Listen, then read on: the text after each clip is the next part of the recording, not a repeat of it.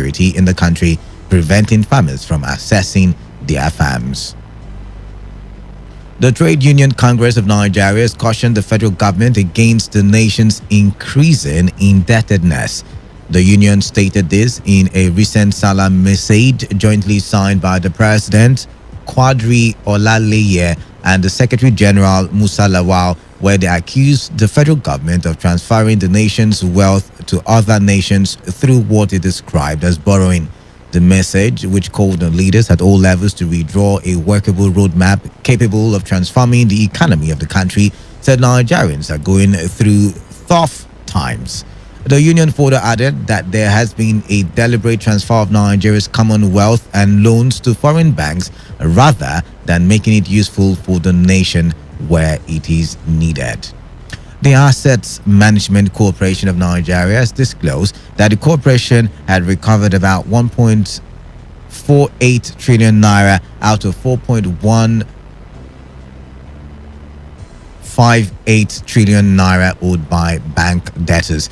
The managing director, Ahmed Kuru, who made this known, stated the challenges the corporation is facing due to debts, stressing that they still have 7,902 outstanding obligors. He, however, noted that the corporation, despite recovering over 1 trillion naira, an outstanding loan of above 3 trillion, adding the 350 obligors, a loan accounted for over 2.5 trillion naira, which he said constituted more than 70% of total outstanding amount.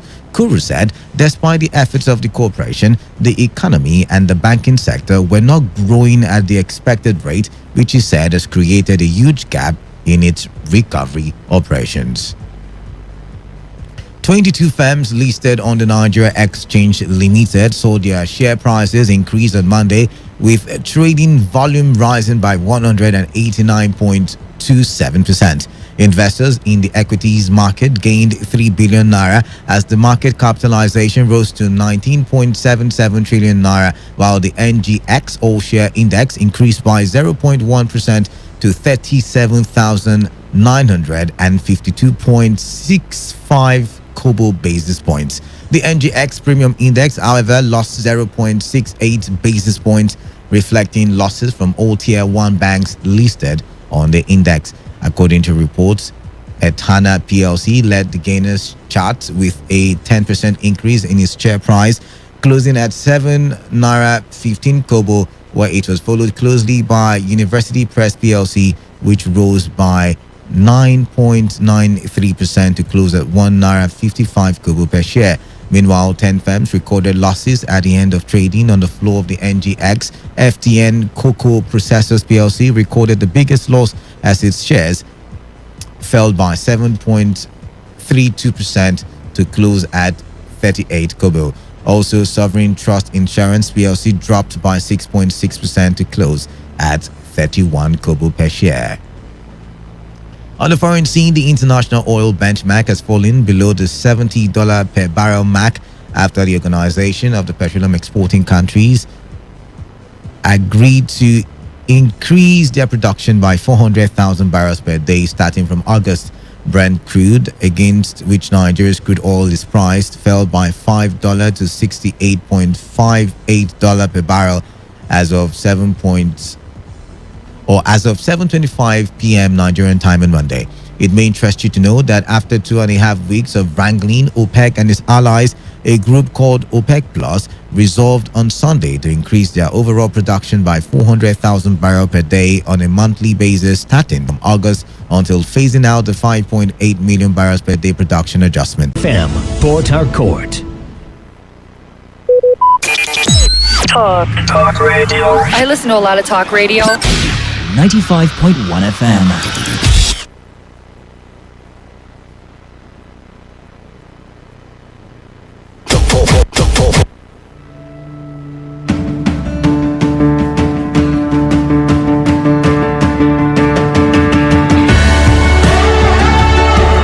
Education never ends, and we believe it starts even way earlier than most of us think. On Andre Gorgie, every Tuesday, 1 to 2 p.m., we unravel these various building blocks and its challenges that make you and I better versions of ourselves. Gorgie on Today 95.1 FM.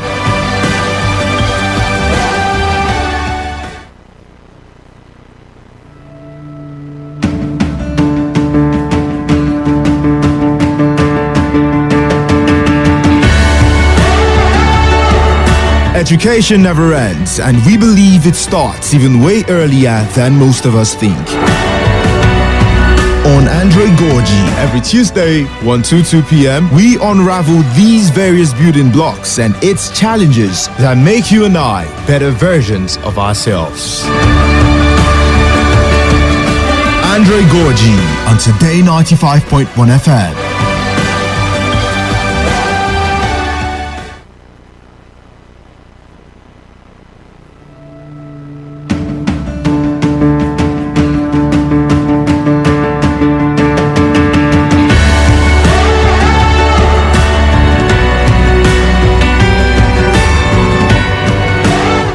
All right, 8 minutes gone past the hour of 1 p.m. and it's time for you and I to get the conversations rolling as we talk for development. And you know who I am. I am the man of the people. I go by the name Kalada. And it's exciting to be in the studio one more time as we start the conversations. Thank you for staying tuned to Today 95.1 FM, the voice of the people. And it's Tuesday, right? And it's time for Andre Gaji, the educational show where we talk about the educational sector. And today I have a guest in the studio as we will be looking at a very important conversation. Now, last week, it was reported in the Vanguard newspaper, the online side of the newspaper, where a girl from the University of Benin was seen boasting proudly, "Oh, I'm a graduate. Exam malpractice has brought me this far." I hear the school disciplinary committee is looking into that one right now. But that, explains a lot of the malpractice that it goes on in the tertiary, part of our educational system. Now, last week in the Ignatius Ajuru University, I read the news, you listened. We saw where a lecturer, let's not go with the name calling now, but he was, suspended. And I hear he's supposed to face disciplinary committee as well, because there were reports, there was, an audio recording that stated that the lecturer promised to write the long essay, we call it project work, write the long essay for all the students he was supposed to superintend. And very interesting conversations there, because we have also asked the question, long essays, of what use are they? Because long essays are supposed to tackle problems in society. And trust me, Nigeria, we have a lot of problems in our society that we need solving. Also, the Saturday, another, statement was released by the same school, and some students were suspended. Some were suspended for cultism and other things, but 2 were suspended for malpractice.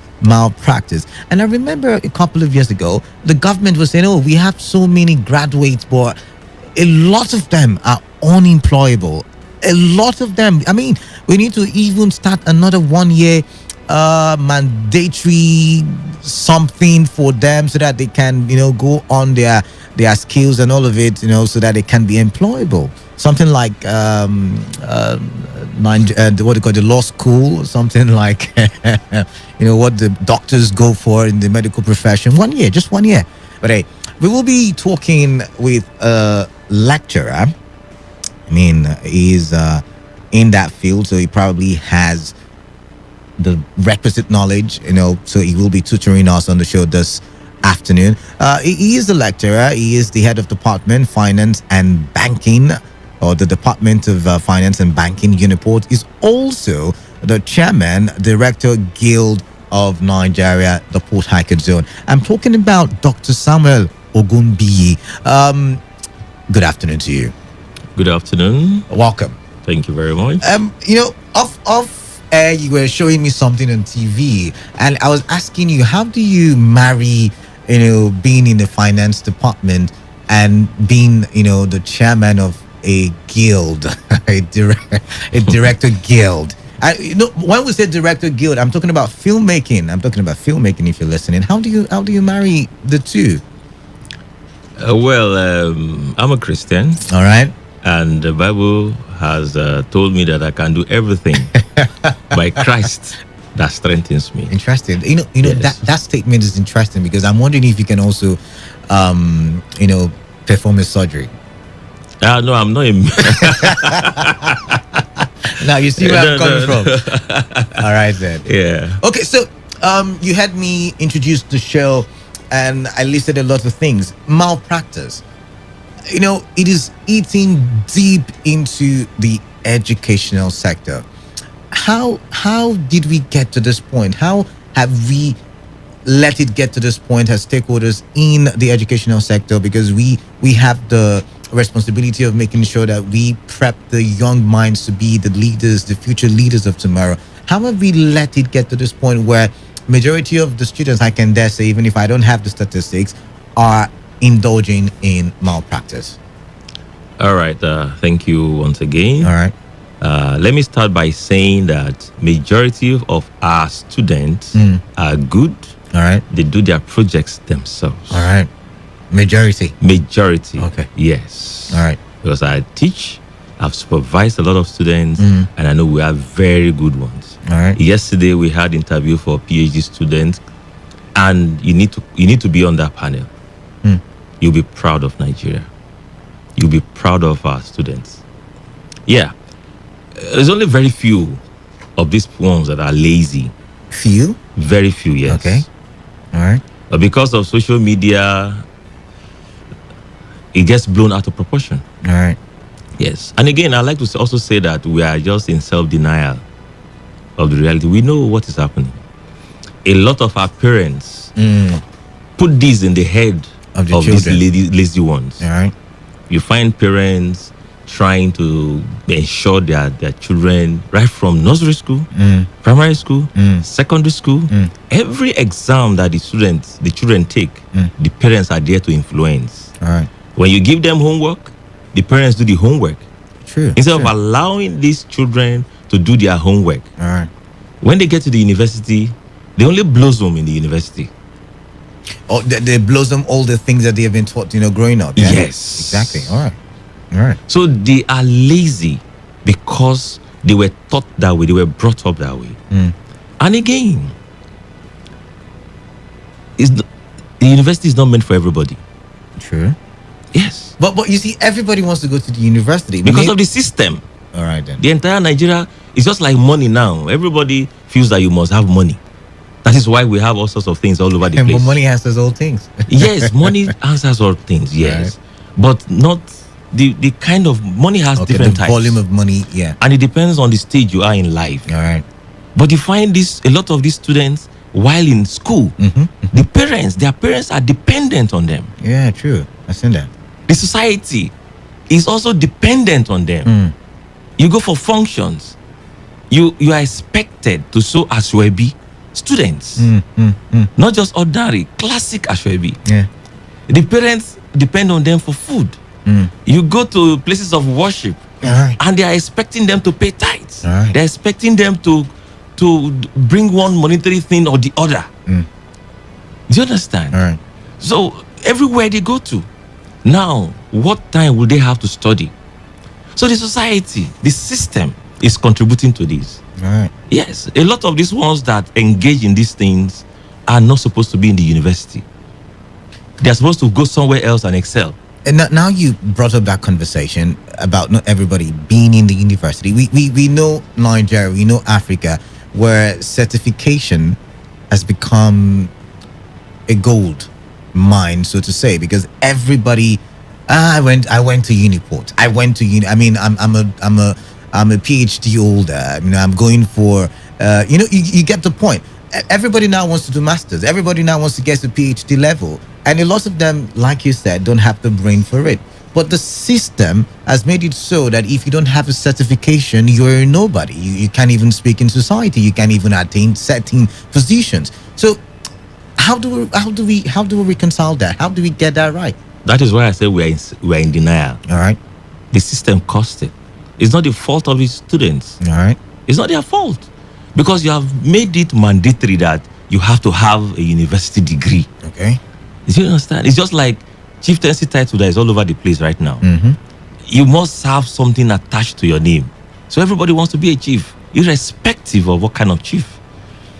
So the society needs to have a paradigm shift. We need to, start thinking like we used to think in the days of old, Right. where we have the alternative to university degree, to mainstream schooling, Yeah. where you can go and learn a trade. And there's a certification for learning a trade. And you are appreciated. There's a job for you. But right now, there's no job for you. They get the polytechnic students, they make them feel inadequate by telling them that you have a polytechnic degree, you have to have a BSc. You're making people feel inadequate. All right. Now everybody's rushing towards To the university, yeah. They don't have any business there. If you ask me, meanwhile, the entire sector of the country, of the economy, does not all depend on having a university degree. Yeah. Yeah, it doesn't. It doesn't. It Thinking does about not. It doesn't, yeah? It doesn't. It does not. All right. Now you find the government saying that we have to teach entrepreneurship in the universities. You see, we are going back to what we used to do. All right. You have skill acquisition schools where you go and learn skills instead of the mainstream school. I used to, there is this school, what is it called now? This one along Aba Road. Craft center. Craft Center. We had a lot of them like that. A lot of secondary schools where they teach them. You go learn typing. You learn how to do all of these things. But we no longer have those type of schools. So now we are now coming back to say you must teach entrepreneurship. You see, we are going back to the days of old. You see, I don't think there's any parents or there's any community who would bask in the idea of sending their children, to learn a trade when, their neighbor's child is going for engineering, is going for medicine, because, everybody believes those professions are the, biggest paying professions. If I become a medical doctor, I'm going to earn big money and all of that. Does the medical doctor sit on a chair? Does he have furniture in his room? Does the engineer have furniture in his room? He does, actually. Will the medical doctor construct his furniture? Will the medical doctor build his house? Will the medical doctor cook his food? Will the medical doctor sew his clothes? So that's why I put the blame fairly and squarely on the society, on the system. All right. Okay, let's leave that conversation and come back to you started by saying there are a lot of people who do the hard work, who put in the time, they study, they read, they get good grades, and they do their project work for themselves. Yes. Let's focus on the project work now, yeah? My idea of a project is, in chapter 1, they tell you problem of the study. Then they'll tell you, you're supposed to find the solution to that problem that the study is focusing on. And we have thousands, hundreds of thousands graduating every year in Nigeria. And that is to say that there are hundreds of thousands of projects with problems and solutions churned out every year. But yeah, we see Nigeria falling, backwards. I'm wondering, what really do they write in the essay? Secondly, I've seen a lot of people without the knowledge of the supervisors pay people to write the essay for them, and then they come back, they read it, and then they go meet the lecturer. When the lecturer circles it with the red pen, they go back to the original author and say, see, what you wrote, the lecturer no agree. I've seen a lot of them because I interact with students, and this is something, like I said, I might not have the statistics, but I know it's in numbers. So what would you say about that one now, yeah? The way we run the Nigerian system, All right. the system itself has not encouraged education. Okay. ASU has been going off and on strike, True.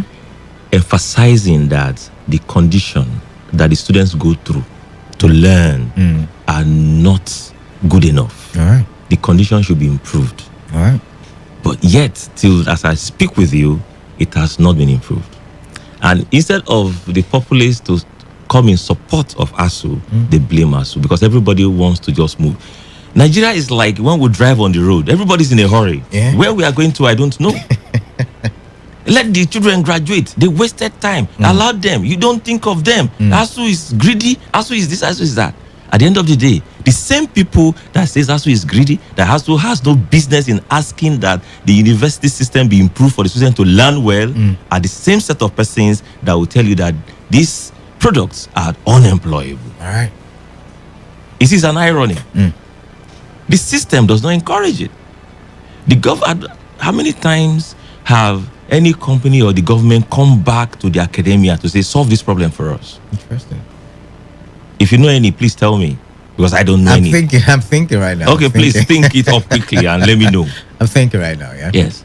And like I said, it is not everybody that should be in the university. Those ones that shouldn't be in the university are those lazy ones. Definitely, they will go and look for proxies to write their projects for them. I call those proxies contractors. Yeah. I've seen students, because it's easy to know, because they are taught a course,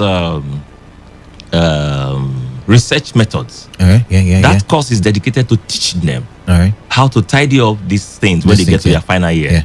And they all pass it.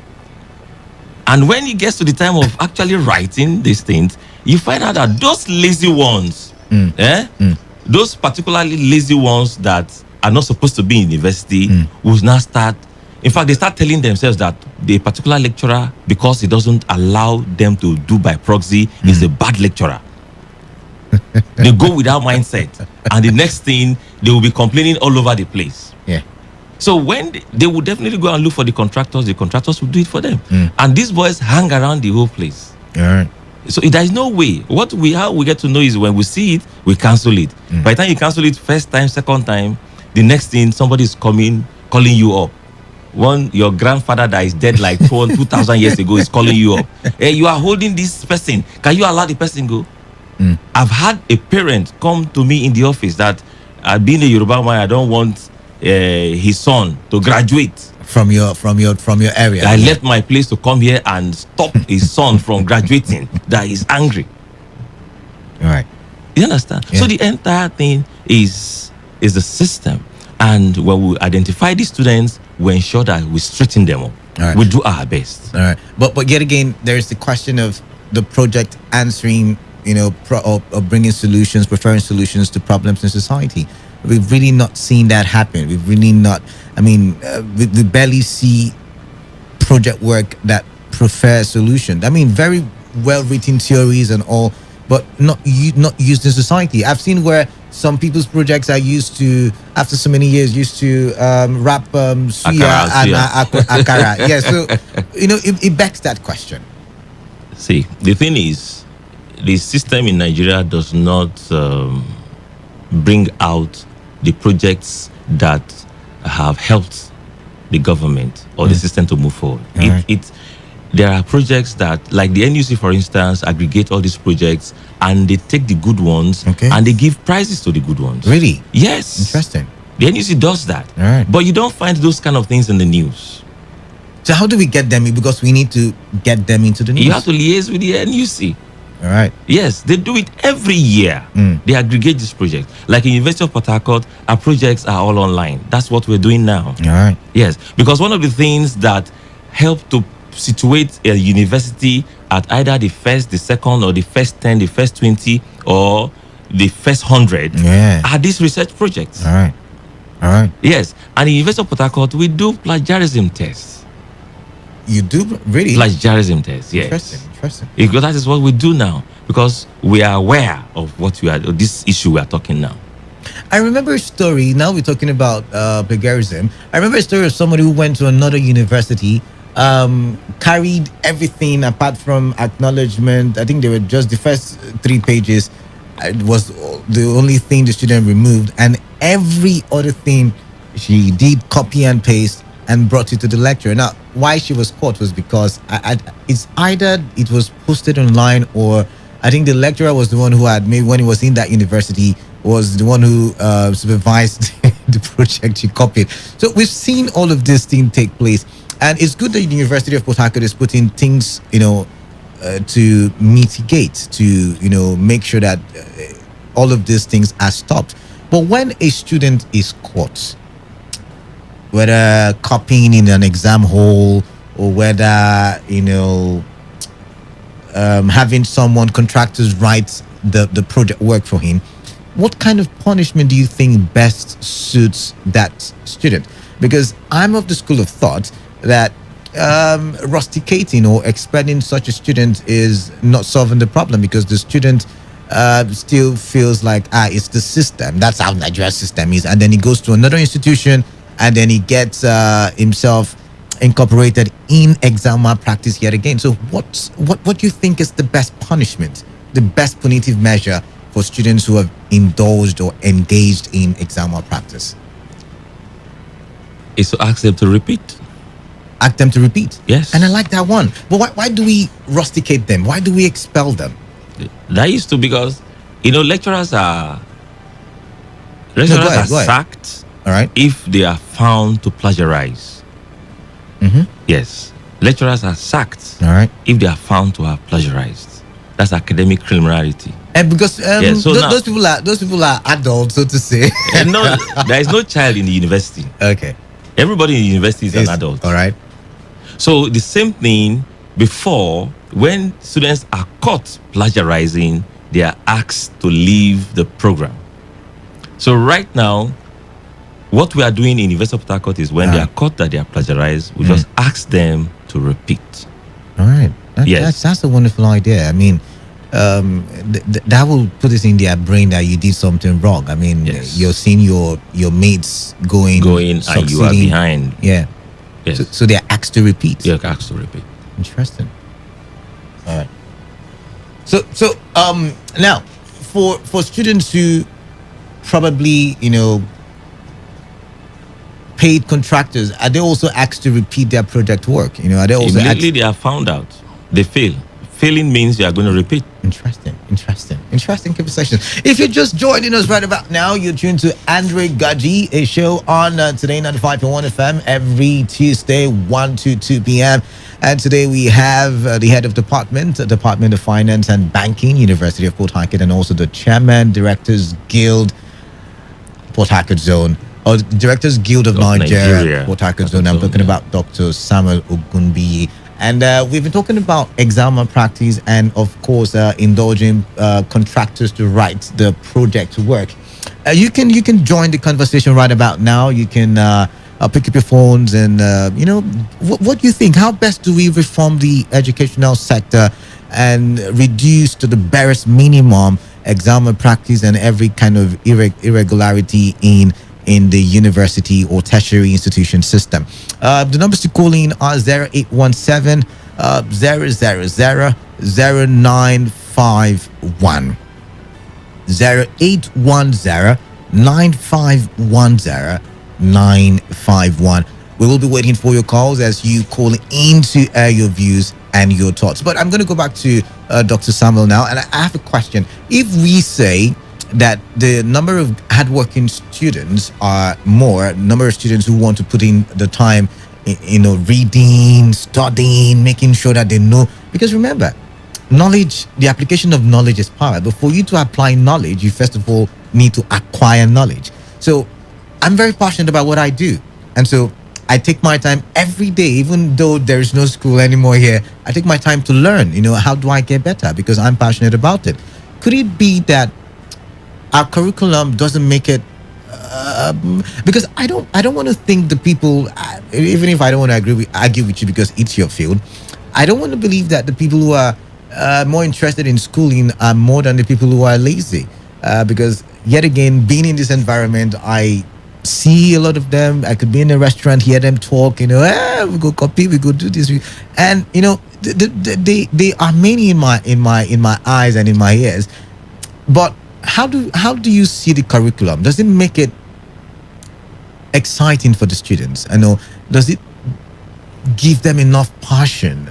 Because we see a lot of them graduate, then they go home and then they sit down, and application of knowledge, in my opinion, will mean that they are creating yes, there is no job, there are not enough jobs, but then they can create. For someone who reads agricultural science, for instance, can use whatever small parcel of land to apply what he has learned. Someone who did but you get the point, you get where I'm coming from. Yes, I get you. So the curriculum, does it really infuse that passion? I'm wondering. The motto of University of Port Harcourt is enlightenment and self-reliance. Okay. And University of Port Harcourt is an entrepreneurial university. All right. So we teach them in 300 level, entrepreneurship. We also teach them in 400 level. That's on their way out. Practical entrepreneurship. All right. This is for them to be able to be self-reliant, not to wait for anybody to come and give them jobs. That's what we do now. And that's what I believe also that every university in Nigeria does now. All right. Yes. So it is interesting. In my faculty, management sciences, we give them practical training on skills. All right. And I know a lot of them after school that are living off those things that they learned right now. Okay. Yes. So it is changed in my own university. I cannot say much of other universities. All right. But could it also be that a lot of people are studying courses that, you know, they know nothing about, so to say, you know, they probably write jam, and then there's in the course in the admission process, you know, maybe there's a change of course somewhere, or maybe they have, you know, because I don't know, but usually a lot of them study what they don't know about, maybe because of improper counseling before they apply for jam and then they post QME. Is the university also looking at tackling all of that? I said something when I started. I said they blossom in the university. All right. They are supposed to have gone through counseling. All right. In secondary school. All right. So if whoever that is supposed to counsel them in secondary school failed, then it's not the duty of the university to start counseling. All right then.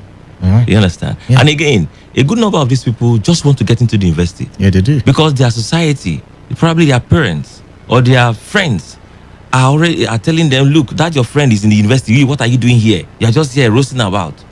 Then they want to get into the university at all costs. They want to read any course. Yeah, you know, it's a race for time. You know, there are no available jobs, and the available jobs, they tell you have to be between the age of this and that. So, you know, a lot of them are racing with time, you know, to get there so that they can be the ones qualified for the little available jobs. I still come back to our system. Oh, okay. The system is the one creating them. All right. Everybody is not supposed to go to the university to work and to live well. Who will be the ones now? Who will be the ones to agree not to go to university? That's if the where system the is conundrum right, if the Nigerian system works well. All right. Yes. When I was in the secondary school, there was this young boy with me in the secondary school then that realized he couldn't go forward. The guy stopped and went to learn a trade. And he's doing well now. He is doing well. Interesting. There are so many persons like that. Interesting. All you need is you can read and write, secondary education, so that nobody cheats you. All right. Then All right. leave the rest. Go and pick up something else. Yeah. Go and be a carpenter. Go and be a photographer. Go and be a hairdresser. You know, go and do something else and help the society and help yourself. All right then.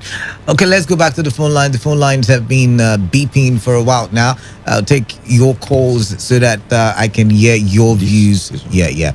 0817-000-0951 and 0810-951-0951. All right. Oh my, I lost that one. Keep the calls coming in. Let's get to how do you think we can best reform the educational sector, especially when it comes to exam practices and you know project contractors, all of those issues. 95.1 FM. What's your name? Where are you calling in from? I'm Kelvin. All right, Kelvin, welcome. Yeah, I'm listening to what you guys are saying. All right. What's your I'm opinion? also listening to the lecturer. It is one of the reasons about these things people are talking about. That situation whereby somebody will bear for admission. The system in our country is one of the problems. Because you bear for admission and because you need to be in an institution, they just give you any position, any course for you to study. Like in university, for example, there are so many places where people are vying for law. They just throw them into political science. Yeah, they throw them into theater art. Because that's not what they want. I not be friend like that. And at the end of the person did well in that theater art also. Now the person is back to law. You know what I'm saying? Right. So that's why the system matters a lot. And in Nigeria, you know the way the system, you don't go to school, they see you are not among, you're not supposed to do any society. You're not educated. Everybody wants to go, whether you like it or not. Let me just go and get a certificate and come out. and make sure I'm among those that will say, yes, I'm a graduate today. So this is the problem. The system has made people to, even the lecturer that is there that is talking, if somebody does not go to school and come to know that I want to marry the daughter also, he says that All right then, Kelvin, take it easy. Thank you very much for calling in. Like I lost that other one, but let's face that issue. The first one you raised, where you apply for law and then the system puts you in another department. Why not make the student come next year? Why make him do another course? Will the student agree to come next year? Interesting. But I will, I will. That is you. A good number of them want anything. I've had parents call me that any course I beg, any course, just put out for university, make you just get this admission. I see. Yes. I see. All right, 95.1 FM. Hello. Hello. Yes, what's your name? Where are you calling in from? Yes, good afternoon. All right, thank you very much for calling my full This name. is Mission Nyone. I'm calling from the great town of Parayanwa, or the tax slogan. Welcome. Pombari, in Gokana local government area, Ogoni land, land of liquid dark mineral in abundance. Oh, interesting. All right. So go straight to your conversation now, please. Yes, these discussions of today, I like it. Is very good one because some people are not knowing the reason why they are in school. What is rampant in the Nigerian educational system now, or education institution, is just push and go. So, because the parents, we are going to the university to acquire a formal knowledge, and this formal knowledge is the more valuable one. But even some people who do not know why they are going to university are in university today, because every institutions of Nigeria have been Nigerianized. That is the reason why.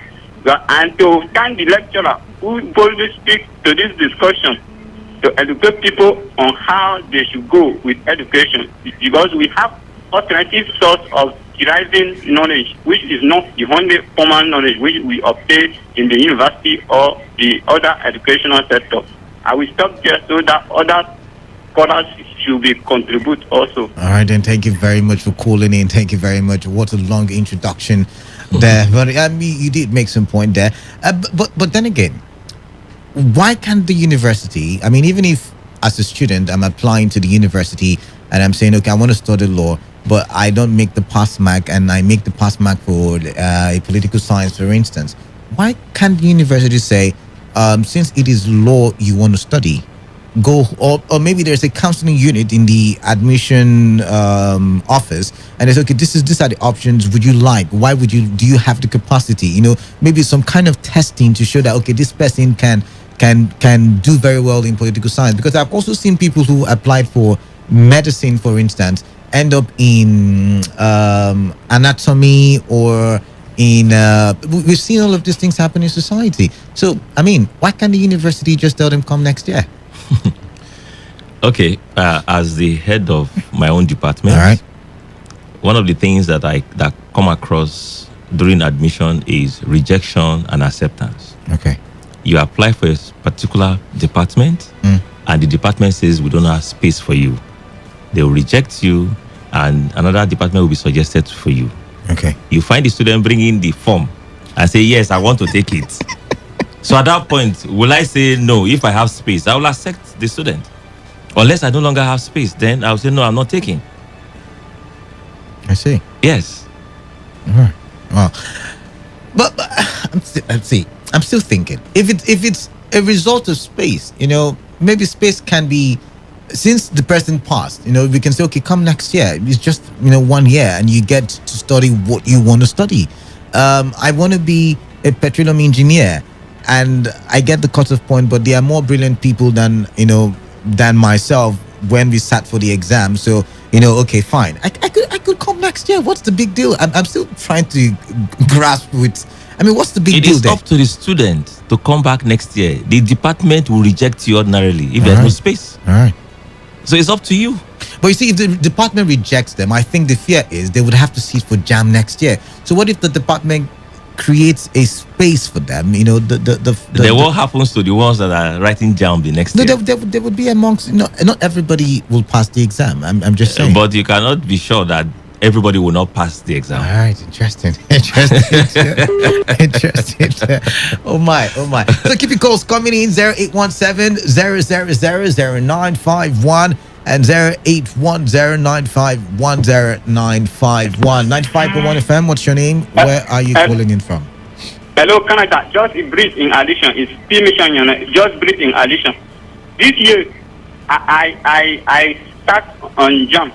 This year jam examination. Right. I was intending to major in marine engineering in the River State University, but I obtained the result which I obtained is 144, and geology was my second choice of study. But I don't with this because the time limit for the exam was short. When you compare the time you're supposed to spend to solve mathematics, physics, and chemistry. But you still see some people who are more brilliant than they are making 180, all these things.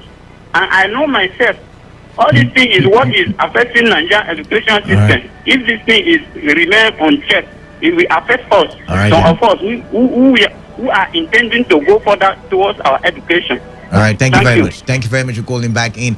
Let's try this one. Lost that call. This one says on Facebook, George Watson Caribou, I feel malpractice isn't the overall problem. It is as a result of the neglect on education in the country.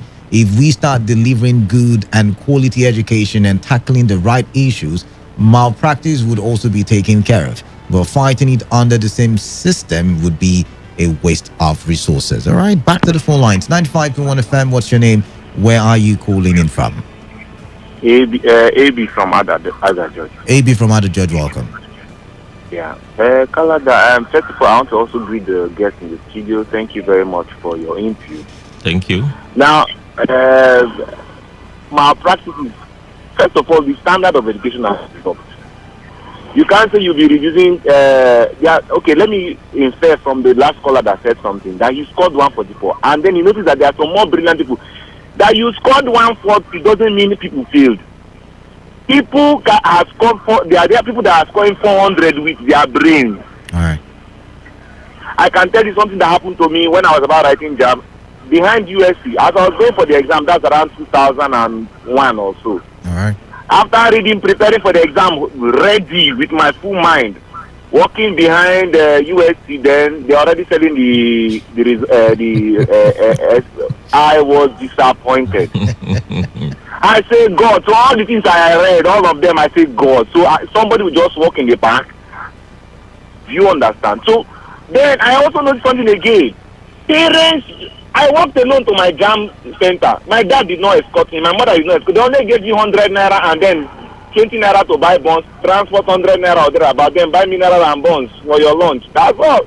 But today, parents will escort their children to YX center. What do you expect? What do you expect? Somebody, I heard somebody, in fact, I was with somebody, I drove somebody down and he was telling, a parent was begging him to help his daughter in jam. He was like, I am not the one in charge. I have given your daughter jam bites. Go and download and let her read. Rather, she's busy posting pictures on Facebook and all those things. How's the new phone she bought? Parents should ensure that their children study to pass. All right. All right. Thank you. Thank you very much for calling in there. Back to this message on Facebook. Oko Inabde says from Cradle, imagine primary school pupils indulge in malpractice during their major school exams. Gone at those days of moral values. Teachers are after money, not the future of the students anymore. Now, this caller, that's the caller they just left, and this person who sent a message. They are saying that the standard of education has dropped. Is that something you will agree with, being your sector? Of course. Of course. When you say of course, what do you mean? Yes, I agree with them. I told you earlier that we are going back to what we used to do. All right. Now, the number of subscribers to university spaces have increased tremendously. All right. Yeah. But the facilities, the structures are still the same. Okay. That is a factor. That's one of the things that I mentioned earlier that ASU was about. Yes. You find in a class before, The lecturer could easily know his students, could easily interface with his students. Yeah. But right now, there's so much that you hardly know anyone. Do you understand? Yeah. You hardly know anyone. You have to, the facilities are not there. So how do you improve? So if we get the facilities, in abundance, the educational sector will see a massive improvement. That's what we're saying. Sure. Interesting. Like now, I'm with you in the studio. Yeah. It's just two of us. The AC is adequate. Yeah. You can imagine if we are like 10 here. I get your what point. will happen? I get your point. But let's look at Thank God Tong Awaji's statement on Facebook. It says the issue of malpractice has increased over the years in an alarming rate. Could you believe that there are several dress codes for malpractice by those who practice such? Those who studied are asked to wear jean and polo, while those who didn't are asked to wear native to exam hall. This will help to easily distinguish each category and fast track the process of malpractice.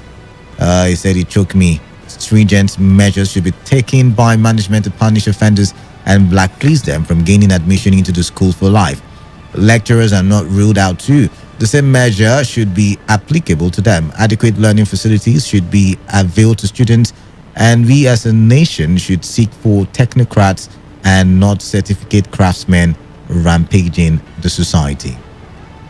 Comrade Wankwo Chijioke says, actually, this has been a deep concern in our society. Coming to talk of this, my thought on this issue is Nigerian government should eschew malpractice of everything in the society. All right, then let's go back to the phone lines. Oh my, I lost that one. Keep your calls coming in. 0817 000 0951 and 0810 9510951. April Freeman says, first of all, tackle the fact that examination is not the true test of knowledge but mere academic excellence. Universities must devise another means to test the capacity of students other than exams.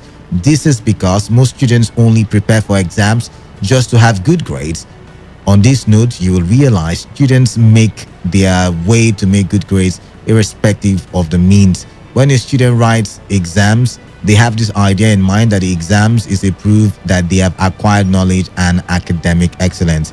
Regular tests or classwork during the semester on weekly basis should be considered as part of tests to measure a true test of knowledge, not just exams. To me, exams should be scrapped off. Most students face pressure and fear at the mention of exams.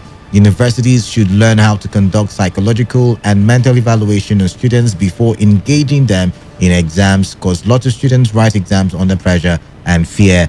Put this into consideration. We'll come back to this text message, but let me take this call first of all. 95.1 FM, what's your name? Where are you calling in from? Good afternoon. My name remains Grandpa. Grandpa, welcome. Thank you. Good afternoon, our guest. Thank you. Good afternoon.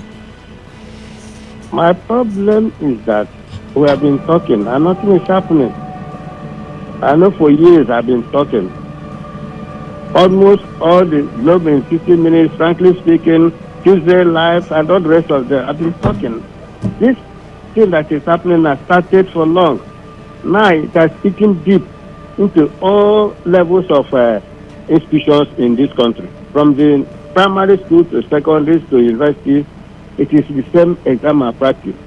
The people don't read. Go to secondary schools. If they don't read, they have phones.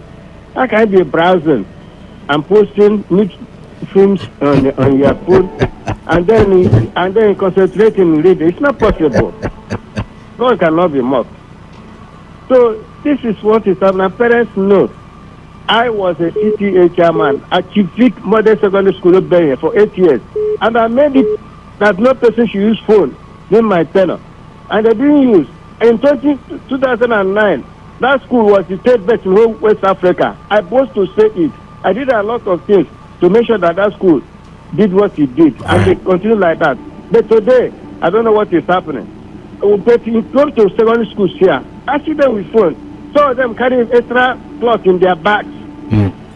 Their school uniform, cover another extra cloth. Christmas cloth inside your bag. How can such a person? The mind is not there. So you're saying there's a lot of distraction these days for the young mind. Is that what you're saying? Instructions from the parents, from the students or pupils themselves, from also the government. In a school, a classroom of 400 people here, no chair, no table. Even the teachers are standing to teach. How can they assimilate? All right. So this malpractice has started, and that is why some people go to exam. They don't care if their parents are rich. They buy them positions, either in law or medicine. It is for sale. Right. I quote me. I'm saying so. Right. I know people who have gone through. They bought themselves from the jump to the exam to even part 3, part 1, part 2, part 3. The parents paid before they became medical doctors. I'm sure what I'm telling you. All right. Thank you very much. Thank you very much, Grandpa, for calling in. Thank you for more. Thank you for contributing there. Let's take this one. I lost that call. Now let's go back to April Freeman's statement on Facebook, where he said he said a lot. He said that examination is not a true test of knowledge. Let's start from there. Do you agree with that? Examination is not a true test of knowledge, and he's preferring that a weekly test, classroom activity would be a better test of knowledge. What's your take on that? Yes, that is why the entire score at the end of the semester is not based purely and only on the exam. All right, but the exam we have takes what is called continuous assessment. But the exam takes 70%. Yes, it does. All right. Yes. So that his suggestion has already been incorporated. So whether it's a true test of knowledge or not is a different issue. Because like he said, if I remember correctly, the psychological state, because so many things, determine whether a student passes or not. You understand? True. And that is why we have different grades, different classes of degree, depending on your state of mind and your commitment.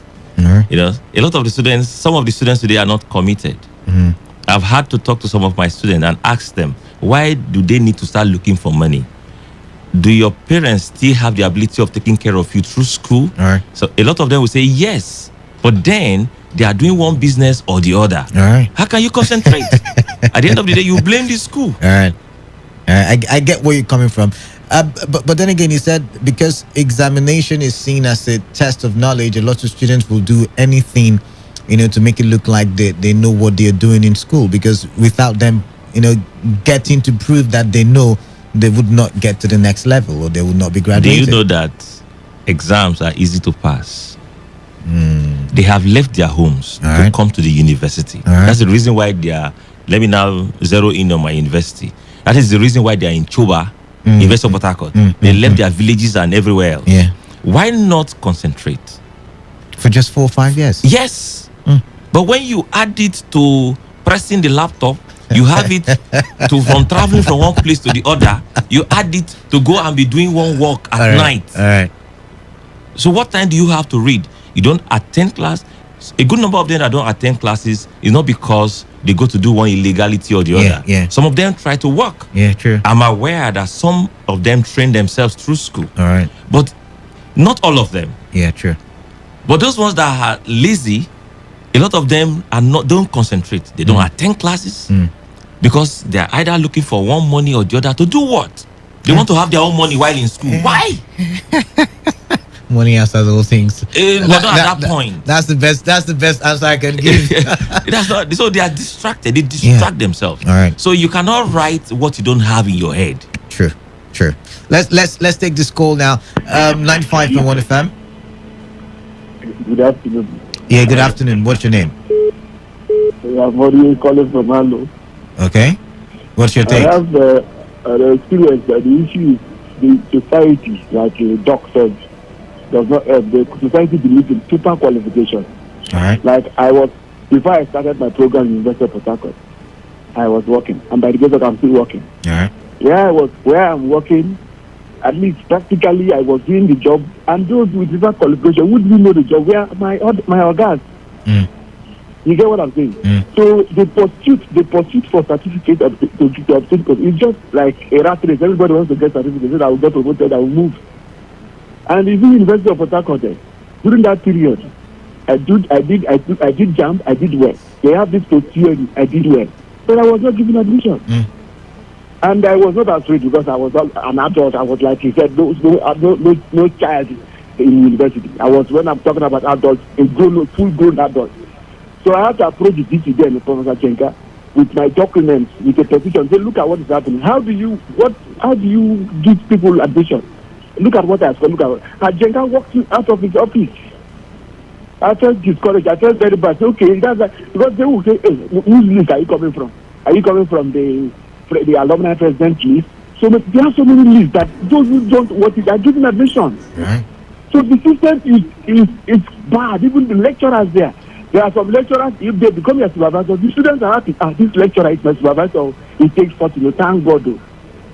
There are some lecturers in the University of Port Harcourt.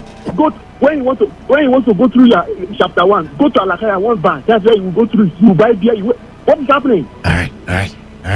We don't have time. We don't have time to say everything. Me, I have big experience in University of Port Harcourt. They are owing me too much. All right then. All right. Thank you very much. Doc is laughing. But then again, you raised the point. I think I might have also experienced it. Some years back. I also did. I think in my time, the post-UME was cancelled, and we were asked to rewrite again. And I scored something. What they did in my department at the time was the first 20 people in the first post-UME that was cancelled, come rewrite. And, the first 20 people, I was amongst them. I still, scored something related to what I scored before, but no admission. No admission. So can we explain that, when someone scores very well, and still doesn't get admission? There are several criteria that they use to admit students. All right. I'm sure you are aware that the female folks are given some advantages. Oh, really? Yes. I'm just hearing it for the first time. Yes.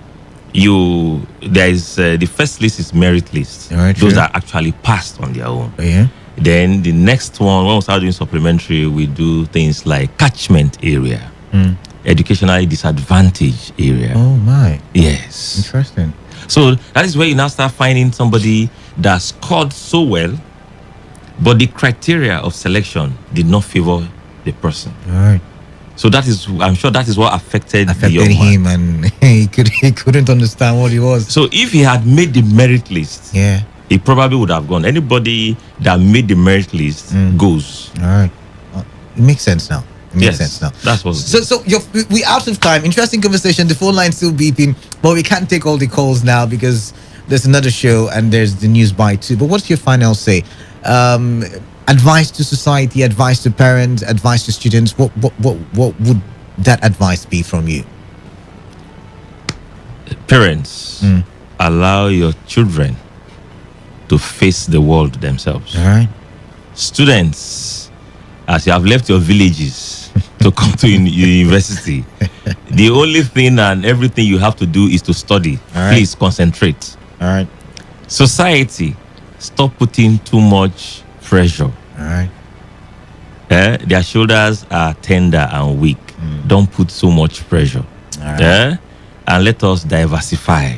University is not the only avenue All right. where you can acquire knowledge. Talking about diversification, you have a movie that is in the cinema. Can you give us a brief a short summary of the movie, some sort or something about it? Okay, On My Honor, that's the title of the movie. Interesting. Yes, it's in the cinema. I think this is the 5th week. Yes, it's about the police. It's about the police. Why the police? Yes, because the story came off an experience that happened to a friend's uncle. Oh, okay. Yes, that the police can be good, irrespective of what they suffer, not being paid well, not being taken care of, but they can still do the job. All right. We still have those of them that are good. All right. Yes. Okay, that is Dr. Samuel Ogunbiyi. Just heard his voice now, the head of Department of Finance and Banking, University of Port Harcourt, and is also the chairman, director, Guild of Nigeria, Port Harcourt Zone. And of course, you just had the movie he recently directed, On My Honor. All right, then that's the much we can take. We have to go for the news. Thank you, Doc, for coming in. Let's do this again in the nearest future. Stay tuned.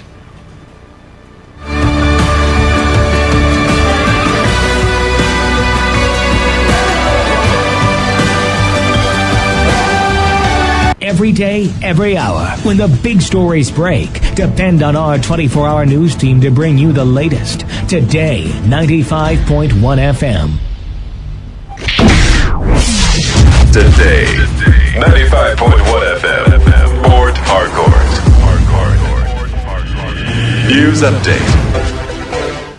Good afternoon. Here's the news update at 2 on Today 95.1 FM. I am Kalada Kurubatibo. A renowned historian, Emeritus Professor Banji Akintoye, has confirmed the arrest of Yoruba rights activist Sunday Adeyemo, popularly known as Sunday Igboho. Igboho was arrested on Monday at an airport in Cotonou, Benin Republic. In a statement confirming the arrest, Akintoye said he and others are working to provide assistance for Igboho to prevent his extradition into Nigeria, saying Benin Republic is a land that respects the rules of law. Recall that the DSS had declared Igboho wanted after a raid on his residence in July. Meanwhile, Benin Republic may reject the extradition of arrested Yoruba Nation agitator, popularly known as Sunday Igboho. This is according to the leader of the umbrella body of Yoruba Self-Determination Group, Ilana Omo Odua, Professor Emeritus Banji Akintoye, who said Yoruba patriots are working hard to provide assistance for Igboho towards preventing his extradition to Nigeria because Benin Republic is a land that respects the rules of law.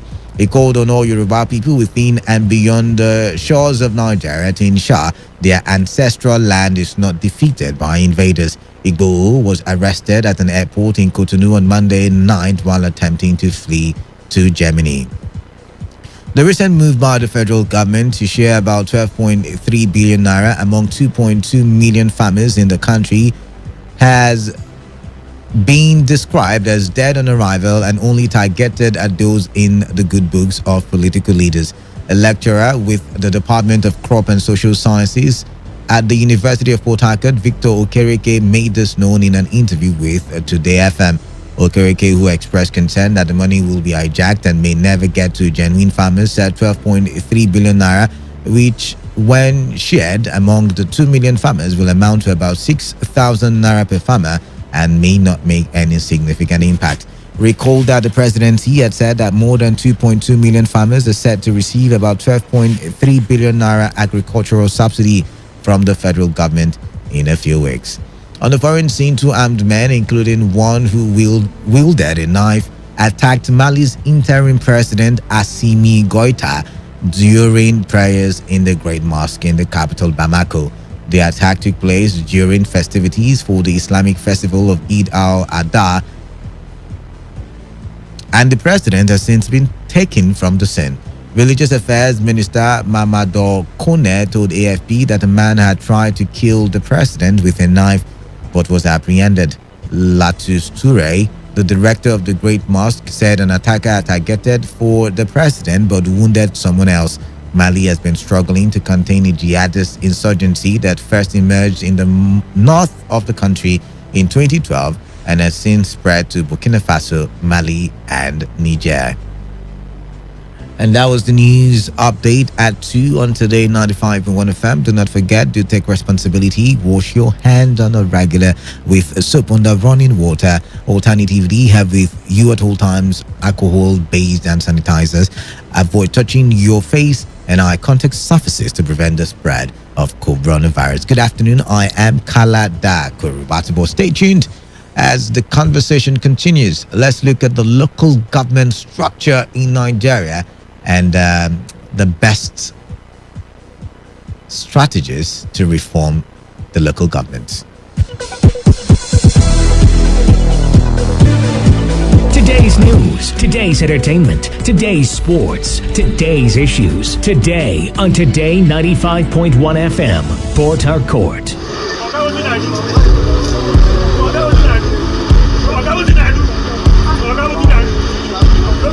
I am a proud Nigerian. I have been placed here by God for a time such as this. Pat my back, I ain't coming back. The degradation, challenges, and problems faced by Nigeria are the perfect backdrop for me to develop and utilize my God-given potential.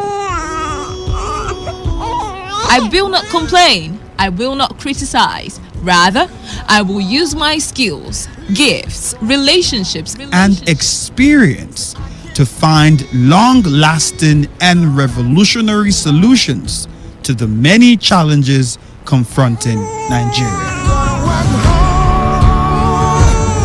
in the city. So wish me well. Nigeria will rise again. Because I am here, I will leave this nation A better place than I met it. I will work to make Nigeria a praise on the earth. This was high. This little light of mine.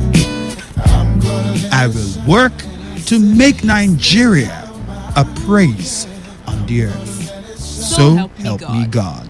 let me tell you how I got this far. This message is brought to you by Today 95.1 FM, Voice of the People. Talk radio. I listen to a lot of talk radio. 95.1 FM.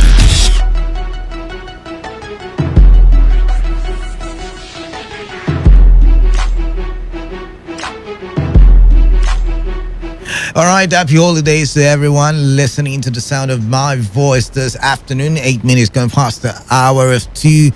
And you're welcome yet again to another bout of conversation here on Today 95.1 FM, the voice of the people, your premium talk radio station.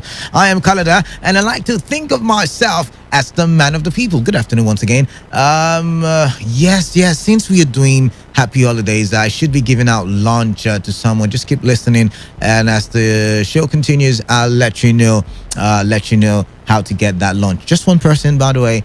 One person, but we want to talk for development right about now, and we want to look at let's see now.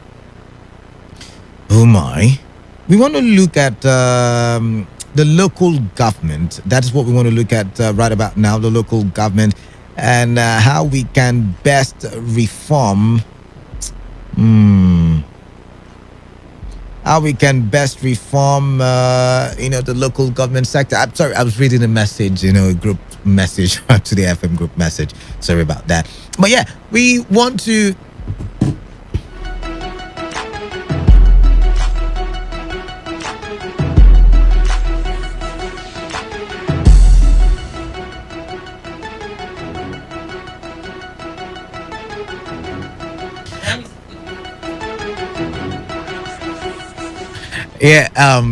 Like I said, I was reading it to the FM group message. Sorry about that. I needed to take a minute. Okay, so let's look at the local government. That is the government that is closest to the people.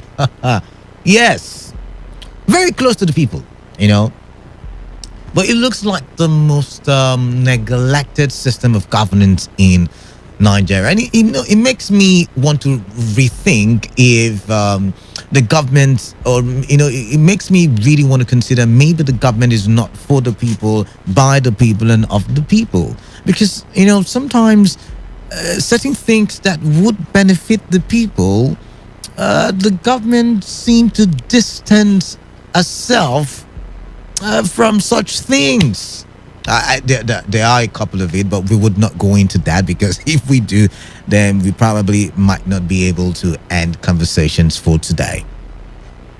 But you see, the government at the local level, is one of the most ineffective governments, so to say. I mean, governance generally in Nigeria can be said to be largely ineffective. We still don't have constant power supply. We don't have factories working.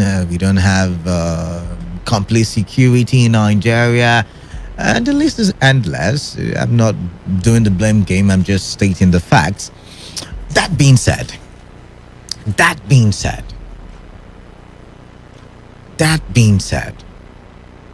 I'm of the opinion that if we stabilize or sanitize the local government, we might just get a better society, because if the local government, which is closest to the people, can be very effective, then a lot of the dividends of good governance will be experienced by the people. A lot of it. A lot of it will be experienced by the people. So I'm going through newspaper, 2 days or 3 days ago, and then I saw this headline. Permit me to get the headline. Yes, I saw this headline, and it says, Algon 4 years tenure for council chairman. And I said, oh, what an amazing proposal. The Association of Local Governments of Nigeria has disclosed that top of its submission at the recently concluded National Assembly zonal public hearings on the amendment of the 1999 Constitution was its quest to extend the tenure of local government chairmen to statutory 4 years. That was what the first paragraph of that newspaper report said.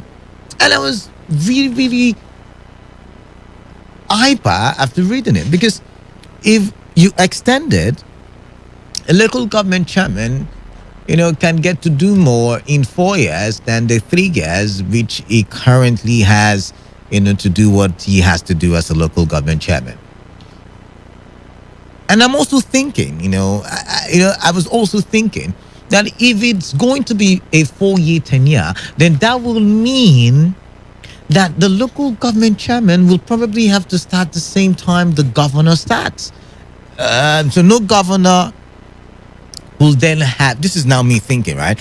No governor. It has become a culture that in Nigeria, the governor and his party usually control who wins local government elections. Maybe control is too strong a word. Maybe I should say influence to a large extent who becomes winner of local government elections. Now, only in Kaduna State, under RFI, have we, or would I say different court judgments? I should go with court judgments. So when I saw this, my brain started reeling, started whirling and, spinning. And I'm thinking, okay, 4 years, right? So it means that when we are having governorship elections in the state, the local government elections can also, be happening concurrently. Will that not be an amazing idea? And of course, in that report, if you read through, Algon is also asking for an improved allocation so that, they can embark on certain wonderful projects, which I agree to, by the way.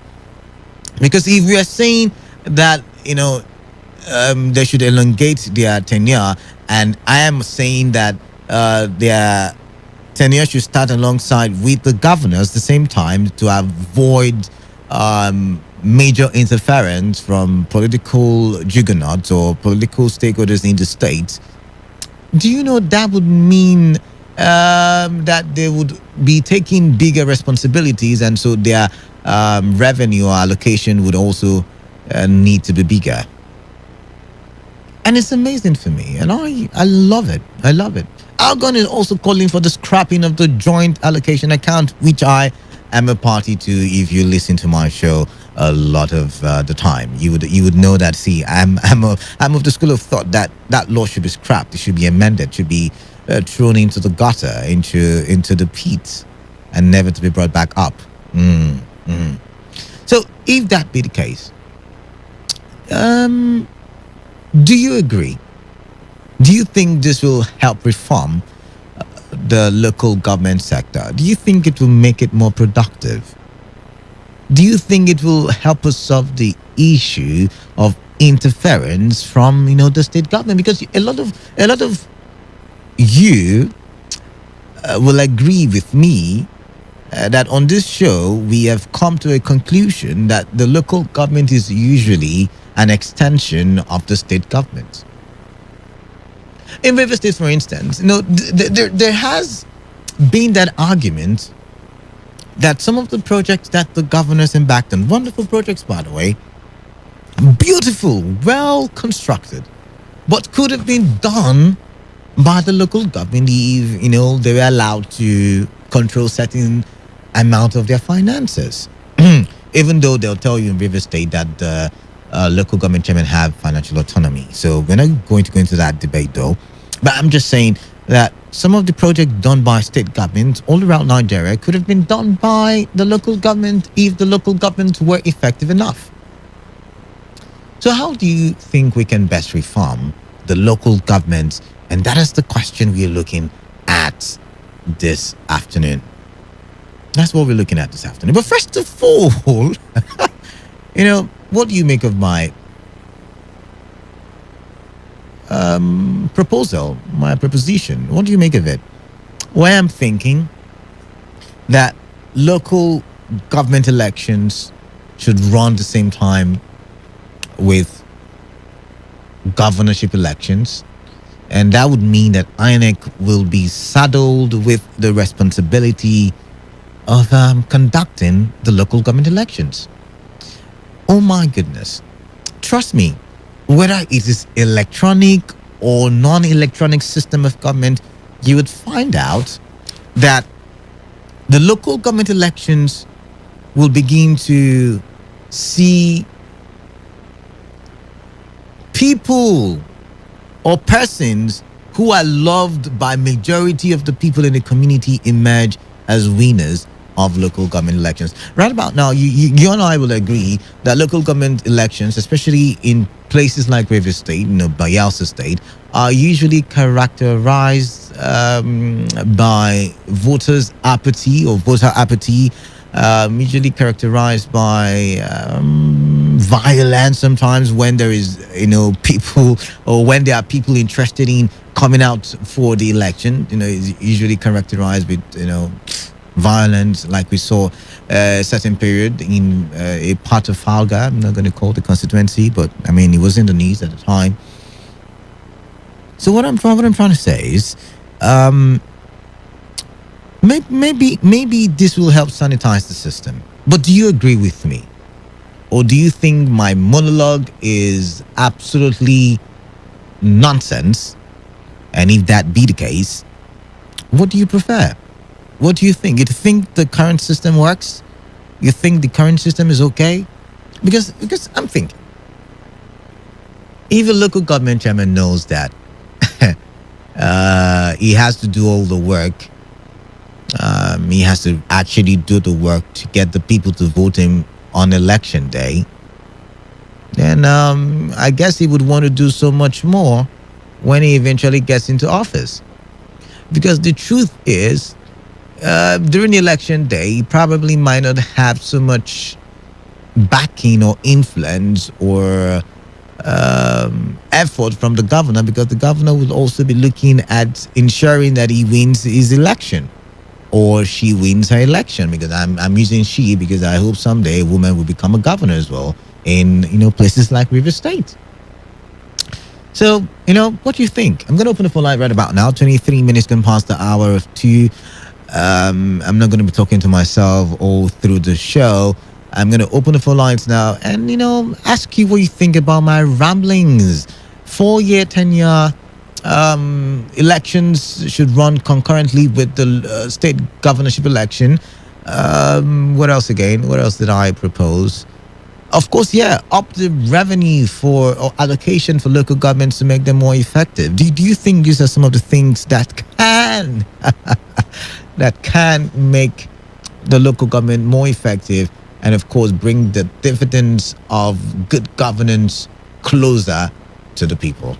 Phone lines 0817 0000951 and 0810 9510 951. You can send your messages on Facebook. It is at Today95.1 FM. You can reach out to me on Facebook as well at Dekalada, THEKALADA. On Instagram, the same thing at Dekalada. And let's get to know ourselves. All right, I'm taking the first call. 95.1 FM. Your name, your location, your contribution. Good afternoon, man of the people. My name is Daniel. Daniel, welcome. Yeah, good afternoon. For me, I think just as you said, when we have a local government election, the same day that we have presidential election and the governorship election, that would have been the best. But even if we have this whole election the same day, probably the governor will be struggling to win. So the local government, they will be struggling to win. The president, everyone is just fighting to win election. And but if we end it only in that direction, I don't think we will have a development from the local government. How do you mean? How do you mean? The only way we can have a development from the local government is if local government have their money directly from the allocation from the federal government. We also mentioned that one as well. But you see, even if the local government get money directly from the allocation, what if the person is stooge, is working for the governor? It will still mean no financial autonomy.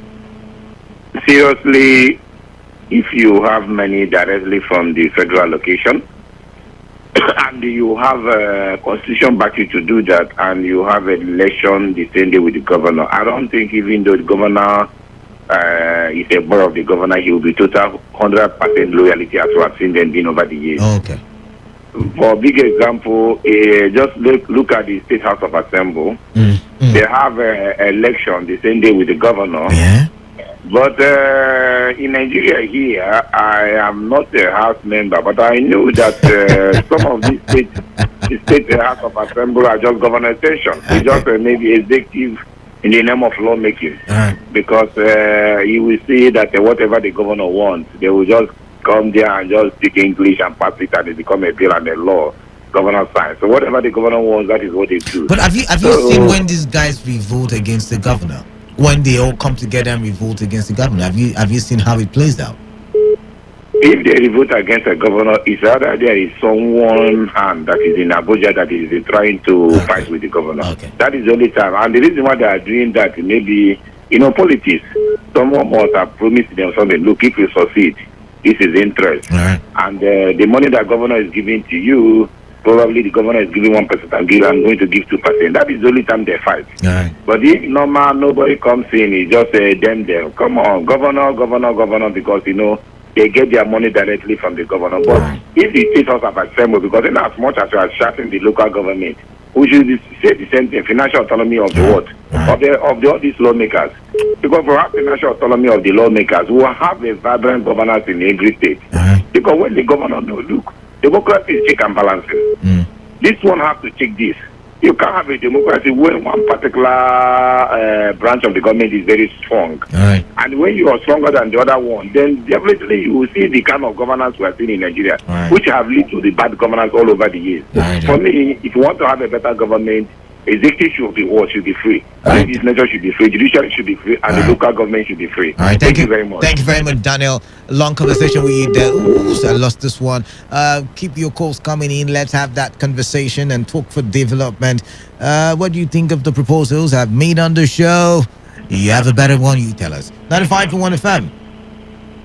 Good afternoon, Canada. Good afternoon. The voice sounds familiar. I'm trying to remember the name. Okwando Obina. Yes, you have to correct. All right, then welcome, Okwando. Yes, you see, I agree somehow in the position of Alban. I agree that highest responsibility of conducting local government elections, the joint account between local government and state should be expunged. The allocation of the local government should come directly to the local government. Okay.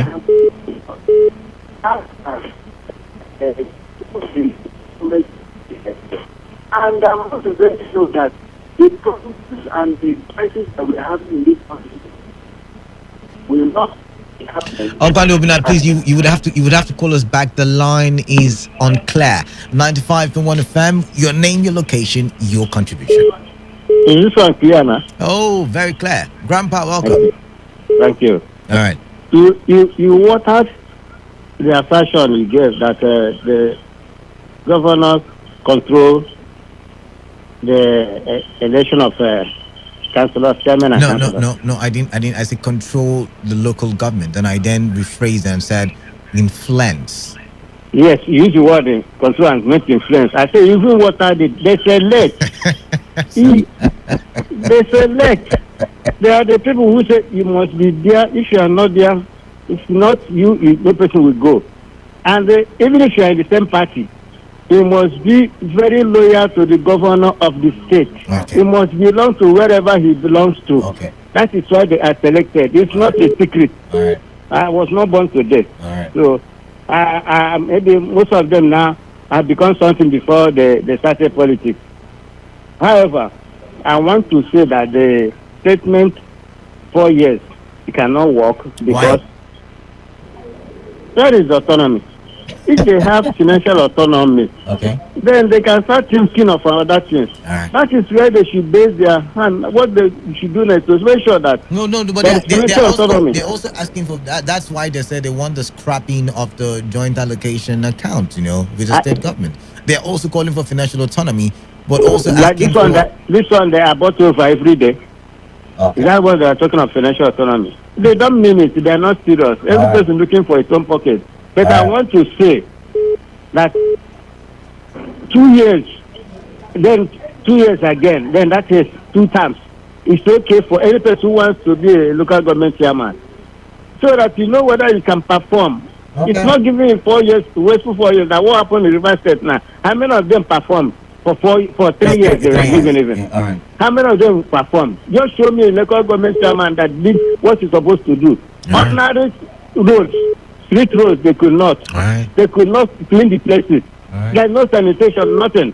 So, if it is possible, if they don't want the autonomy, then let's scrap the local government so that the governor can force any person to hold. Thank you very much, Grandpa. Thank you very much there.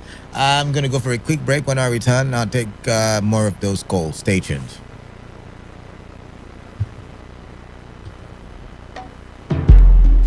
Mario, you hear say Doctors Without Borders when they treat victims.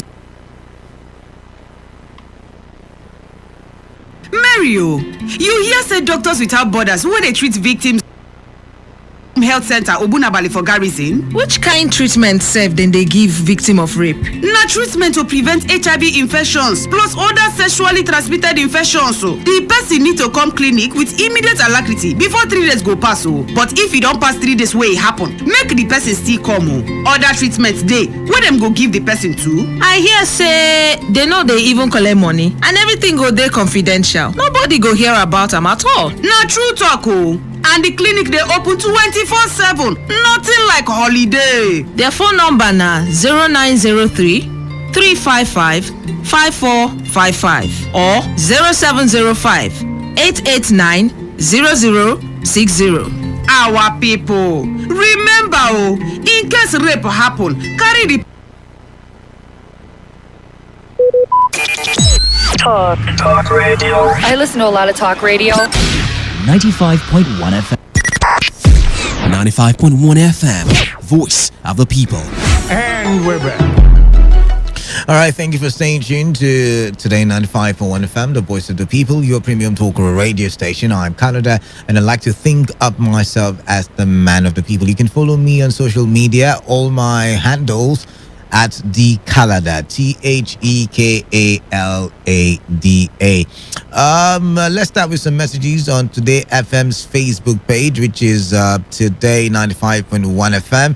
Prince Eddie Uka says the best reform we can give LGAs is to allow that third tier of government to receive direct allocation from the federal, and also allow INEC to conduct local government election just the same way federal and state elections are conducted. It takes political will on the side of the executive to get this reform done. Interesting. Oko Inamdu said it is impossible to scrap joint account with the state government because it is local government money that state government used to pay the salary of teachers in secondary school and other civil servants. All right.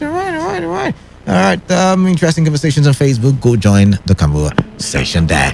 95.1 FM. Anybody home? 95.1 FM. Hello, Canada. Yes, that's my It's name. Why effective administrations of local government will perpetually watered down in Nigeria is because the local government is something that is used as a compensation to some party towards. And this move is anti-actions of democracy when we view it towards the perspective of morality. So what can we do to mitigate this effect is for radical autonomy of the local government so that this can be curtailed. Let me stop there. Thank you. All right, thank you very much for calling in. 90 lost that call. Keep your calls coming in. Let's hear your views or your view on the issues that we currently are reviewing on the show this afternoon. Local government tenure be extended to 4 years from 3 years, and that is a proposal by Algon. I'm proposing that not only an extension, but also that the elections of the local government run concurrently with state government elections. And I think it will be a very wonderful way to sanitize the system. Do you agree with me? Also, Algon is calling for the scrapping of the joint allocation account. Do you agree with that one as well, so that the local governments can get financial autonomy? See, when we have conversations like this, it's very important that you join the fray, because they listen. Onoche, some of you cried out, the government listened. Which other one again? Oh, did you see what Simipri Silva said over the weekend? That the reason why subsidy was not removed was because the government listened to the yearnings of the people. So what are we talking about? 95.1 FM. What's your name? My name is Alozie. I'm calling you from Omoma local government. Welcome, Dan. Welcome.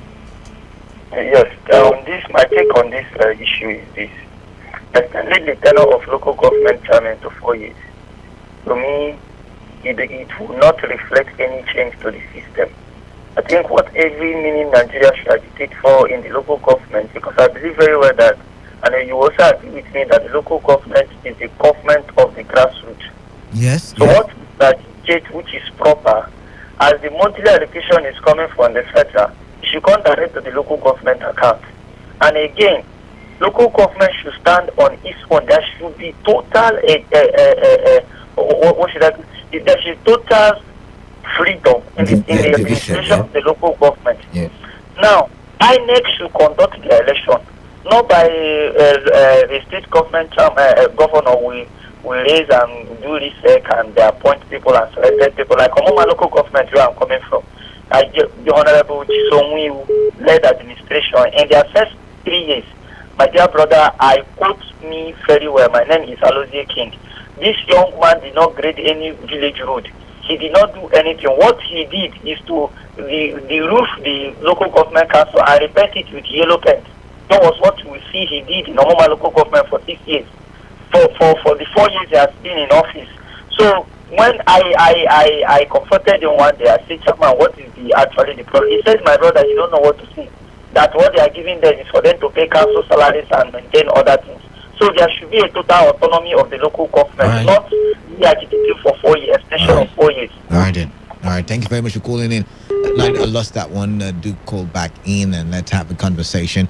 The phone lines are slow today. I wonder why, but let's keep the conversations rolling. 95.1 FM. Hello? 95.1 FM, what's your name? Man of the people. Welcome. Stella West, welcome. They tried this system before 1999. The local government were receiving direct. And they want to try the local government. They appropriated power to themselves. Very rascal. I think when I give you one example, Anambra State, the Mbadinuju was the governor there, okay? Because at least I was in Asaba, the short Onitsha. When he get to Onitsha North local government, South local government, the local government chairman become even autocracy. I don't know how to describe the man. He was getting loggerhead with the governor because he's getting his allocation direct. Everywhere was painted with dirtiness, no good, nothing. The man did nothing. And every time on the radio, you see him and the governor having loggerhead.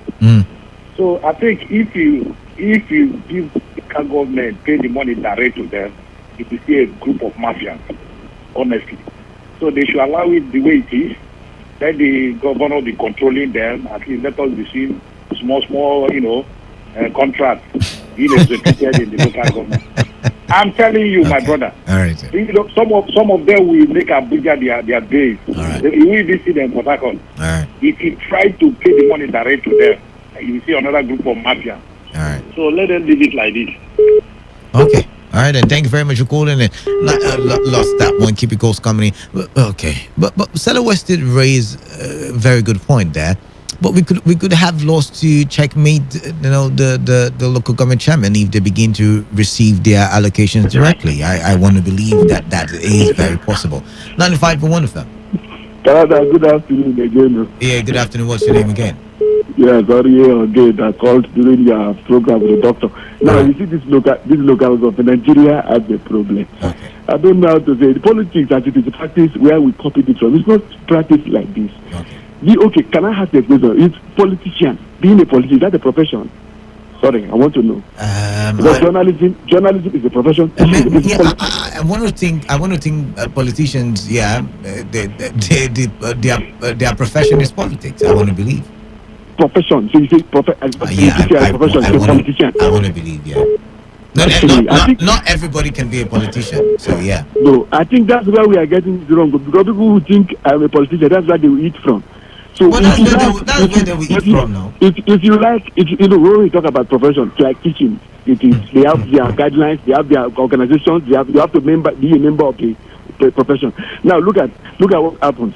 Is it what happens? No matter if you give them 4 years, they contest, they do the election with the governor the same day. What happens to the assembly members? They say the same day, they still control them. At the end of the day, they just become who the governor, whoever their political godfathers want them to be.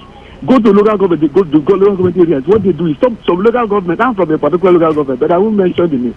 At the end of the day, when whatever allocation comes for from wherever it comes from, they will take it to one or two places. The godfather say, how much are you going to pay salary? You remove that one, the rest keep it here. They able to clean drainages, they don't do it. They are supposed to, local government are created to bring governance through to the people. But are they doing that? If you like give them 4 years, the mentality of Nigeria is changed. Provided you have become local government, they give you chief title. Those are the things. They will not do anything. They will continue to be like that. Canada, your name sounds like a river. We are from Riverine area. We are from Riverine area. So that's the problem. It's a problem. Title. Well done. Thank you very much for calling in. 95.1 FM. What's your name?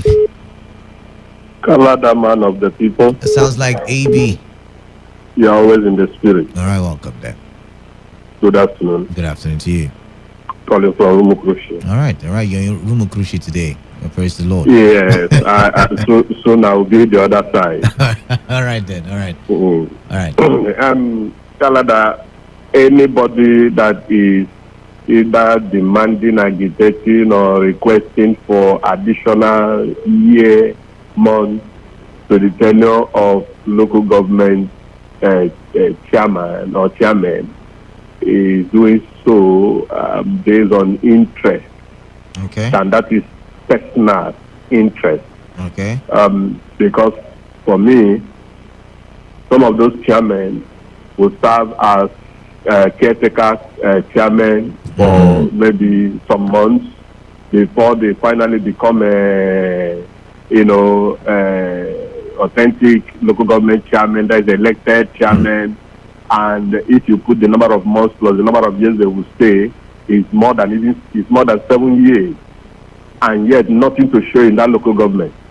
And I want to help that my brother that called from Omuma, who said the local government chairman said they only give them money to pay salary. That is lies from the pit of hell.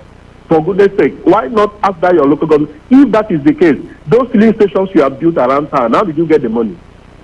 The properties you bought here and there, how did you get the money? The house you built in Port Harcourt and in your village, how did you get the money?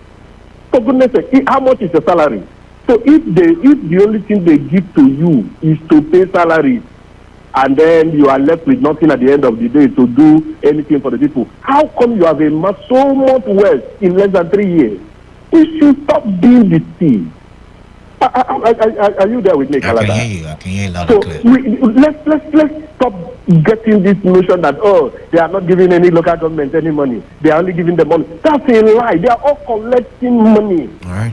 The least local government in Rivers State goes with not less than 100 million every month. How much is the salaries of the local government? So they should stop these lies, and then the people should start holding them accountable. They are deceiving you. Thank you. Thank you very much, AB, for calling in there. 95.1 FM, your name, your location, your contribution. Hello. Yeah. What's your name? My name is Solomon Ikena from Romala. All right, welcome. Yeah, based on the upcoming issue from NAPAC. Yeah. From where? So the issue from where? NAPCON, that is this local government. Algon. Okay, Algon. Yeah. For me to contribute in this issue, I see it as if those that will see it as lame there and that post for 4 years is based on their greedy interest. Okay. Because I didn't see it a situation whereby you are being paid by the state governor and you are still trying to have the same with him, like staying the same 4 years as the state governor. It's not okay now. Why is it an autonomy? It's improper. I don't get. They're not being paid by the governors, by the way. They only have a joint account with the governors so that the governors can somehow supervise them. But you see, the local government is also a government elected by the people, just like the state government. So yes, they deserve their autonomy, if you ask me. Yeah, I get you correctly. But before anything will get to them, it will must pass through the governor of the state, right? Yeah. Yeah. So them being in that position, they are working for the interest of the community. So they are working in perspective where they say they will be recommended based on what they work. So they shouldn't work the same tenure as governor being 4 years in the city. It's not proper. So it should be rotation at least 3 years or even 2 years if I may say so. Okay. All right, then, if you say so. Thank you very much for calling in. All right, then. Oh, my. It is interesting. I mean, it is interesting. All right, I'm going to take some 3-4 more calls, and then we will call it a wrap and say our goodbyes for today. 95.1 FM, what's your name? Where are you calling in from? Canada. Mascots, welcome. Thank you so much. Good afternoon. Good afternoon to you. Honestly, in Canada, what is this? What are they telling us? Another to give them 4 years. Turn off your radio, mascot, please. So that mascot, turn off your radio. So that you will now use us as slaves. How many years do you need to work for black people? You need somebody that is public oriented, people oriented. 2 years is okay. And then you want all this long work that I got for the cost and I think that the local government administration before. He got a long job in a pedestrian in Canada. So for me, I don't need them. Maybe what I need in Canada is that if I may go and sanitize the electoral system at the local government level. So that even if it is 2 years or 3 years, we will get people who will work for the interest of the people. All right. So for the entire local government system in this country as it is now, is a mere charade. And something revolutionary must be done through the conduction of this election by INEC. Whether electronic is or not, so that we will get at least 50% transparency. Canada, That is my own feedback to you. Thank you and God bless. Thank you very much for calling in there. 95.1 FM. Hello. Yeah, what's your name? Good afternoon, Kalada. Yeah, good afternoon. What's your name?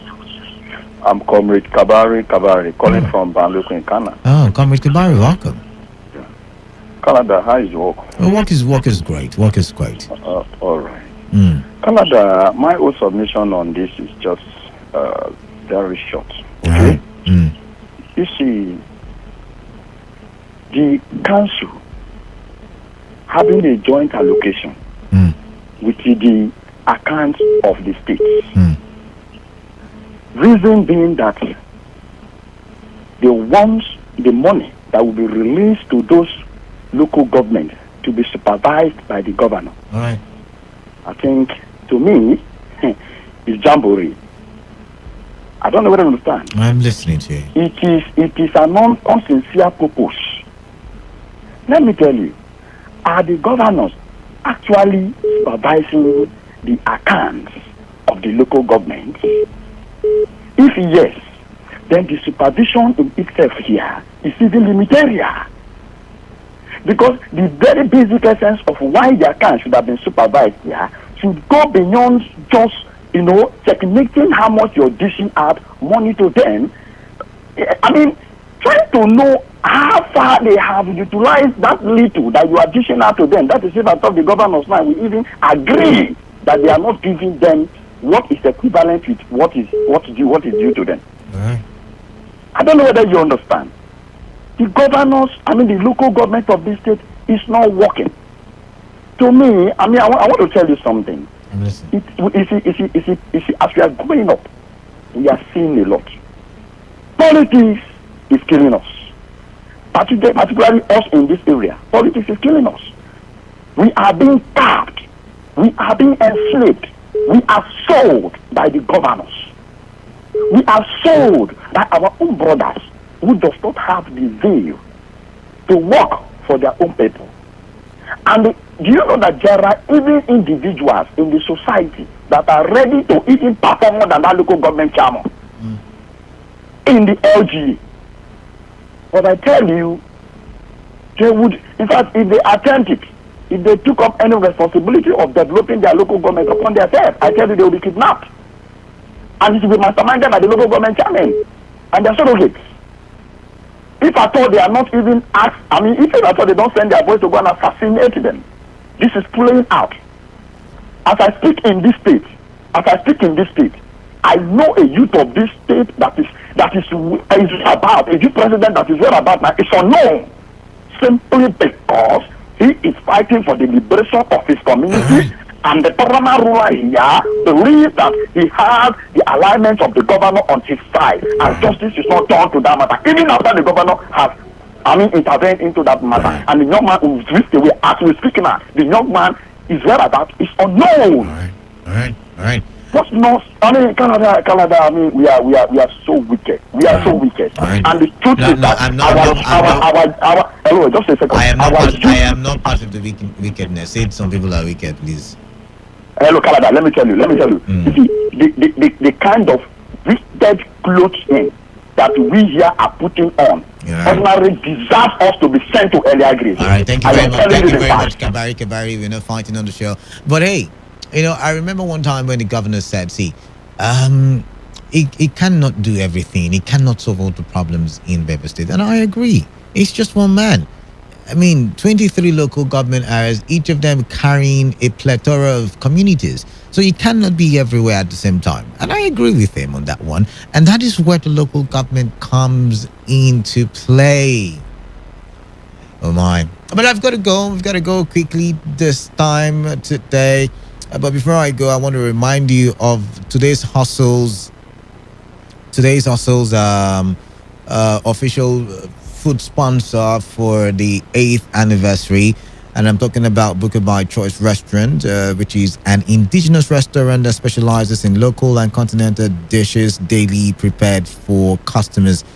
You can get natural fruit juices on a daily basis from the available fruits in season. Apart from known delicacies like rice and swallow, There are trademark dishes like ewa agoyin, amalan, ewedu, ofada rice and sauce, chicken and beef shawarma, spaghetti jollof, etc. Now there are regular dishes like jollof rice, coconut rice, fried rice, semovita, gari, eba, fufu, wheat, egusi, vegetable or native, okazi, afang, okra, and goat's meat, cow tail, cow leg, cow head, catfish, croaker fish, chicken, turkey, snail, gizzard, dry fish, and of course pepper soup. You can also go to the mini karaoke bar and have all sorts of drinks and beverages because you can get them there. They also have 3 mini halls that can contain 40 to 60 persons, all fully equipped with public address systems, banquet seats, 55 smart screen TVs for presentations, and online streaming, all fully air conditioned. The opening hours are 7:30 a.m. to 8:30 p.m. on Monday to Saturday, and 1 p.m. to 8:30 p.m. on Sundays. You can call the number for inquiries or for delivery if you want them to deliver food to you. Call the number 080-5566-0044 and 0802-914-8740. Once again, the number 080-5566-0044 and 0802-148-740. Remember, you can also get them on the Jumia food platform. Just look for Booker by Choice Restaurant, and that's for online orders. For someone who will win lunch from me today, be the first person to go to number 4 Agodema Street, D-Line, Port Harcourt, after Garrison Bus Stop, just behind First Bank. Be the first person and use the code Kalada. Just tell them Kalada sent you. They will call me and you win yourself lunch. I want someone to win the lunch. I've been giving it out and nobody's been winning. I need someone to win the lunch. So be the first person to go out there and use the word Kalada. Thank you very much, and stay tuned to Today 95.1 FM. We're glad to have Ambassador Nefo from the Vision Business Hub here with us in the studio. Ambassador Nefo, you're welcome. Thank you, and good day, ladies and gentlemen. I'm glad to be here today. Ambassador, a lot of people will want to know, what is the Business Growth Assistance Program of the Vision Business Hub all about? We notice it is rapidly expanding all over the country. So what is the program all about? Thank you. The Business Growth Assistance Program is an international partnership program of the Vision Business Hub. We help partners to raise capital for their businesses or projects without collateral or loans. And when they get the capital, they don't have to pay it back. You see, the key word is raise. Raise the funds you need for your businesses or projects over a period of time without borrowing money from anybody. Since 2016, the Business Growth Assistance Program have helped over 2,000 partners raise business capital without collecting loans, and they did not have to pay back. Here is a fact. That you have capital to start a business does not mean your business or investment will be successful. Therefore, the Business Growth Assistance Program will also provide you with a 6-month mentorship program where a team of mastermind mentors and business experts will work with you, advise you, mentor you for a full 6 months to ensure your business is successful. But listen, this mentorship will be rendered to you completely free of charge. I believe this is a good program for such a time as this in Nigeria. But how does the Vision Business Hub make money? Good question. We have international affiliate partners that support our program and make sure that those who need the mentorship will get it for free. We have been diligent for the past 4 years and our results are speaking. So what are the categories of people that can benefit, and how can they contact the Vision Business Hub? You will be contacted if you meet up with the categories I will mention as follows. Do you need to raise money to start a business? Do you need to expand an existing business? Do you want to start another investment to support your current income? Do you have the project or a project that requires money to execute? If your answer is yes to any of these categories, then send yes to the number I will call shortly. The Vision Business Hub has a functional working plan to teach partners how to raise the funds they need in a period of 3 to 6 months without collecting loans or dropping collateral. And once you raise the capital, you don't have to pay it back. To top it up, because we understand that the secret to any business success is mentorship, we have committed to providing free mentorship to the first 30 people that send yes to us from this program. So if you are not among the first 30 people to send yes to us, you have to pay a consultation fee of 50,000 naira. Yes, 50,000 naira. But if you are amongst the first 30 people to text yes, our consultants will talk to you completely free of charge right at our summit. Now, for every awareness we make, we select only 30 people. That means the first 30 people from this program that send yes to the number I will call will be selected. Remember, the great Pablo Picasso said that action is the foundational key to all success. Do not hope for change. Create the change you want through action. So if you want to take action and you need help to raise funds for your business or project, then pick up your phone now and send yes to this number. 0810 493 8080. Do not sit back and explain away what you do not understand. If you really need financial help to start a business or project, this is the time. Don't sit back and hope that life will get better. Dr. Steve Marbley once said, life will not give you what you want. It will only give you what you demand with action. The time for action, I believe, is now.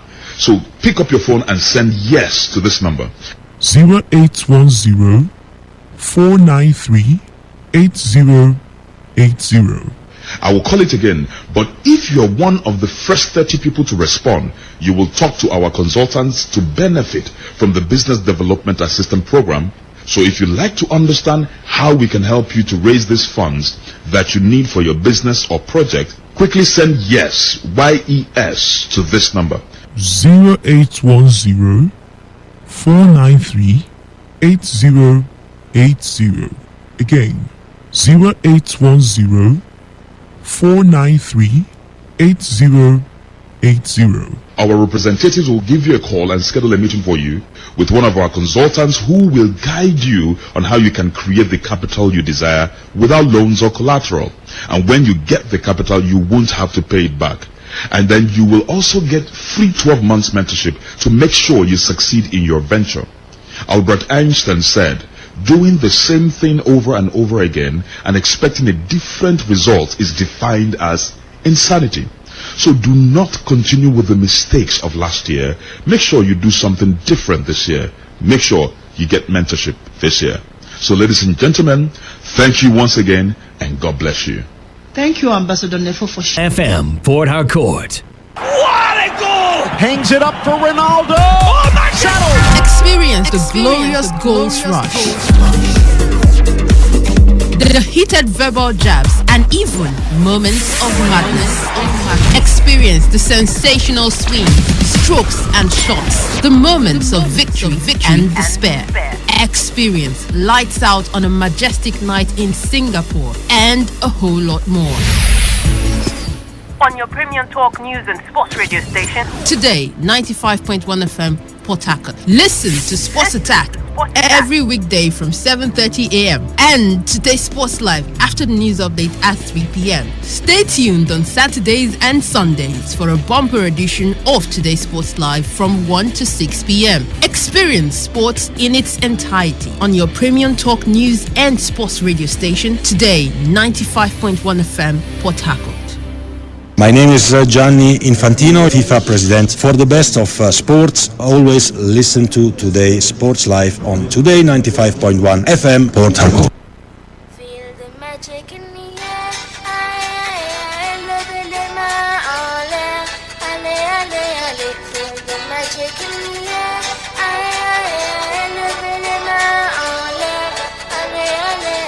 Feel the magic in the air. Magic system of everyone show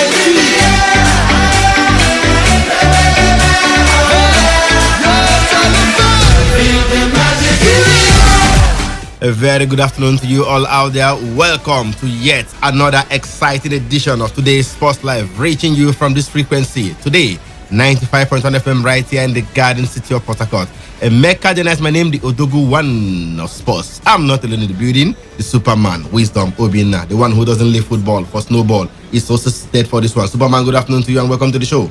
Mecca, good afternoon to you. Good afternoon to you, Ezinne. Good afternoon to you listening. It's a pleasure to be here again to talk Nigerian football. All right, not just Nigerian football today. There will be a mix of the Olympics as far as Team Nigeria is concerned, because the Olympics is just 3 days away from commencement. Ezinne Oti is also in the building. Ezinne, good afternoon to you. Welcome to the show. Good afternoon to you, Mecca. Good afternoon to you, Wisdom. It's great to be here. Happy holidays and to our listeners out there.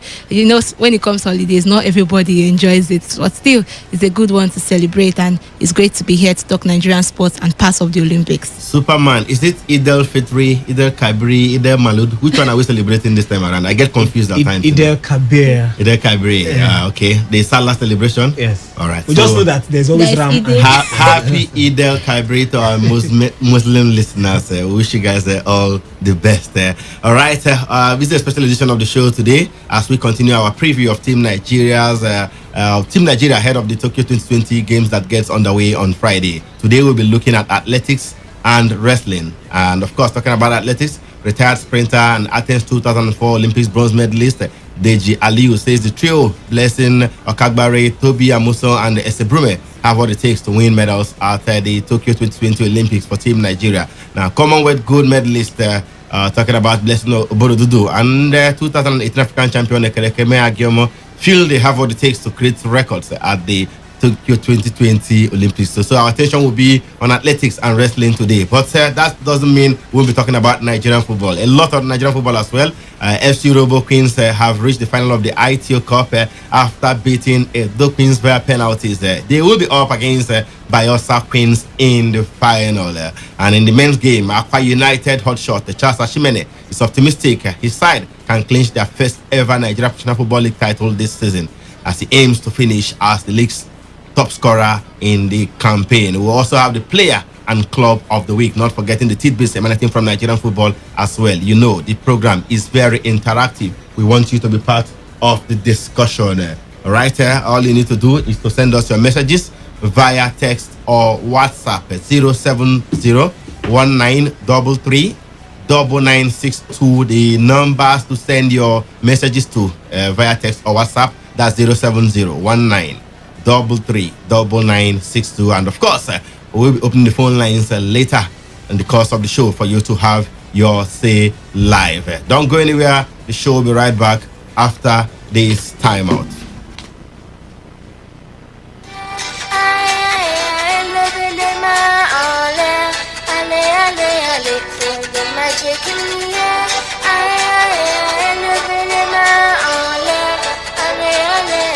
Feel the magic in the air. Magic system. Everyone, show me.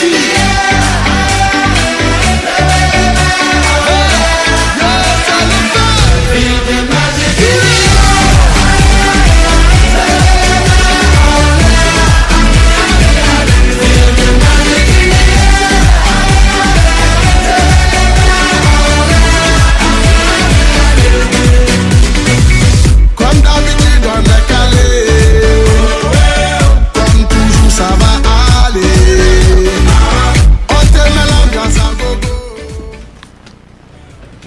Welcome to the Nigeria Olympic Review. My name is Ezinne Oti. We'll be leading you towards the athletics and wrestling side of the things over there at Tokyo Olympics. Going to athletics, retired sprinter and Athens 2014 Olympic bronze medalist Deji Aliyu says the trio of Blessing Okagbare and Toby Namusa and Esebru may have what it takes to win medals at the Tokyo 2020 Olympics, which starts on Friday, 23rd of July. Aliyu, who is now a coach, said the three athletes have proven that they could compete fairly with the best in their event. Quoting him, he says, "I don't want to put pressure on anybody, but I'm counting on Blessing. She has been superb this year and I'm expecting a lot from her. I pray she's injury-free because that is one thing an athlete has to pray against. So I'm expecting something spectacular from her and I know she's ready and she's capable." Also, I'm expecting something from Toby Amusan. She has been fantastic over the years, and I think she has come of age. She has everything at her disposal, so I also have a podium expectation from her. The same thing with Esebrume. She has also come of age, so as a podium finish. So going in, we have in athletics for the male category, we have Emmanuel Bamidele, Raymond Ekwevo, Uche Erishe Ishekiri, Divine Odojuru, and Enoch Adegoke. Also in the female category, we have Blessing Okabari, Oluwatobi Amusin, Favor Ofili, Grace Nwokocha, Esebrume, Patience Okon George, and Choma Onyekwere. Now, going down to you, Emeka. Aliyu says our athletes have come of age for a podium finish. How true is this going by their records so far? I think I tend to agree with him. Look at those athletes he mentioned. Esebrume has the world lead jump in the long jump event this year. She shattered Choma Junwa's record not quite long ago, and by so doing, she stands tall amongst the athletes in her event, the long jump. Remember, at the World Championships in 2019 in Doha, Qatar, she was our only medalist. She won bronze in the long jump event. You talk about Tobi Amuso in the hurdles. She's been pretty, last year we didn't see much from the athletes because of COVID-19, but before then, she's amongst the leading contenders in the hurdles event. She narrowly missed out from winning the medal at the World Championships in 2019, where she settled for 4th place in the final. But for Okagbare, she's the season contender. She's amongst the 8 fastest women already this year. If she maintains that stand, it will be good enough to even get to the final. But she has to do better than what she has done so far. With the form of the likes of Shelley and Fraser Price, the Olympic champion herself, Ellen Thompson Hera, and Dinasha Smith, and the other sprinters in her 100 meters event. You want to think somehow Okabere has to work harder if she's to upset any of these leading contenders. Well, luckily, Shakari Richardson is not competing. She has another impressive time this year in the 100 meters, 10.71, but this banned for 1 month due to the use of cannabis and all that. So if things go according to plan, I think Team Nigeria can get something from either of these 3 at least, or maybe 2 or 3 out of them. I don't really fancy the chances of Blessing Okabere looking at the field. If you look at the 100 meters speed at the Olympics, it's very, very strong. Okabere, I don't think she has, she usually finds it difficult, racing against Ellen Thompson, Maria Jose Talu, and Shelley and Fraser Price. So it will be difficult for her to upset any of these athletes to win a medal in the 100 meters event. But let's see how it goes. I'm pretty sure if things go according to plan, Esebrume will come back with a medal. Maybe Tobi Amuso as well in the hurdles. Emeka is confident of medals. Over to you, Superman. Only Blessing Okabere has an Olympic medal in this team. Any cause of worry for our athletes going into this one? Well, yes, I think so. If you want to look at most of the categories now, if you have 70%, of those who are going to be part of this one just being there for the first time, or of course not having even tasted any glory there in the past, then definitely you'll be scared that the pressure might get to them. The fact that Nigerians are putting, you know how it happens when we are going for tournaments. Yes. Everybody, we raise this one. Yeah, we raise our expectations above the bar and the wall. Now, in the case where we feel we have prepared well to an extent, you want to believe that a lot will be on there. Look at Enoch Adegoke, for example. The Edo State government had to hold a Zoom meeting with everybody present to talk to him. They gave him incentives, $10,000 to take care of everything he needs during the Olympics. I mean, what should he even be thinking if he was going with it, since he went under the Nigerian flag? But they still gave him some incentives because they want to drive him to perform. So yes, that pressure might count for something. The likes of Blessing Okagbare have been here before, and they understand what it means to perform at the biggest stage. This is like glory reign for athletes globally. So for those who have not been here before, and for those whose record do not exactly place them at the peak of their powers, then you want to believe that yes, the inexperience might count. Look at the wrestlers that will always Uduanya Dekuri. I mean, she's done it, on the global stage. You want to believe that pressure would not exactly be there again. But look at the other names now who are going in terms of the other categories. Look at Taekwondo, the young lady I mentioned the other time, Elizabeth. They've not tasted this thing before, so it might exactly add some pressure to their shoulders. And a little bit it might affect them. I think. Okay, let's see how it goes. In the male category, Emeka, who are your medal hopefuls for Team Nigeria? It's difficult, honestly. The ladies are the leading lights when it comes to athletics in Nigeria of late. Divine Odudu will come to mind, no doubt. But we haven't heard much from him. We've been hearing about Sebrume, Blaise Makabade competing in meets, Diamond League meetings, different meets here and there prior to the Olympics. But we haven't had much from Divine Odudu. We don't even know what form he is at the moment. So it's difficult to actually put your money on him. Even though he's a top athlete for Team Nigeria. At the last Olympics, he crashed out in the semi-finals, ran against the legendary Usain Bolt, but somehow he couldn't make it to the final of the 100 meters. But between then and now, he has improved, no doubt. He has dipped below the 10 seconds mark, something no Nigerian athlete did in over close to 10 years or so. So I think he's one of the leading contenders, but I can't really say much about this man. What about Enoch Adegoke? No. That kind of incentive that was given it counts for little. This is athletics. It's not a question of it's not more of getting adequate motivation, financial boost, and all that. It's a question of what you're able to do on the tracks. What's your timing? It goes with time. It doesn't matter how much they give you to go there and perform. If you can't run faster than below 10 seconds, then you should forget about winning the Olympics or even competing in the finals, as it were. So I'm looking at it as a very difficult one for the guys. It doesn't look like medals will be coming from them. I don't know, but not like I'm a prophet of doom. No, but we follow this sport and we see that it's a question of what do you do. The timing is what matters. You rate them based on their timing, and most times they keep to these times and they go there and perform. For the guys, they haven't been very, very impressive. None of them can boast of 9.8, 9.9. It's difficult to put your money on an athlete doing 100 meters who doesn't, a male athlete who doing 100 meters who doesn't run 9.8 or 9.9 to go and win a medal at the Olympics. It's difficult. They struggle to even make 10 seconds and qualify for the Olympics, 10.05 and all that. So I don't think any of them will get a medal at the Olympics. I'm sorry. So Superman, are you sticking with the names that Emeka mentioned for the female category, or you have different people you think could make the country proud? Well, this time, and just as it's also been in the past, not just this time, the ladies are leading the way. That's just the truth. Check all the categories, the places where I feel we might have some, ray of chance, like canoeing. We have ladies there representing us. You don't want to bet against them. So I think for me, it's just the ladies all the way. I'm not expecting too much from the likes of Divine Oduduru, Shorisha, Shekiri, and the others. They should just, even Enoch Adegoke, motivation need a boiled egg, and so he should just do his best. But the ladies, we have the ladies in their numbers. That's just the truth, and the best of our best.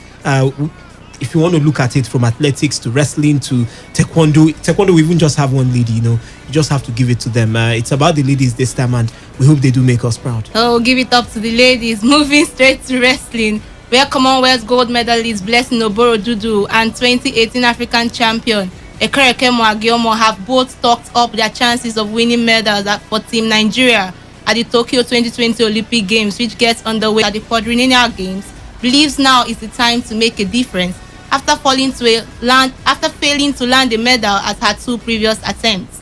The former world number 2 says she is a better wrestler now, dispelling any form of pressure ahead of Tokyo Games. A lot have changed, the mindset and more tournaments that I've attended and training. I know that there will be a difference in Tokyo 2020. For me, I don't have any pressure. I'm calm, training, and I pray that God should crown my effort with success at the Olympics. No matter the stage, there's still room for greatness. No matter the stage, there's a bit of greatness in every man. There's power to rise.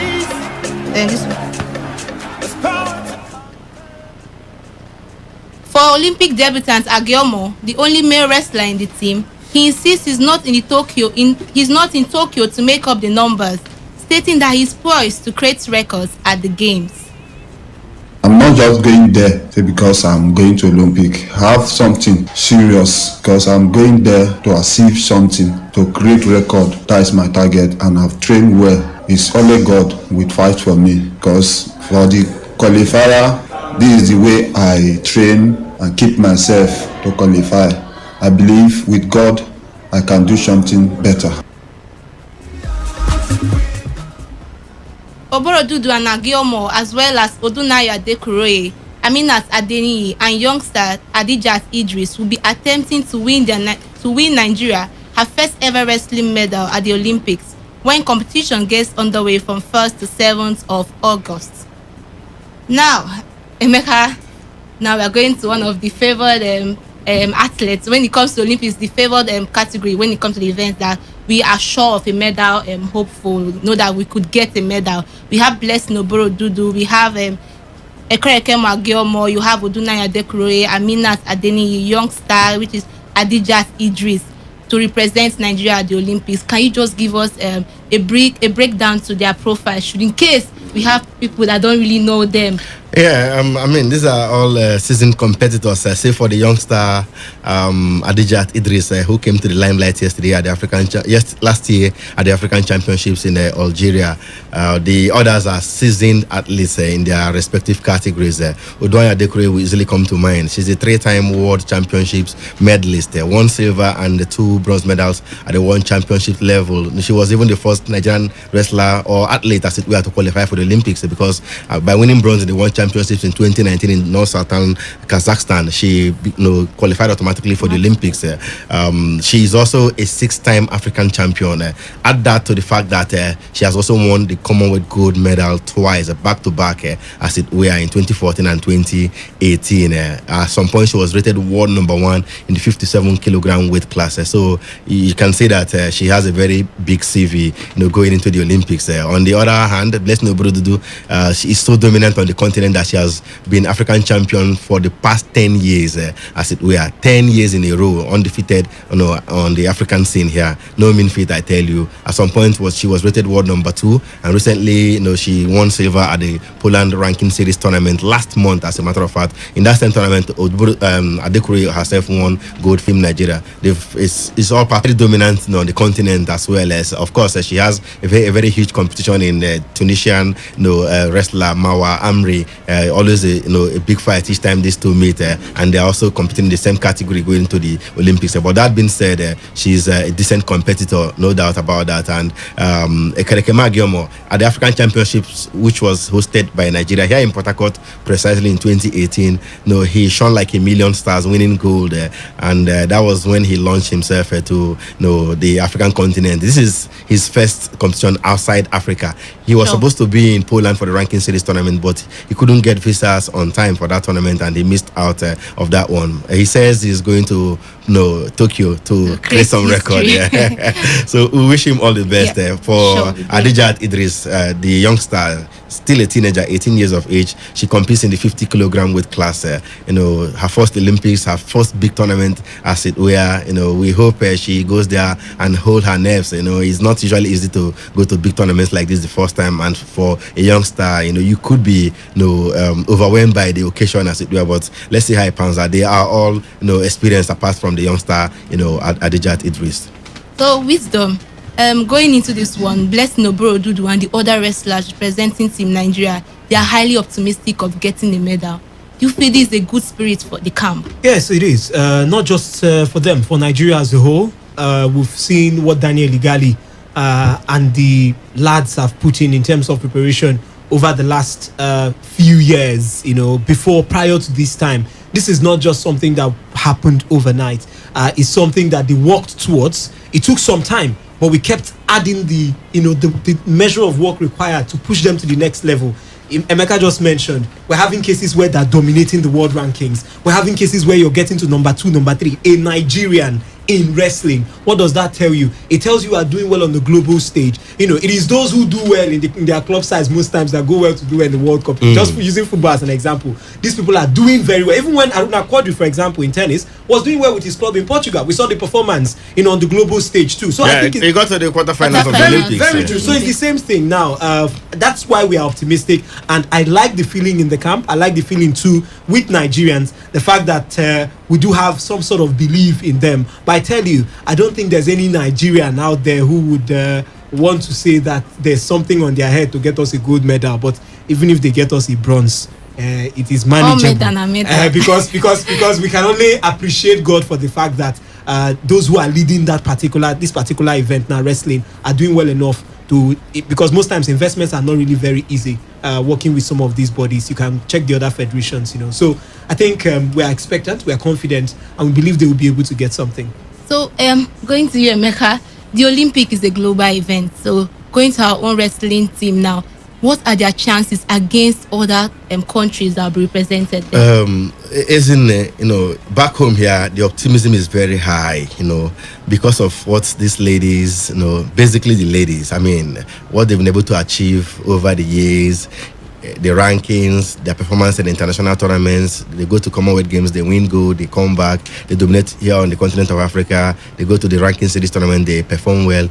But it doesn't mean it's going to be a straightforward thing for them.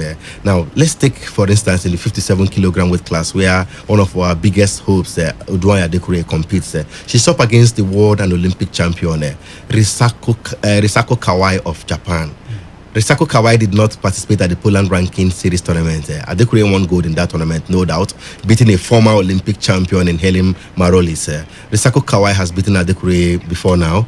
We also have Ning Rong of China competing in that same weight class. She wrestled in the final with Risako Kawai. So you could see that somehow Adekure has a very tough oppositions as a matter of fact in the 57 kilogram weight class. We are praying for the luck of the draw so that she avoids maybe one of these in the early rounds to get to the later stages and all that. And then you look at Blessing Obododu in the 68 kilogram weight class. Tamira Mensah is the US Olympic champion and world champion in that weight class. Tamira Mensah did not come to she wasn't part of the Poland ranking series tournament. Kumba, the French lady, won that event ahead of Blessing Obododu in the final. Obododu settled for silver. You could see that it's not going to be straightforward for even these our medal hopefuls out there in Japan. Now in the 57 kilogram weight class, that's where our hope is, right? Adekure to win gold, to win silver, to win bronze, whatever. Remember, Nigeria hasn't won a medal before in wrestling. Yes. But they have the home favorite there. She has the home favorite in Risako Kawai of Japan, who is competing at home. What does that mean? Kawai will be more confident. Kawai is a very decent competitor. Take nothing away from her. Yes, we have our own Adekure doing quite well, but Kawai has achieved more than her already as far as the sport of wrestling is concerned, and the same weight class that they wrestle. So it's going to be very, very tough. Chances are that Adekure would win a medal. I don't see her getting gold. Not like I'm trying to prophesy against her, but you look at what has happened in the recent competitions. But let's just pray that she gets an easy draw, a good draw. Avoid these ladies in the early rounds. Yes, exactly. And she will advance to the latter stages. She has what it takes to beat every other competitor in the world apart from these two. These two have always given her issues in those global tournaments. At the World Championships where she won bronze in North Sultan 2019, one of them beat her in the semi-finals. That was how she got to settle for the bronze medal match. You understand? So it's pretty going to be difficult for this our team, but be that as it may, we are hoping that she will get something herself or Blessing Obododu. For Aminata Adeniyi in the 62 kilogram weight class, it's going to be very, very difficult, honestly. In Africa here, she doesn't even win gold again these days because Mawa Amri of Tunisia has a way of always taking her out, and Amri is not even going to win the gold in the 62 kilogram weight class, so it's going to be difficult for Aminata Adeniyi. For the youngster Adijat Idris, this is her first Olympics. We don't expect much from her. At the ranking series tournament, she didn't even win a match, as it were. So we'll just wait and see what happens. Kerekema Agiomo has given us hope by talking up his chances. We hope he puts that into action and gets to perform brilliantly and perhaps surprise everybody by winning a medal in the 86 kilogram freestyle event. Okay, Superman, with you now. The wrestling team is under the guidance of gold medalist Daniel Gali. He won that with Canada. Do you see it as a source of inspiration for the team in the Olympics? Well, of course, it's been a source of inspiration since he even started leading the federation, and since most of those lads started working with him. So yes, I think it would be a source of inspiration. The fact that he's even present with those lads right there in Tokyo he has the experience and he knows what it means to win a medal. Like you mentioned, did do it with Canada, even though fortunately it wasn't with Nigeria, but he has a chance to redeem that, and he's got talents, with him. So I think, yes, the way he has also motivated them to push from where they were when he met them to taking them to the global stage where you're ranked number 1, you're ranked number 2 in the world, you're winning and you're recording successes. I think that same inspiration would be very important for them right there. Like I mentioned, he's done it before, and that's enough to tell the players, see, calm down, I've done it before, and if I did it, you can actually do it. You just need to maybe allow the pressure sit in. We can also flash back to what happened from even if we go down to the championships and tournaments they've been in Poland, in different places, it's the same thing. So yes, it has been counting, and it will count in Tokyo, I think. All right, no doubt about that. Thank you so much, Ezine, for that one, taking us through to what we expect out there in Tokyo as far as the Olympics is concerned. Team Nigeria set to begin competition pretty soon. The Olympics gets underway on Friday precisely. As a matter of fact, the football event will even start tomorrow. But on Thursday, as a matter of fact. But it is time now to talk about Nigerian football. We start from the grassroots, where Unity Sports Club defeated Old Players of Manchester United 3-2 in the memorial match in honor of late Idabe James, aka Saha, who passed on recently. The match, which was decided at the Township State School, Moscow Road here in Port Harcourt, was organized by Noniki Alaye Otachi, founder of both teams. He's also a coach of the sides back in the day. Okay, let's leave that and go to the ITO Cup, where FC Robo Queens have reached the final of the 2021 women's event for the first time after they defeated Edo Queens in the semi-final yesterday evening. The semi-final decided at the NFF Goal Project pitch in Abuja ended goalless after regulation time, but Robo Queens progressed after they came out tops 5-3 on penalties to set up the final with Bayelsa Queens. Bayelsa Queens, will recall, hammered Rivers Angels 5-0 in the first semi-finals played in Uyo 2 days ago. Bayelsa Queens will be making their 7th final appearance, as they will also hope to break the jinx, having previously lost all the 6 final appearances since 2001. While Robo Queens making their first final appearance, will be hoping that luck smiles on them at their first time of asking. Superman, where will the pendulum of victory swing? Bayelsa Queens versus Robo Queens, the die is cast. Well, Emeka, it's not going to be exactly Rivers Angels versus whoever again, because that's how it happens most times in the past.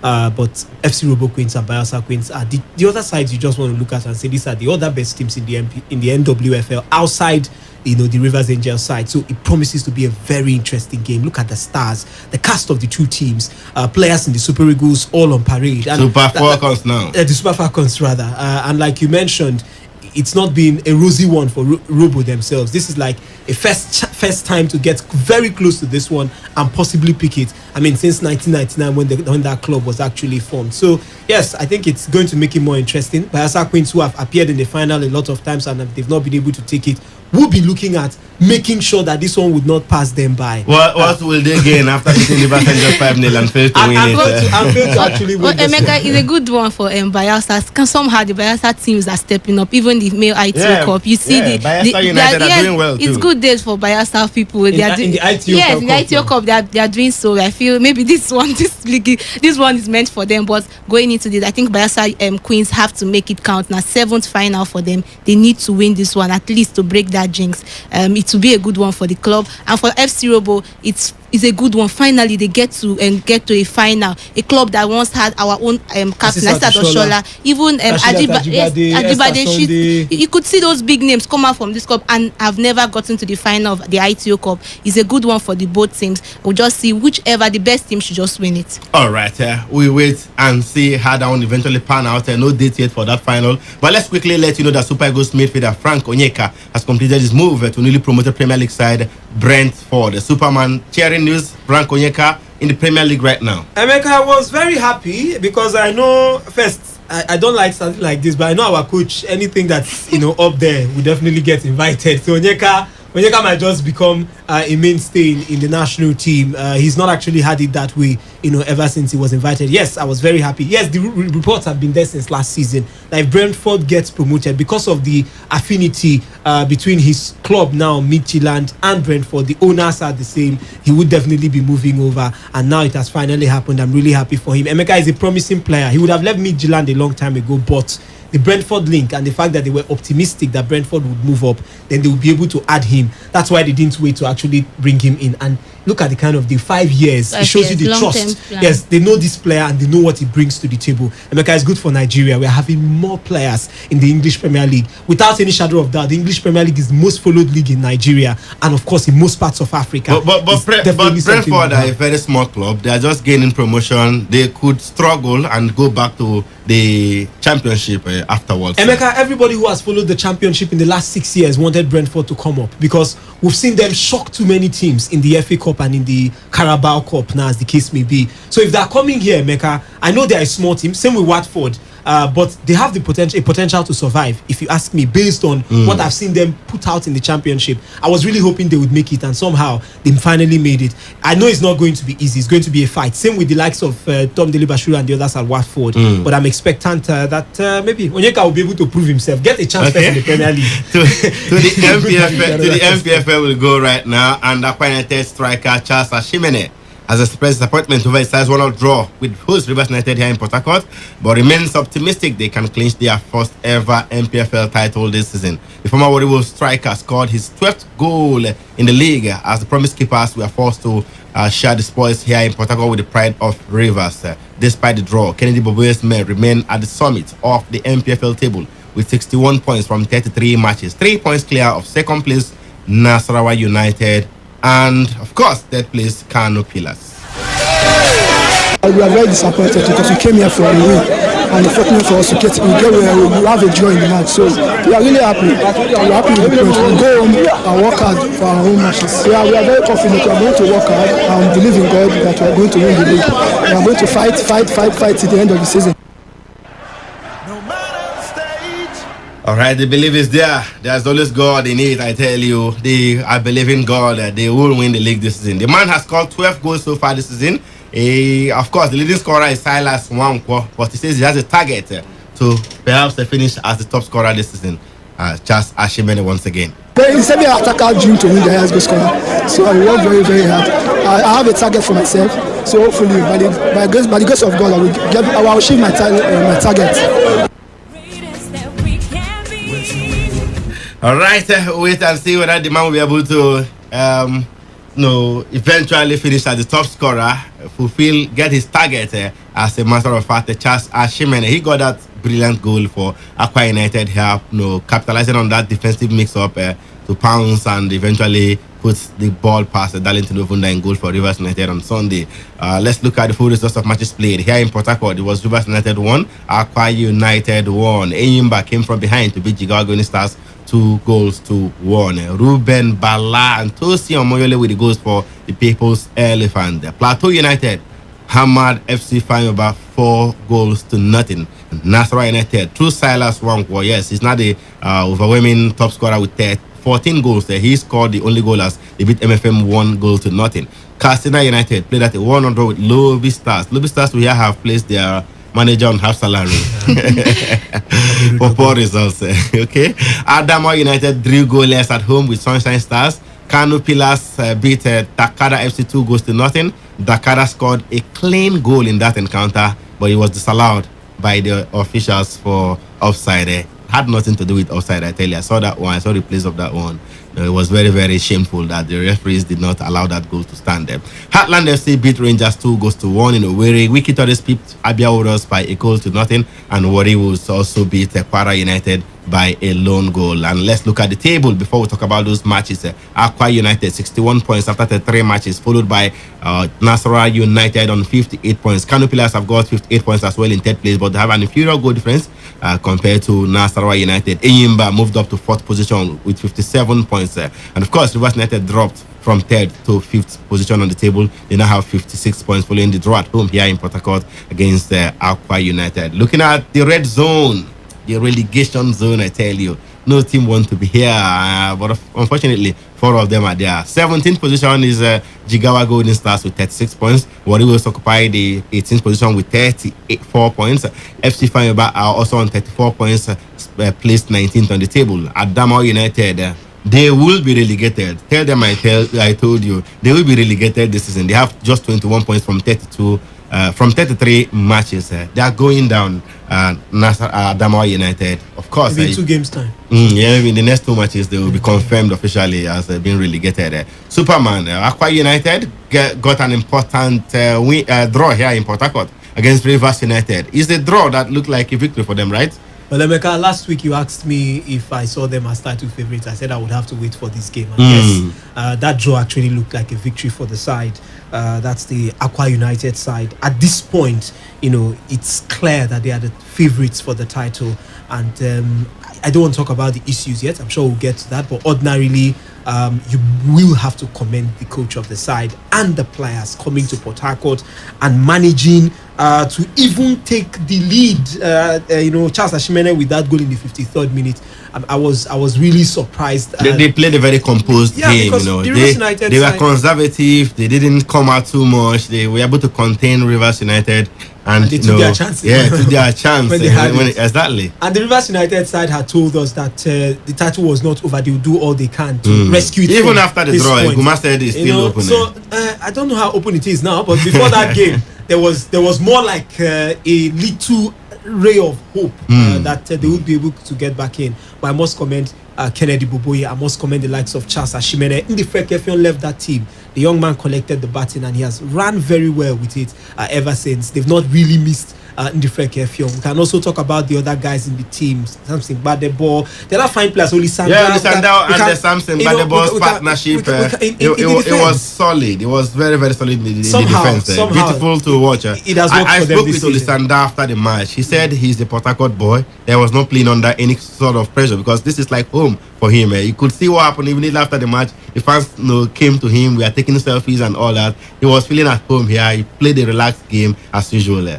Emeka, everything is working for their favor, I must say. That's the Aqua United side. And when you see, I don't want to say a man that is helped by God, but when you see a man who looks like it's all on him, you probably would want to also throw your card too in there. Aqua United have shown us a great level of consistency. They've shown us they want to win. Prior to that game, we talked about the fact that Kennedy Boboye had come to see games involving Rivers United, and some people were thinking, uncountable times. Yeah, some people were thinking he was just monitoring the other teams. No, he knows he will one day play Rivers United. It worked a little for him in that every team after playing Rivers United, it would be his turn. Yes, right there in Uyo. So somehow it worked out for him, and I must say kudos to the team. They've not won the title yet too because the fans call us and celebrate. They are 3 points clear with a very healthy goal difference. They're almost there, man. And they have back-to-back home matches. Yes. They play at home tomorrow. They also play at home on Sunday. It's just a matter. The only team that can stop Aqua United now are themselves. But never say never in MPFL. Things can stay. Isn't Nassau United and Kano Pillars did their bit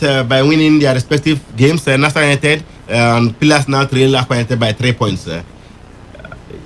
Any chance for them to somehow catch up with Aqua United and for me, I don't think there's a chance for them, but this is the MPFL. Anything can happen. But the Nasarawa side, they've been consistent. You could see that even their forward, Silas Nwanko, having the top scorer now presently in the MPFL, they've been doing quite well for themselves. Even Kano Pillars, sometimes they lose games and you still find them in that top 4.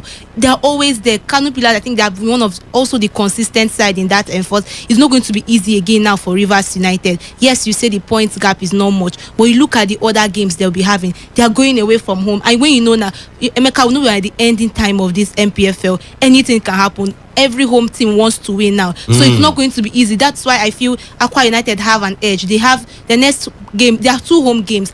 Warri Wolves, then they face Jigawa Golden Stars. How best if you don't get all these are 2 relegation bound team. But they have a way. 36 and 34 points, so they can still upsurge that. Although I feel Abia Warriors are not taking their chances very well because they might end up in that relegation zone if they don't take time of what they are doing. Losing consecutively, it's not a good one. But for Nasarawa United and for Kano Pillars, I feel they are trying to cement their position there. Somehow it might be hard for Rivers United, but still there are still other games to go on before the season ends. All right, the season will end in August. I think on the 8th of August, very early in the month of August. But Superman, so far so good. Match day 33. We go to match day 34 tomorrow. We'll bring the fixtures in the jiffy. Which team has impressed you the most so far? And on the other hand, which team has disappointed you so badly that you say, man, I never expected this from this sort of team? For the team that has impressed me the most, it has to be Aqua United.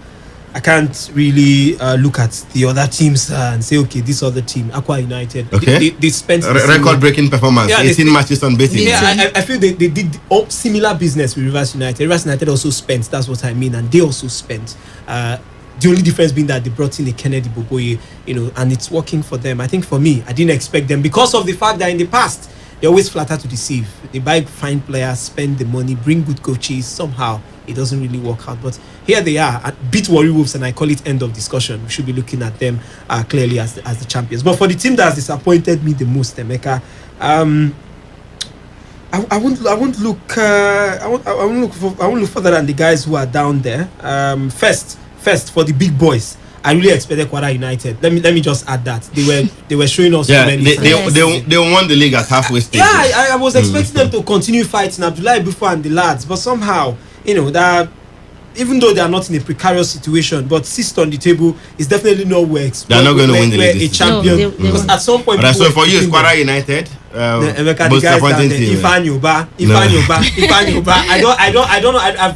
What do you expect from a team that the players have been owed salaries for months? Even when those salaries come, we're looking at 80,000 naira, 90,000 naira, 100,000. Is that money compared to what the likes of Yimba Rivers United get at the end of the day? Isn't it? How about you? Which team disappointed you the most? I'll go with Kwara United. Then they disappointed you the most. Yes, and Plateau United. Coming out, they went for the continental position, and you could see this time very disappointing on the continent, and still in the league they didn't give it a good fight. I feel they are disappointed. Going by the caliber of their manager. They even at some point the manager even talked about it, that they didn't do so well this season, and they hope to do better next season.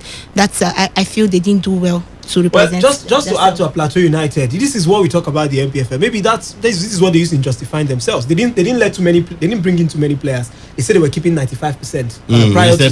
So somehow it didn't work out. Maybe Max said so to bringing on new players that have been a better option. So which team impressed you the most? I will go with Aqua United and Nasarawa United. Those two teams, they've been. Should I say my own? Emeka, don't mention Yimba. I don't think they are the most disappointing team. No, Emeka. Did you know they have disappointed me so badly this season. Emeka, that's because you're taking it too No. Six home draws against Ifayoba, against Warri Wolves, against Rivers United.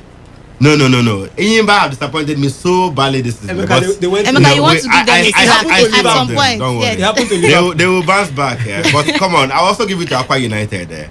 They have done so well this season. Unprecedented performance, especially that 18 match unbeaten run. It never happened before in the top flight. So, but at this point, let's unveil our player and the club of the week. Player of the week will go to Charles Ashimene. Yes, he scored that goal here in Port Harcourt. As Aqua United, we eventually forced a 1-0 draw by Rivers United. Club of the week will also go to Aqua United themselves for getting a crucial point here in Port Harcourt against Rivers United to, of course, still maintain top spot on the table. Okay, so we'll give it up for the guys, Charles Ashimene and his club, Aqua United. They are our player and club of the week.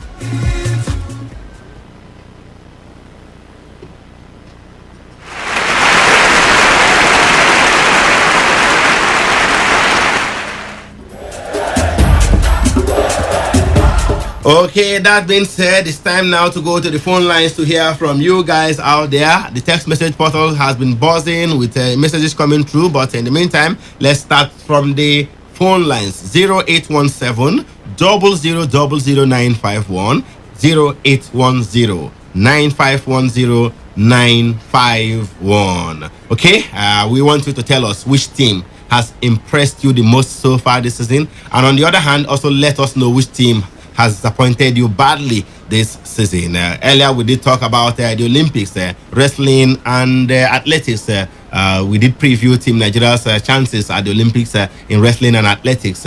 And what do you think? Do you agree with Deja Liu that the likes of Toby Amuso, Esebrume, and Blessing Okagbari have what it takes to win medals for Team Nigeria. We want to hear from you. Okay, let's go to the phone lines. We have a caller right there. Hello. Hello, good evening. It has to be afternoon now. Welcome to Today's Sports Live. Your name and the location. Yes, I'm calling from Choba, Calabar boy. Calabar boy from Choba. Let's hear you. Which club do you support? Yes.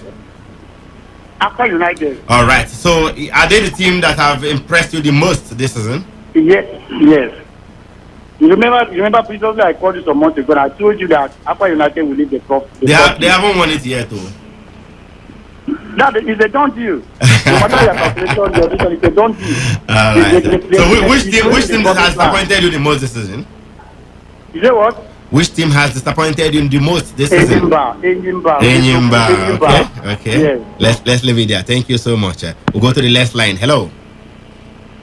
Good afternoon to you. Good afternoon to you, Sele West. Let's hear you. Yes, the most improved side is National United. That's the team that has impressed you the most. We're not talking about most improved. Exactly. They have impressed me so much. All right. The disappointing club is Rivers United. Why not Enyimba? No, not Enyimba. He's judging the amount they spend on that club. You know, one player in Rivers United earns 1 million naira every month. You can pay like 4 players in Ifanyuba. You can pay the entire Adamawa team in a month. You are very correct. You see, the problem of that club is the coach. He's not technical. He has no technical ability. I'm telling you, because if you watch the way Boboye played that yesterday on Sunday match. Tell you at the stadium. I was not there, but I was. How you take watch now? How you take watch when he knows the stadium? I have delegates now. I hear you. If I can't go, if they come back, they will bring me. All right, thank you so much, Stella West. You have made your point. Let's go to another caller. Hello.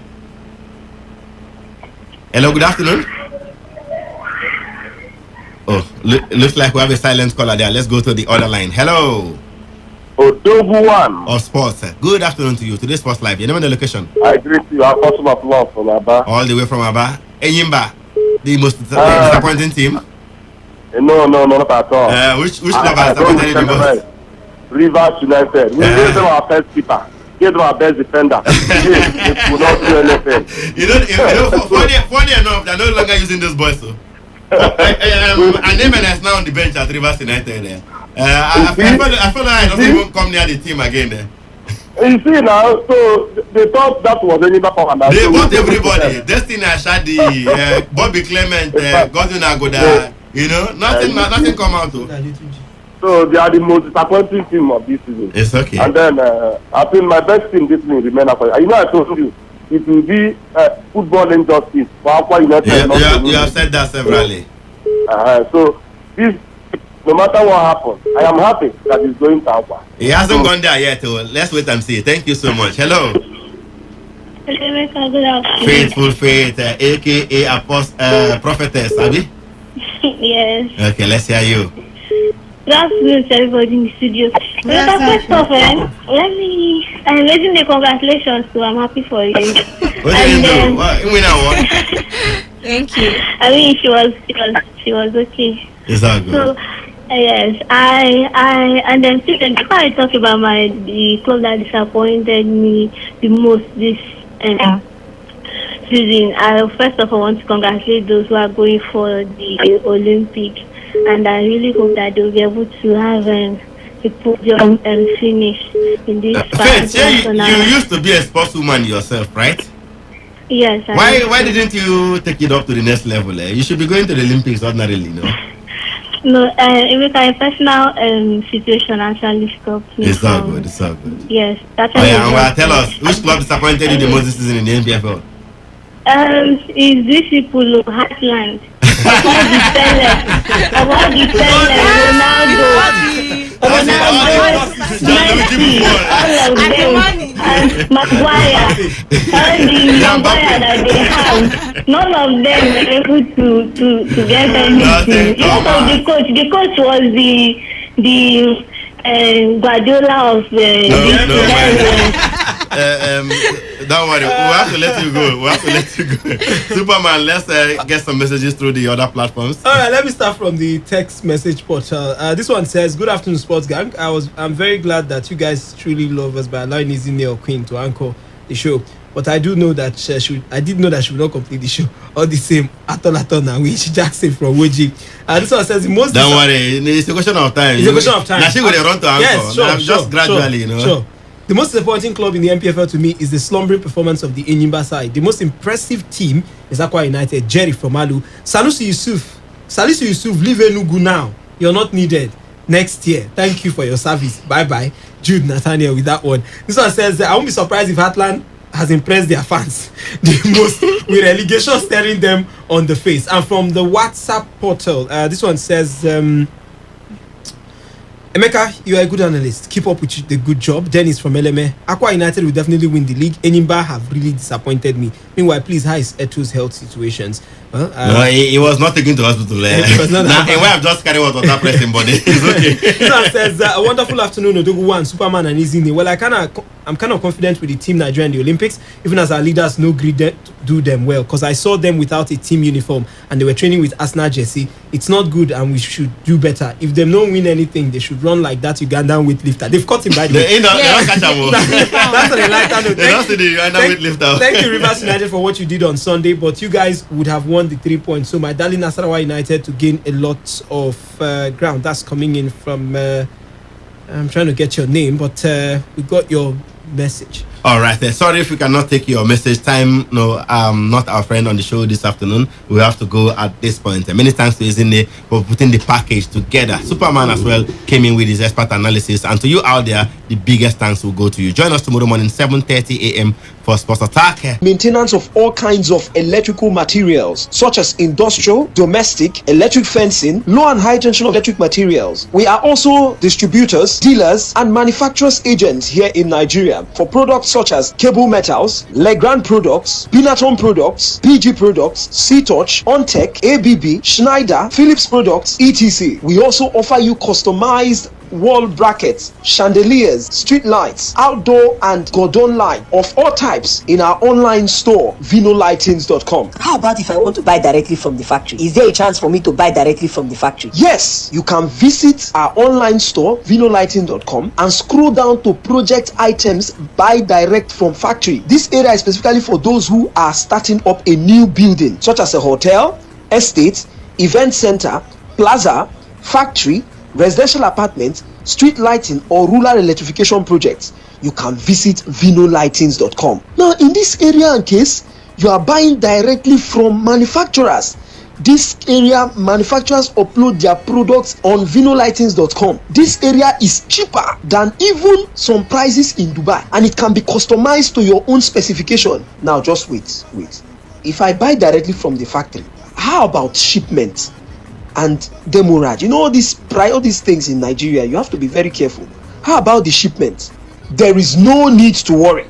We will take care of the shipment down to Nigeria and deliver to your doorstep. Our factory in China is located at 9 Guangkang Street, Guangfeng Road, Jiangtan Town, Zhengzhou City, or city office at 13 Dongjing Road, Guzheng, Zhongjiang City, China. We also have world-class engineers for your low and high voltage electrification panel builders and engineers to undertake your electrification projects in virtually every part of Nigeria.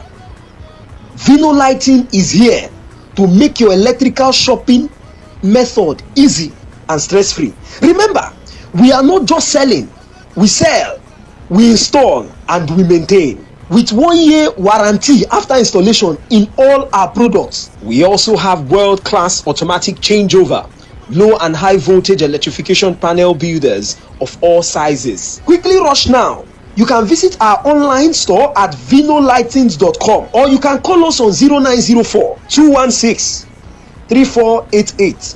Again, 0904 216 3488 or 0908 2410 428. Again, 0908 2410 428. You can visit our office at number 3 Ibokwe Street, D-Line, Port Harcourt, or number 47 Okija Street, My One Dio, Port Harcourt. You can also visit our Lagos office, F1591A, opposite Block Line, Alaba International Market, Ojo, Lagos. You can visit our online store at vinolightings.com, or you can call us on 0904 216 3488.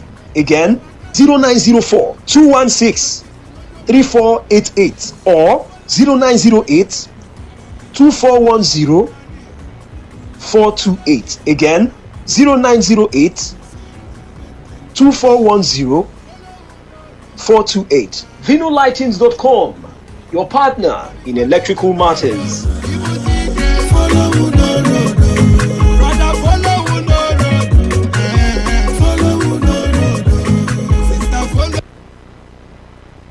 Every day, every hour, when the big stories break, depend on our 24-hour news team to bring you the latest. Today, 95.1 FM.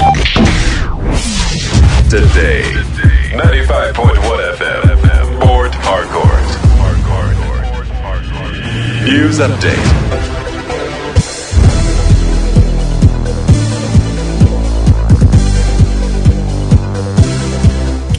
Good evening. Here is the news update at 4 p.m. on Today 95.1 FM. I am Kalada Kurubatsubo. The Parama ruler of Eneka in Obiakpo local government area of River State, King Roland Wogu, has expressed support to those clamoring for security votes for traditional rulers. The Parama ruler, who made the assertion while speaking with Today FM's Onyekachi Wosu, said the enormous responsibilities before traditional rulers require that they get financial support from government. The Parama ruler also advised the newly sworn-in chairman of Obiakpo local government area to regularly interface with his people in order to know their needs. Some residents in Port Harcourt, River State, have threatened to take legal actions against the Port Harcourt Electricity Distribution Company over alleged fraud and unfair billing.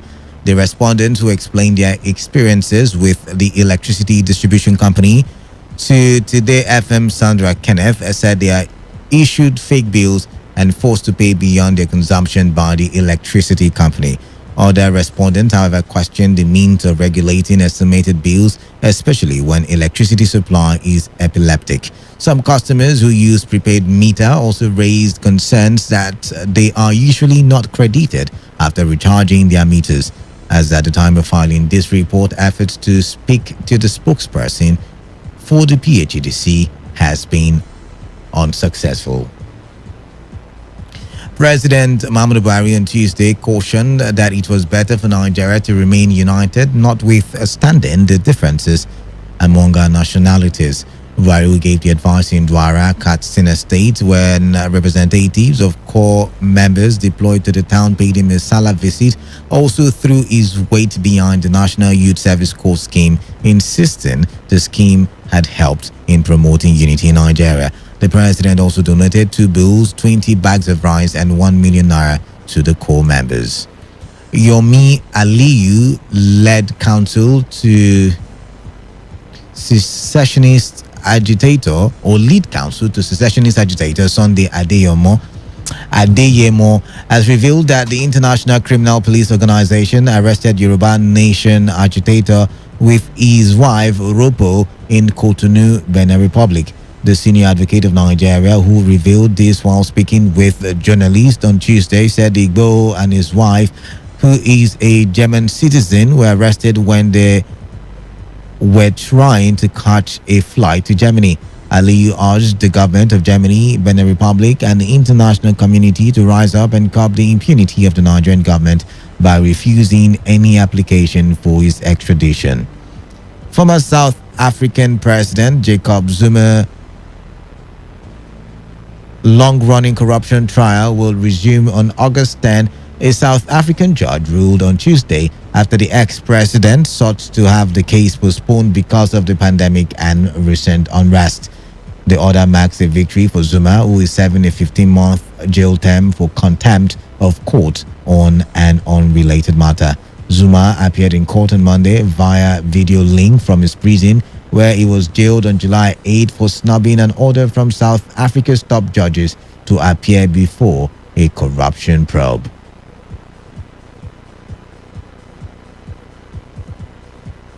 And that was the news update at 4 on Today 95.1 FM. Do not forget to take responsibility. Wash your hands on the regular with soap and running water. Alternatively, have with you at all times alcohol-based hand sanitizers. Avoid touching your face and eye contact surfaces to prevent the spread of coronavirus. Good evening. I am Kalada Kurubatubo. Happy holidays and stay tuned to Today 95.1 FM.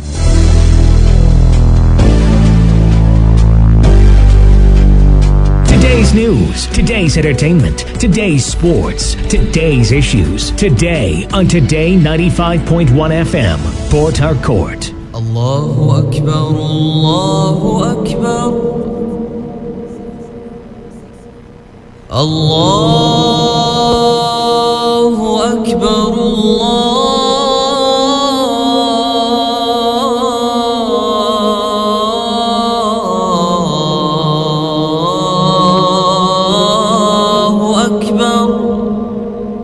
To all our Muslim brothers and sisters, we would like to wish you a happy Eid Mubarak.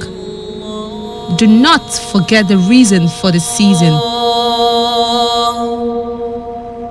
This message is brought to you by Today 95.1 FM, Voice of the People. حي على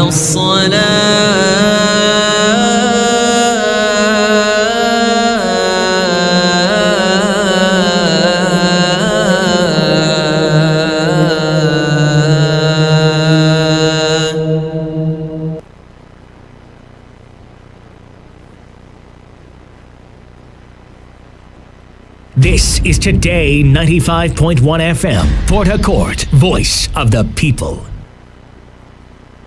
Radio has never been this good. Today 95.1 FM, Port Harcourt.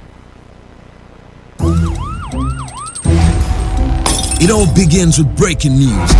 Now make no mistake, this is a difficult mission, and it will remain difficult for some time. Then it keeps trending. Events, issues, personalities, all struggling to gain attention.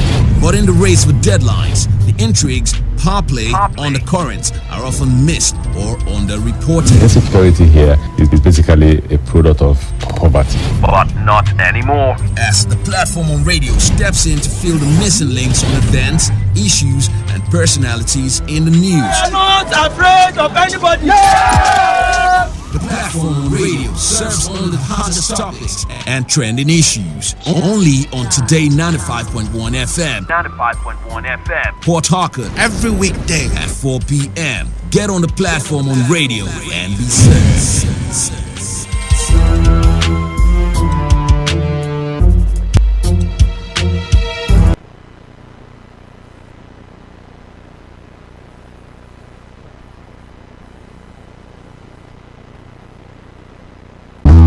Your paper, yeah. Fem for my class. People of this world, them plenty.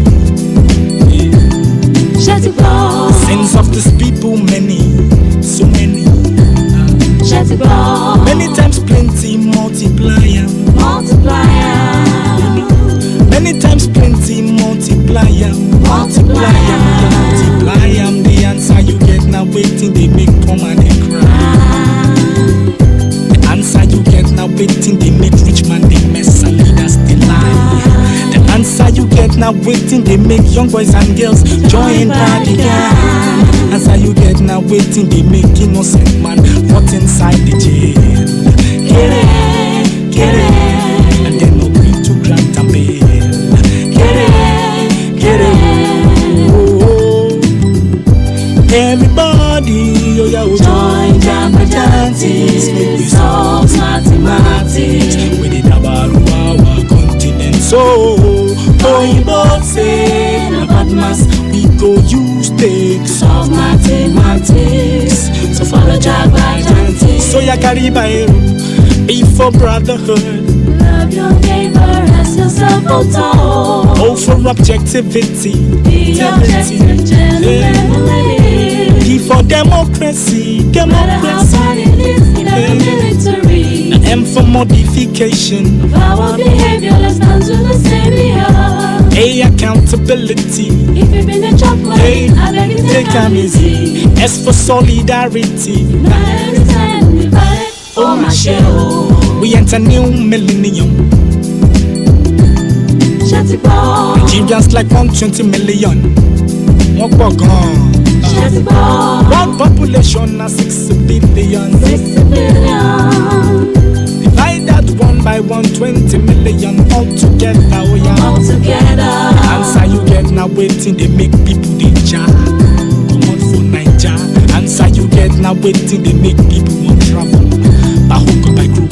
The answer you get now waiting, they make people they sleep for embassy, for visa. Answer you get now waiting, they make people they sell them property for ticket. Get it, get it. Then they travel, see. Get it. Oh, hey. Everybody, oh yeah, Join Jabberjantis, solve mathematics. We did our continent, so Oyibo say na partners. we go use takes. Solve mathematics.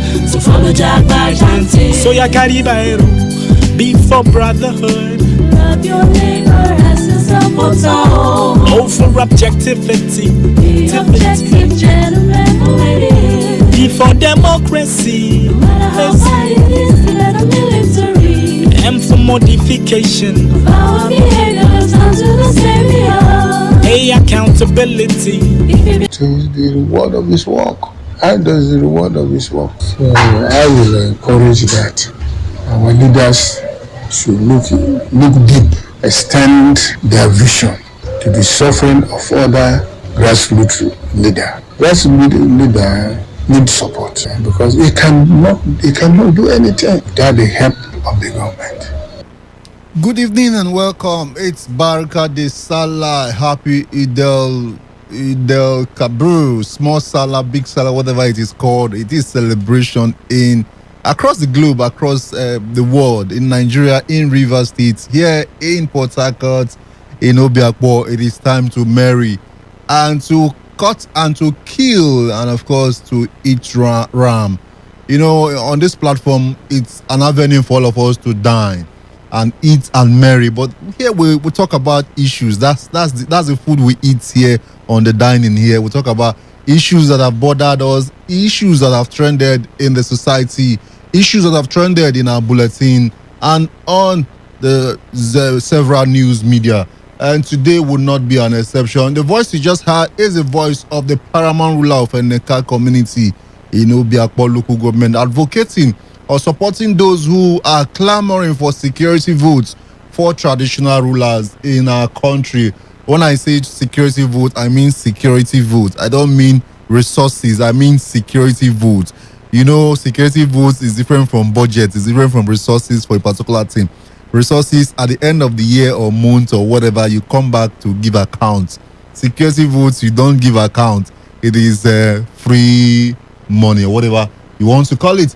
So traditional rulers in Rivers State are calling on the government to also extend that gesture to them. Give them security votes to be able to take care of their subjects. That is what they are calling for. But quickly, it's important we'll let you know that this is a platform. It's just about 11 minutes after the hour of 4. This program is aimed at bringing you up to speed with issues that have made headline. But one thing that stands out here is that we'll go deeper. We'll go much deeper and let you know some of those things that you didn't hear.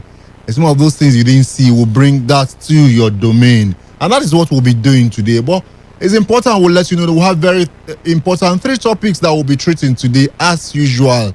On the menu rather, we'll be looking at the meeting between Rivers State Governor, his counterparts in Benue State, Samuel Otom, alongside the PDP National Chairman, Uche Secondus.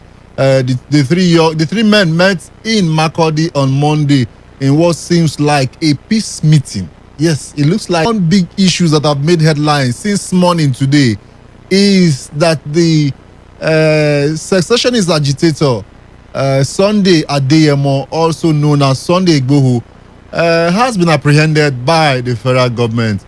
His lawyer, his lead counsel, Yomi Aliu, confirmed his arrest to journalists today. He was arrested alongside his wife in Benin Republic, Cotonou, He was arrested, I think, on Monday, but that confirmation came today. I think the federal government is on the verge of extraditing him back to the country. We don't know how far that has gone. So all of these three issues will be beaming our searchlight on all of them. Quickly, let's start off with our first story, which is the meeting held amongst the Rivers State Governor Nyesom Wike, Benue State Governor Samuel Orton, and the national chairman of PDP, Uche Secondus Prince. Both the three men met in Makurdi on Monday. The meeting, which was at the instance of Governor Samuel Orton, may not be far from reconciling the differences and to broker peace between Governor Wike and the national chairman of PDP, Uche Secondus. Governor Wike and Secondus have been reported to be at loggerhead in recent times. Addressing newsmen after the meeting, Governor also said that the meeting was geared towards regaining the confidence of Nigerians with a view to winning the 2023 general election. The governor said that realignment has been ongoing within the party with several meetings held in different states. This meeting, I don't know how to term it really. I know also that the camp of the PDP national chairman has come out in several times to say that, look, there's nothing going on. There's no foster relationship between myself and Governor Nyesom Wike. But here they are in Makurdi on Monday, holding what looks like a peace meeting, mending fences, trying to cross the bridge. We don't know why this meeting came up, but recently about 3 governors of the PDP have moved to the APC, and you understand why this kind of meeting should hold in the PDP. So our talking point today will be, and my question to our callers and our listeners will be, what impact do you think such meeting will have on the fortunes of the PDP in the coming elections? Let's get talking. 95.1, good evening. Yeah, Kachi, good evening. Good evening. Yeah, this is Pastor John from Buguma Kalabala. Thank you, Pastor. You see, my brother, just like he said, we heard that from the homestead to keep hearing that there was no dispute among them. And that is even the governor was even saying it. But we know, we the political side workers, just know that they have a dispute. And what is the distant leader of the PDP, which is Atiku. And he's very confident that with Atiku, no harm can befall him. And the governor, is also having in his own hand that he has single-handedly sponsored the chairmanship of Uche Secondus. And both of them have come a long way, looking at their political history for Rivers State. How much of impact do you think this will have on the PDP? My brother, it has gone worse. There is nothing that can mend the fences anymore, because if you look very well, that even the Uche Secondus led chairmanship is not even helping the party. The party is drowning, sinking as much as it can, because it's light in the tunnel. You can see that there is nothing like that under his leadership. Thank you so much.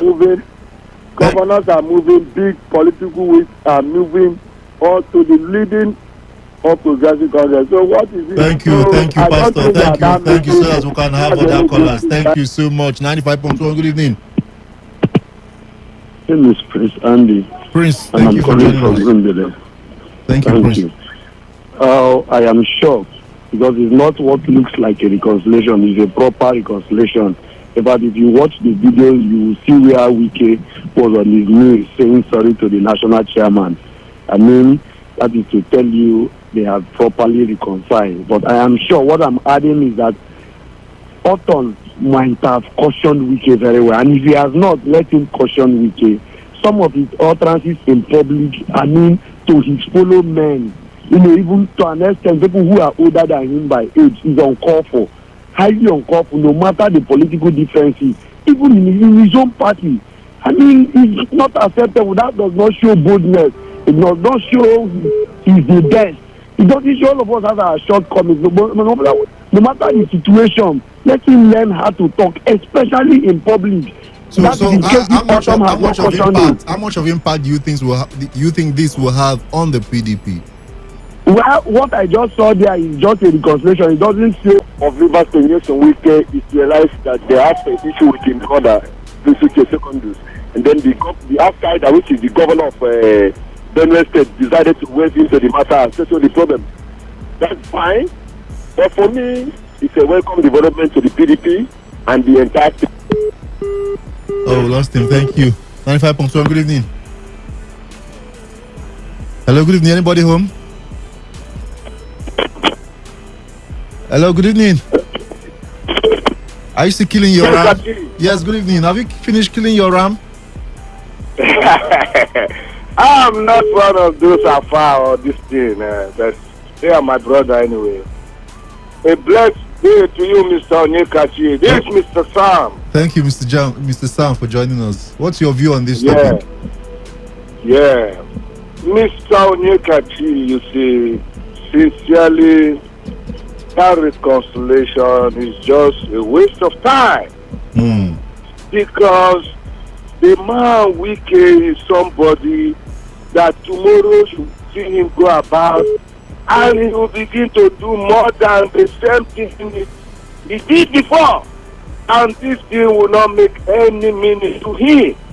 Before now, he keep on saying they are just a disagreement, they are just brothers, and somebody is still talking about the brotherly. Why things has already gone wrong? But you see, why I know that thing is just a shamble or jamboree, in the sense you see this AKA Papa dispute between this YK PDP.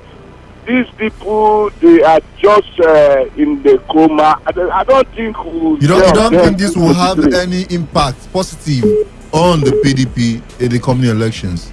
The party is totally gone for good for Nigerians.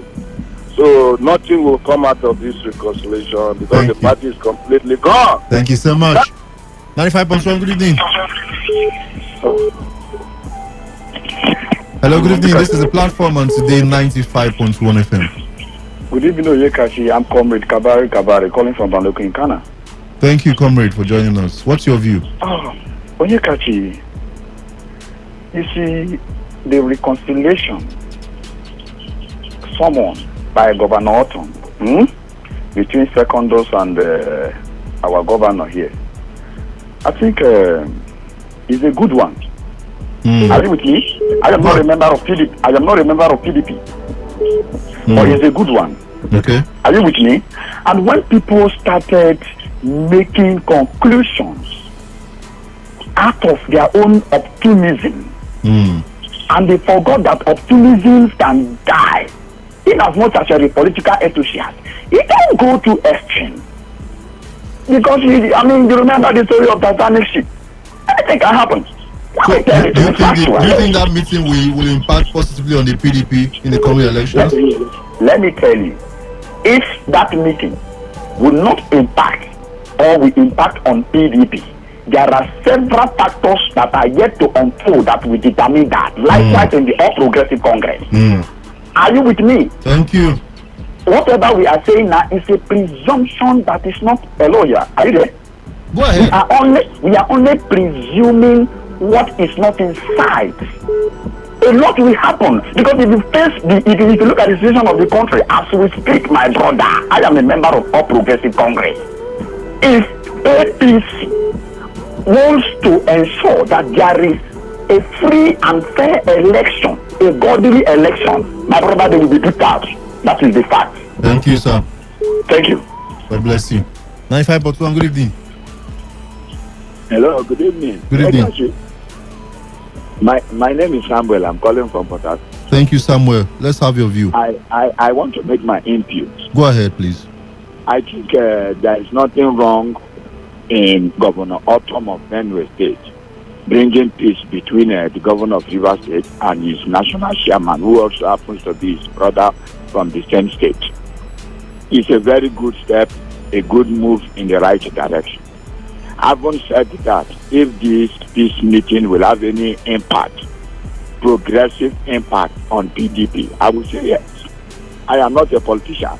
I'm neither a member of PDP or APC. I'm just on my own speaking my mind. I would say yes. Number one is going to encourage a lot of members of the party. It's going to make it will also harmonize the party. They have one vision now, one focus now. But let me drop on this note. We have seen football matches where referee gives a particular team red card, yet with 1 player down, they went ahead to win the other team with 11 players. I don't know if you understand now. Yeah, thank you, sir. The captain does not mean you have won election. Thank you. Yes, it does not mean APC has won election or PDP has lost the election. Thank you. Referee can give your team red card, yet your team will go ahead to win. Yes. Thank you very much. Thank you. 95.1, good evening. Yeah. Good evening. Good evening. This is the platform on Today 95.1 FM. I know. I am Promise. I'm calling from Ileleon. Thank you, Promise. Let's have your view. Yes, just like the two last speakers, they have spoken well. The mere fact that PDP is in turmoil as we are talking does not necessarily mean that that's a complete exit of. I'm not a politician. I don't vow that I cannot become a politician. But as an observer, what is APC doing right that some of the callers say PDP is gone? If there is a governor that we can respect, is this Oton. And for Oton to mobilize and then organize a meeting between the chairman and Wike is a good omen for the PDP. And Wike should be able to realize that some of his utterances is not palatable. Right, because most of the governors that exited, they are claiming that it is because of Wike they left. Right. So I hope he has realized his fault. Thank you so much. PDP will move forward. Thank you. Thank you. Just maybe, is Governor Tom is reciprocating what Governor Wike did to him. Remember, Governor Wike also,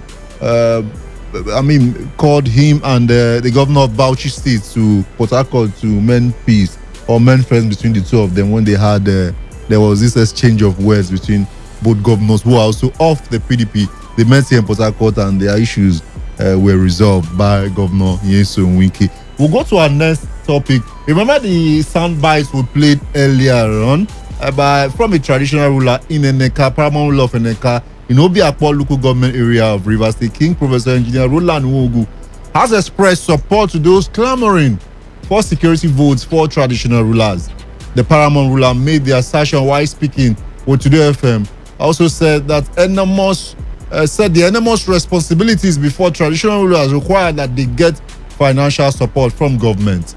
Let's take a listen. The reality, you hear peace is in the hand of the community leaders. How the peace is being coordinated, they tell you it's a long process because the CDC, the youth, the security officers, communities, the women, because they're logging. So he who is doing good, is equal to the reward of his work. How does the reward of his work? So I will encourage that our leaders should look deep, extend their vision to the suffering of other grassroots leaders. Grassroots leader need support because it cannot do anything without the help of the government. Yeah, grassroots leaders, they support. They cannot do anything without the help of the government. Those are the words of the traditional of the Eneka community in Rivers State. Now, the issue is, do they need support or they need security votes? Because, security votes is unaccounted for. It's not, you don't come back and say, this is how you spent it. It's free money. Just you cash out and you go to bed, Now, the question now is, do they really need security votes to be able to keep peace in their domain? I used to think, or I still think that some classes of traditional rulers still get some sort of monthly allocation or monthly. They get money. They get money from either local government, the state government, or federal. I know the first class traditional rulers like the Ornis, the Obas, some classes of the Azis, and so get some form of allocation or finance from the federal government statutorily. So why and some other maybe second class, third class get from a particular sphere of government. So why they call for security votes? What's happening? Is it free bread? You want free bread? What? 95.1, good evening. Hello, yes, good evening. I am Samuel calling from Kola. Samuel, thank you for calling. How is Kola today? Kola is calm because of what they did to our people. The state is calm, still searching for our brothers, our lost brothers. All right, I'm sure something will be done soon by the security agencies. Okay, yes. Let me see.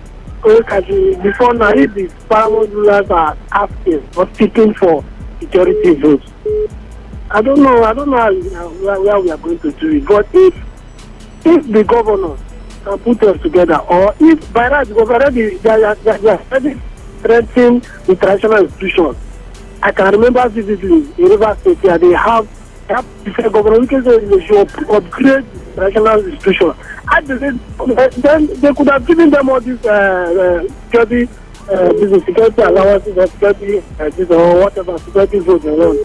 There's no cost for alarm. Before now, the private has been moving with security. They've been moving with security. Yes. For instance, my governor, my team, according to them, the security vote will help them, control their subject, take care of security situations in their domain. It's not really for them to move around with security. That's their word, that it will help them to take care of security situations in their domain. Before now, they have been giving them allowance. I can tell you. So you are saying that there's no need for security vote for traditional rulers?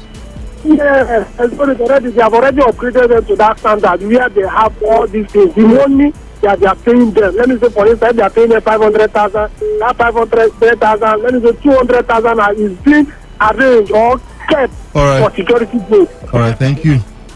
Thank you so much. 95.1, good evening. Anybody home? Good evening. Baraka Salah, are you there?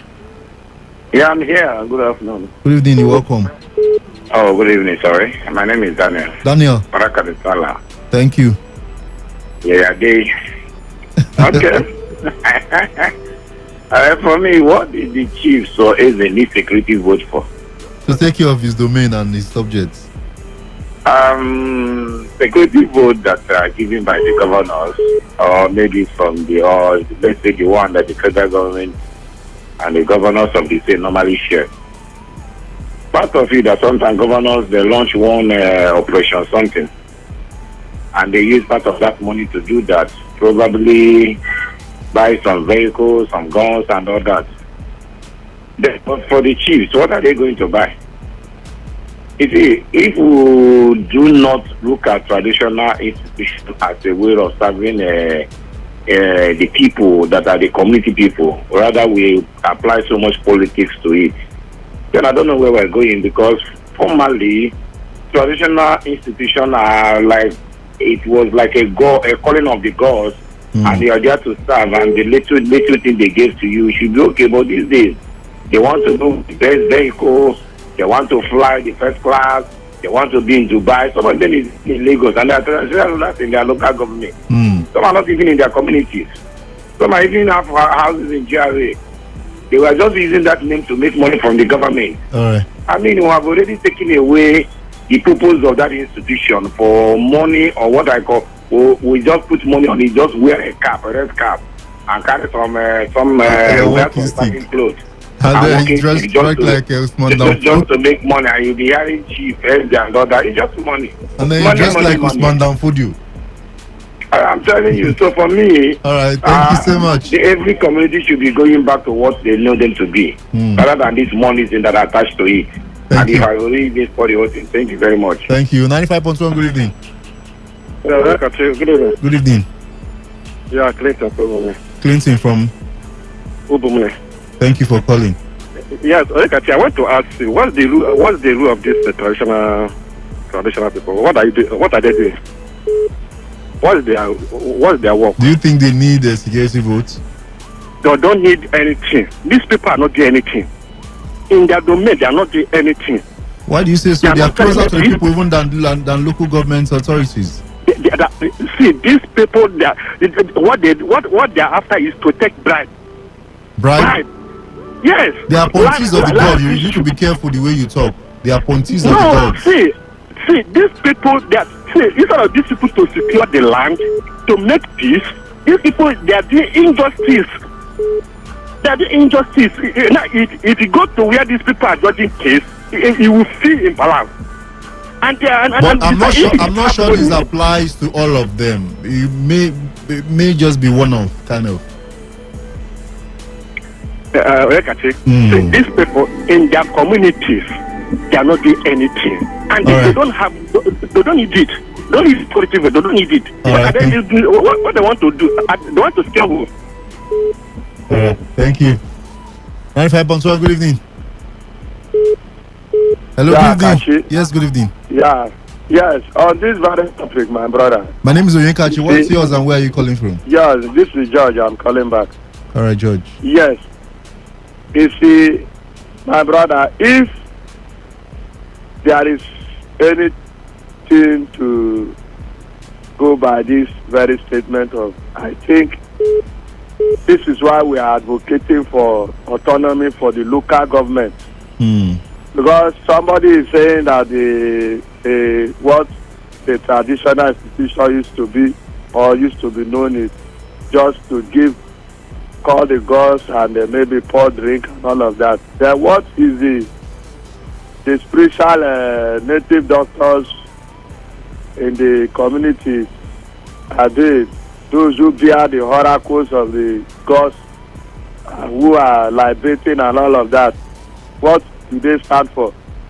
So do you support the call for security vote for traditional rulers? My brother, see, let me tell you. Tell me, please. In as much as, yes, even the governors who are taking security votes are not doing anything with the money, and we keep complaining, we still have security. So you say, are you saying that traditional rulers do not, I mean, they don't, no, if you give autonomy to, are you saying they are not supposed to be giving security votes? Is that your point? What I'm saying, that even the governor taking it are not even utilizing it to the point where we can clap. So traditional rulers should not also be giving. Give it to the traditional rulers. Thank you so much. 95.1. Good evening. Hello. Good evening. 95.1. Yeah. Good evening. Sorry. You may need to turn down the volume of your whatever gadget you're using. I can hear myself. All right. I'm calling from Banloeku clan in Ogoni. Thank you for calling. What's your name, please? Comrade Kabari. Comrade, thank you for joining us. What's your view on this topic? Oyekachi, I think I don't mean to demean the paramount ruler. Please don't. But he misfired. You know why he misfired? He would have fasted 4 days before he came on air to make this demand, so that his voice. No, it's not just him. It's not just him that is making this demand. He is just supporting those who are making the demand. Even he that is supporting the people that are calling for such call that will not hold water from his standby. He's rich, and like people have told you, he said they are promoting crimes in the community. And let me tell you now, he's trying to take over the responsibilities of the government. Yes, because the security agencies are there to protect crime in the community. No, but you know that there are, just a minute, you know that there are issues in our domain, in communities, in villages, that get resolved in the King's Palace before it even gets to the local government, before it gets to the police post. I need to listen to me. Those issues are resolved in the palace of our kings, in the domain of our kings. You know, if you go, listen, just hold on. I mean, if you have people who are responsible for these kind of resolutions, don't you think that statutorily they should be funded? Oyekachi, they don't deserve penny. They are the first people that good service should be started with. They are not offering any service, and we are talking of giving them money. Give them money for what? Give them money at the end of the day. They begin to buy arms for the other group of courtesans that are going to be. Have been. But this does not apply. This does not apply. This allegation doesn't apply to all of them. This is more like a one-off. It doesn't apply to all of the traditional lads. It's not. Just hold on. It is not all traditional lads that buy weapons for their subjects. Many of them I know make peace in their domain. Let's not use a blanket statement to suggest that all traditional rulers, have the habit of buying guns for their subjects. Oyekachi, are you there? Are you there? Are you there? Please speak. Let me tell you, even in the communities that is cited in the urban cities, are you with me? They know court boys, and the court boys perpetrate crimes, and they do not. Even the Baba Ruler, there are youths that exist in his community. Right.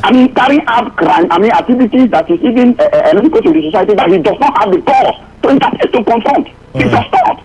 Offer a good service, make good judgment. The position is to pass good judgment, and the people, there are calibers of people, are you with me, that are financially buoyant, that have financial workers to even encourage him financially. What do they want to do with money? No. Any thorough they should not be given to them. They are the people, even the people abating crime. Do you know that they are contributing more wicked to the life and well-being of the Niger Delta than even the governors of this region? Thank you so much. We appreciate your thoughts and your comments. 95.1, good evening. Hello, good evening. Good evening. Yes, blessed evening to you. Good evening. Yeah, this Mr. Sam once again. Mr. Sam, thank you. Where are you calling us from? Yeah, from Woji. Mr. Onyekachi, you see, what that traditional ruler was demanding or asking of was for his salary to be increased, not security. Because what you play at, what I listened to, was for something to be added to the salary. And if you ask me to my own opinion, some of these traditional rulers, one, they are not even qualified to be traditional rulers. You can't be that sure. Mr. Samuel. But two, listen, let me tell you, they need to even deduct their salary because they are not working up to expectation. Right. They are the ones giving backing to some of these boys that are mesmerizing in the community, collecting unnecessary tax. So for such traditional rulers, what did you think we should do with such persons? Is either to demote them or sack them or reduce their salary. So that traditional ruler should not come out, or any traditional ruler to be talking of security vote, whereby the governors are not even managing the security vote well. The chairman, even they are not doing well. Now you are not taking it to, it's just as if we want to be sharing the money and be enjoying the money down. It's not like that. Let's find solution how governors and the local government will be making use of the one that they are already having before thinking of any other one. Thank you, Mr. Onyekachi. Thank you so much. 95.1, good evening. Yeah, good evening. Good evening. Yeah, this is Honorable Christo, please. I'm calling from Port Harcourt. Thank you, Honorable. Let's have you. You're my last caller on this topic. Yeah, no problem. I see the call for the traditional way. It's a very nice one. You know, to entertain people in the rural area now, cow meat now is costly. Cola nut is costly. Garden egg is costly. So we're talking about security food, not cola nut money. Cola nut, when you come to a traditional palace house, the cola view, is it not running in ministry? We used to, when we go to our team, we used to take okra and dry meat. So they should increase their money. Everything now is costly. That traditional ruler, I heard them. They should increase the own salary, I beg. Thank you. Dry meat now is cost in the market. And the okra. Thank you so much. I don't understand what you're talking about. We'll go to our last topic, which is side trending this morning. Yomi Aliyu, lead counsel to secessionist agitator Sunday Adeyemo, has revealed that the International Criminal Police Organization arrested Yoruba Nation agitator with his wife Rokwo in Cotonou, Benin Republic. The senior advocate of Nigeria, who revealed this while speaking with journalists on Tuesday, says Sunday Igboho and his wife, who is a German citizen, were arrested when they were trying to catch a flight to Germany. Ali urged the government of Germany, Benin Republic, and the international community to the Kano was also apprehended in Kenya, as we made to understand. So now, my question now is, if you are to advise the government, how best do you think the government should handle these agitators and their leaders who are now being apprehended? How best do you think the government should handle the issues, the reason for the agitation, the reason for the clamor, and those who have been apprehended, those who have been caught and are in DSS custody, or we hear the Nigerian government have started applying for extradition permit so that Sunday Igboho will be brought back to Nigeria to face the law. So how best do you think all of this should be handled? Let's listen to you. 95.1, good evening. Hello. Good evening. Good evening. Yes, please. I'm Comrade Tabarik Abad. I'm calling from Banleko in Ghana. Comrade, thank you for calling us back. Comrade Yekachi, I want to put it to you. Yeah. Succeed in that push. I didn't get you. Come again, please. Nigeria government will not succeed in the extradition of indictment of that who back to Nigeria. They will never succeed. So, apart from succeeding, now that all of these issues are coming up, if you are in a position to advise the Nigerian government, what will you tell them to do to someone like Nnamdi Kanu, someone like Sunday Igboho? Good. What I would advise federal government to do to Nnamdi Kanu and Sunday Igboho and their agitations, their demands. Let me tell you. Even in their grief, they have my honor. They are separatists. It is permitted by the Western international community. Regarding the meeting that they sat in Berlin, in Germany, Nigerian government is signatory to the law that they are violating, the international law that they are violating. They are separatists. It has a result of this separation that led to the regional war. Nigerian government, mark my words, they will never succeed in extraditing that man back to Nigeria because the Yoruba communities have made moves towards that. Not like we here in the southern part of this country that we trace our brothers. Even the Nnamdi Kanu that is there, if they say today, okay, now let me tell you, now they are claiming that there was a gun stockpiled in a Igbo's house. And what is Igbo says that arms was hidden there, was stocked there by the Nigerian government. Do you know that Nigerian government cannot prove it? They cannot in any way concretize the allegation that Igbo is responsible for that arm that was stockpiled in his house. Let me tell you all what Nigerian government is saying. If they say that there should be fair hearing, both Nnamdi Kanu, both Igbo will beat them, and at this critical point in time, what Nigeria needs is not in 2023. It is agitation. Thank you. It is method on us here at Nigeria Delta. Thank you. 95.1, good evening. 95.1, good evening. All right, we don't need to divide the country. That's not what we need now. Yes, you may go on a protest peacefully and demand for whatever you want the government to do, but not to call for the division of our dear nation. 95.1, good evening. Yes, good evening. This is Samuel Chio calling from Kula. Thank you for calling us back, Samuel. Kashi, you see, that is why when I say something, people will say, why are you talking like this? These men, Nnamdi Kanu and Sunday Igboho, these people are calling for sovereign national conference. And that is what we stand for. Is that what they are calling for? Yes. That is what we need in this country. And those people that Sunday Igboho and Nnamdi Kanu, the federal government should tread with caution. These are men who are agitating for their own freedom. It's self-determination and it is in the Nigerian constitution. All right. Thank you so much. So we should follow by the Nigerian constitution and also advocate for sovereign national conference. That is what we need in this country. Thank you very much. Thank you. God bless you. 95.1. Good evening. Yes, good evening. Nyakachi. Thank you for calling. Nyakachi, some comments say you said that you don't want to divide the country, but you don't need it for now. Why do you pull out from British? Can you tell me why you pull out from That's British? not where we're driving towards now. We're looking at Okay, according to you. We don't want to divide the country. That's not the intention. The country will not be divided. The country is united in our diversity. We are better as one Nigeria, and that's what we keep preaching on this platform. That's not what we are looking at. That's not what we're looking at. That's not what we're looking at this evening. We're looking at looking at the situation. Sunday Igboho has been arrested. He's right now in Cotonou. So what do you advise? How do you advise the government? If you're in the position to advise the government, what would you be telling them to do with someone like Sunday Igboho, with someone like Nnamdi Kanu, and the demands that what they are clamoring for? How do we solve them? How do we have a better, peaceful Nigeria that is fair to all? 95.1, good evening. Yeah, Kachi. Good evening. This is George. Yes.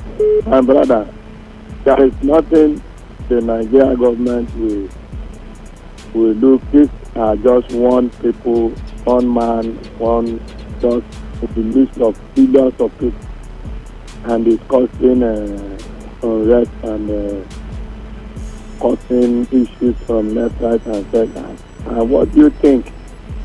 What are you expecting them, the government, to speak to these people and discuss? I don't even know. All right, thank you. You don't cause problem, and you're expecting that because of what you are station and what you believe, every station should go on fire. I don't think that it's like the Cotonou government will fully submit to the demands of the federal government, because Cotonou survive. They are like a sucking breast to Nigeria. They survive. Most of the economy is making impact because of Nigeria. So there is not, because it doesn't happen here does not mean that it will not happen there. It will happen. Very soon they will send him back, and what we see. Let them come and answer what is his problem. Tell us what is his problem. Why? Thank you so much. Thank you. 95.1, good evening. Yeah, good evening. Onyekachi, I call back. You cut my call, please. Onyekachi, we don't preach division here, please. Listen to me now. It's according to what you said. Why do you cut my? You don't have to cut my call. It's according to what you said. I said we don't want a divided nation. So you don't come and clamor for division. It's according That's to the point. It's according to Let's leave that you issue. I don't have enough time. Let's leave that issue. Okay. I'm asking you, what do you advise the government to do? Allow me to ask. Listen, you need to listen. 95.1, good evening. 95.1, good evening. Yes, you need to listen to me. The question is, how best would you advise the government to handle these issues? 95.1, good evening. Hello. Yes, please. Just give me 30 seconds. Let me answer your question straight. Go ahead. Comment Kabari. Onyekachi. Yes, please. See, the government of Federal Republic of Nigeria knew what they are supposed to do, but they have refused to do it. And let me tell you, if there is any part of this country that is supposed to be pushing for justice, and even the separate, the division you're talking about can also be a part of a justice call. That is when the government refuses to hearken to the plight of the people. Do you know that the Niger Delta people are dying for a blessing that they are recipients of? Are you aware that people like Ubu and then Nnamdi Kanu, if combined together, is not supposed to even withstand the thought that was supposed to be going for Niger Delta to the federal government of Nigeria? Do you know that every compound in Niger Delta, even as I speak to you, outside my gates now, as I speak, inside the check that is there, it looks like a creek. The environment is polluted. Respiratory illness is on the high rise. Go to the University of Port Teaching Hospital and you understand what I'm telling you about. Do you know that we are marginalized? Right, even the allocation that is given to Niger Delta. Nigeria government will not want to have engage you in an issue-based matter, because they knew that if there are parts of the country that is benefiting so much from sectionalism and the intimidation, but a day will come when this will subside. Thank you. Thank you so much.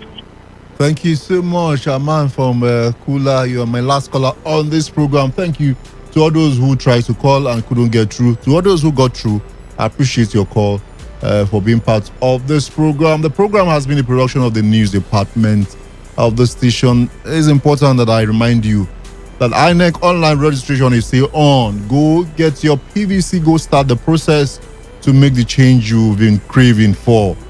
Beyond talking, use your PVC wisely.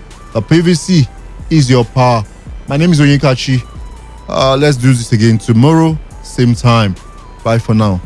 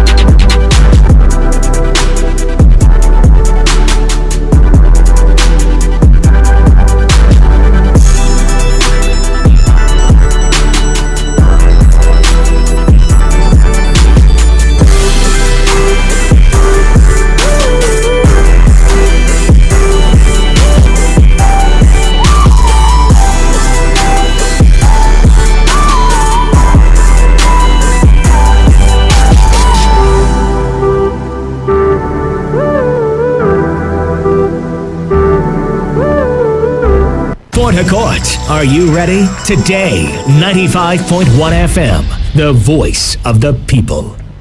Radio has never been this good. Today, 95.1 FM, Port Harcourt. This is Today 95.1 FM, Port Harcourt, voice of the people.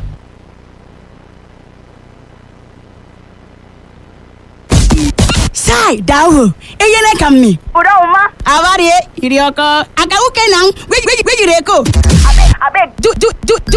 A diversion. Make we enter Today FM 95.1. And now wetin dey happen? Na dey happen for Port Harcourt. Mbak, cause no be.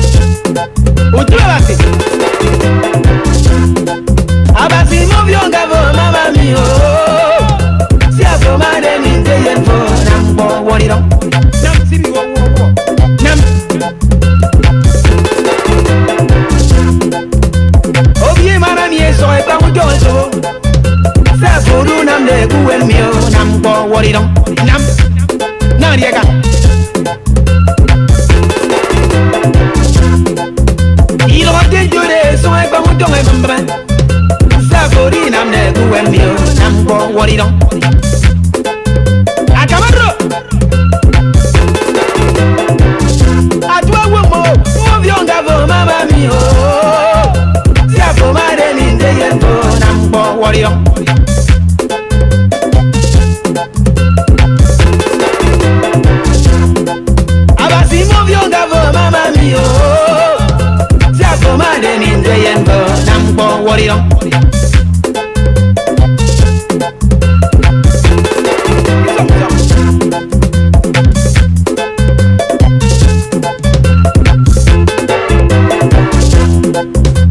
Awiki yama Joseph Kendako. Mwake yama yeniroba. Ya say. Now yama Jeff down.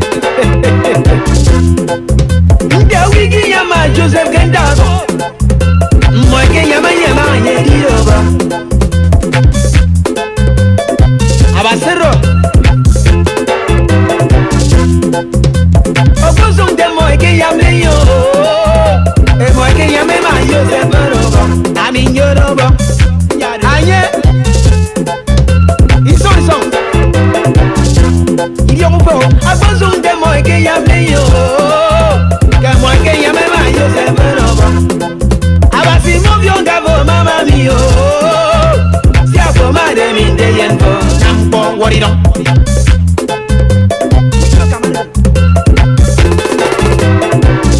A toi mon vieux gavo mama mio. What it on? Now you got yummy. Who got it anymore than I'm walking, but you work at me and we are. We have came again. We praise your name. We lift you high. We have came again. Oh, this song, this worship song just touch me. Now you release this song. Now you sing up. Now me song it. And I'll let you the listen now. Because this song, this kind Mugurism song where you just sing nana. So we have came again. The couple say the couple in past tense. He said they sing the song. Listen me.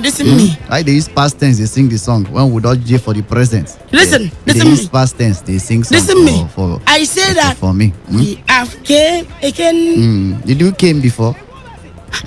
What's the worry? When you thought they came again like this, so it get it how he came before. I don't came now because I don't. What's in the room? I mean, I come. I don't know what you take came. I bet excuse me. You know if you know what in happen for that. Sing anything. Yeah, the song went for sweet now. It don't on sweeter. You say yeah. Oh, eru ye. Arupo yo. Talk with you, no. Arupo yo na Asian of day. The eru ye. Eru actually bad people that go tell you. They hear you. Eru ye. Now man where we say na big court. Jace. Now they talk like this, so. How they talk am? Say normally they spoil everything. So I just feel say no, how does I talk it? Something for some of my mind they tell me say this one now you don't they spoil and so. Okay, how does the pronunciation? Me I not too know that they pronounce them, but I just know say it be like say you don't they spoil because the way they sound for your mouth, they sound like something where don't spoil for your mouth. I no blame you. That's how they sound. I no blame you. Make Yoruba people make they tell me what that with me they talk now so now say true or now wrong. Arupo yo na batin. Make they tell me what that with they make they talk now so. I don't think say you they spend your time for God present. For God present. If they worship him upon him. You know go they ask me this nonsense where they ask me. And people like when I know sabi song for church now they singer now. All those choir people, you know sabi the song you one singer. I don't sing attendance choir. The singer any add Yoruba and Igbo together. Okay, let me sing a song now. Yeah, singer man, yeah. This song Igbo song. Where that song dey? Wait first. Maybe that's where it dey. Na me keep her. Okay. Okenwo. You want to call for and keeping call. Okenwo. What's in the room? Yeah, child. The share. Abeg. The share called the Shukumi. Oh, your song this thing. No me chama use the singer. Okenwo. You want to call for and keeping call. No me still the song it. Wow. Udeme. Now what thing happened? Hey, this is me. What was it? Close your eye, I pray for you. May come. Close your no, eye. your prayer not the work. That woman will pray for you. It's a belly pain now. You pray for them from ear problem. You don't enter belly pain. At least belly better pass ear. Oh, now she go the ear word. She go the year where they go prescribe drugs for her for the belly. They say they just so now this wait. What was your missionary? I pray for you now. Wait, listen me. What was your missionary? Because the pinchers, you have a pinchers to always disgrace me whenever I sit down for you. Now because you they always wear cloth dress to call disgrace yourself. Which one be okay when? Okay, how does this song get? I know Sabia. Well, not say I beg. Back one side. I know Sabia. Back one side. You know say good mate to say you know Sabi something that will spoil her. You know Sabia. Imagine me. Can they spoil her? I say eruyeye. Me I know say na okay more. Not be that what you talk now so. Okay more. Come on here. Let me the real one. Narai. Oh yeah, sing your own here. Okay yes. Okay. Let me sing another sing. Okay more. Wait now. Sing another one. That song where this man sing. Ekwewe.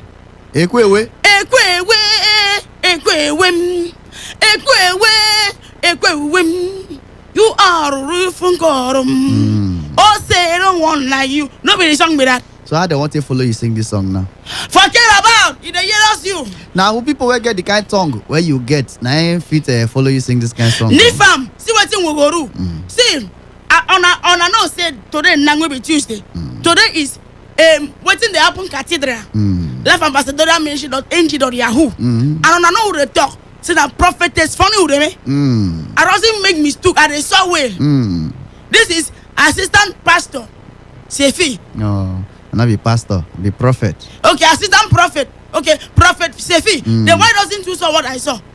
Now make I say I pray for you because what I be they see that time he reach to pray. I mean, excuse me. But you don't agree, I pray for you. The way they do me now, I want to song a song onto my year offer. Yes. I want a song in Yoruba song. Sing now. Eba mi roru kome, emini jinye mimim, ororu ko nam, emini manje berum, ororu ko ra nta, rinki, pari yosim, oba yo toto, yo kari ayem, omenem kanje beru, wetin be that? Sad they laugh you. Come on. You know your sister they laugh you. See, see, God on the tell me something. Say you sabi you the hear us. Matter you waiting one small picking for our area. Tell me.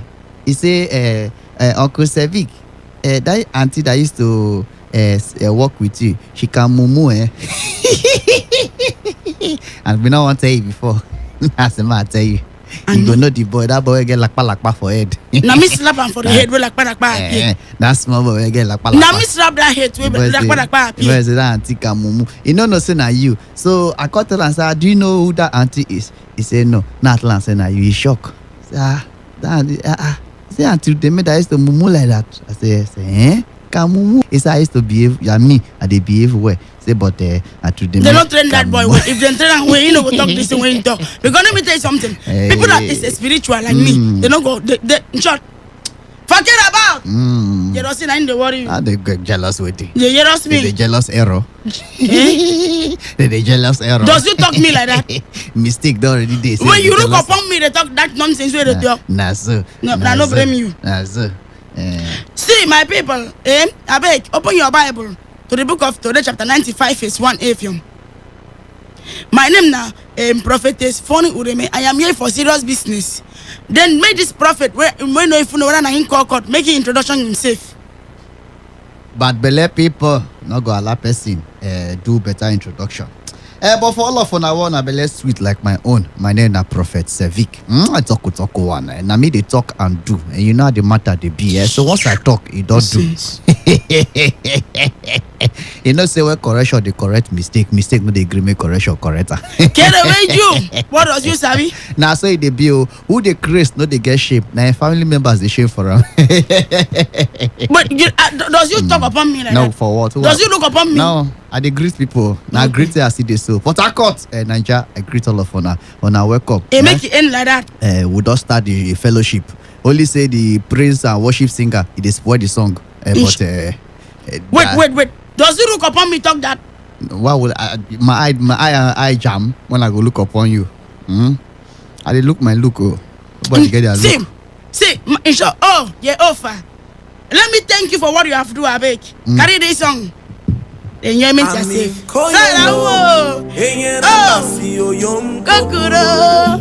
Ami get to say me, Eyera basi dinu mi yakanga kubon.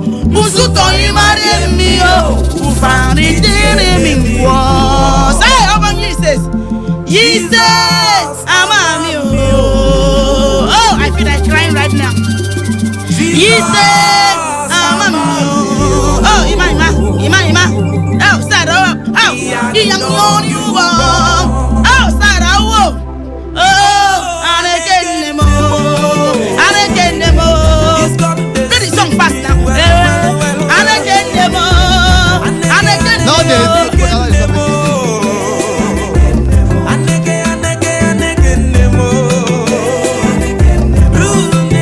I know they play am again. You know, gonna let the song make you. I don't face. Which kind of backup they spoil the song for under the guy? Play. I doesn't pray again. Who sing the song? I doesn't knows. Who sing Ghana? Tell me, I don't know. Make me face. Yeah, sorry. He's singing this man. Sorry. I thought J Rogra. You say? I thought J Cochra. Wait first. Now that name made me beg you, Nana. This is the way you call Nana. Yes. Made me beg you. Come on. Why I go beg you because this yeti what you call. You know what they're after you. This is with me. I thought J Rogra. Nonsense. Get that kind of See, I don't do what's in my mind. It does with me. I don't win over you. I'd say what we call the name way. I don't know say go spoiler. I don't win upon you. Give me my begging back. Can I give my begging back? See, I beg. If you want to sing a worship song, I beg. You go right now, I don't do a wrong song sing and it's sweet. You understand me? If you are listening me and you know that this thing I've sung to the Lord is something that is a touch you. It's a touch you. You can sing a song of Thanksgiving before you put man for the mattress. Not forget for saying waiting the Apple Cathedral. Love Ambassador Ministry.ng.yahoo. Now we did this Ephraim. This is the cathedral.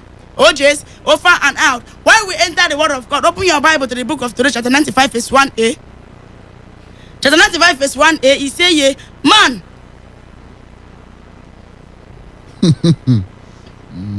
Listen to man. Come on, begin look me. Listen. Man, lay it.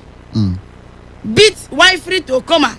Then threaten. Siam. THREATENS. Now, what do they call them? Threatens. To do it again. Once she regains consciousness. See here.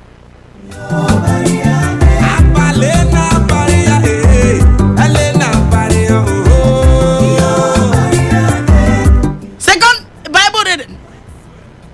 Church stand one place. I beg, no, they confuse me. Second Bible reading. Woman, say yo. Job be woman say yo. Now I quite but they say write it. Woman say no. Your woman say yo.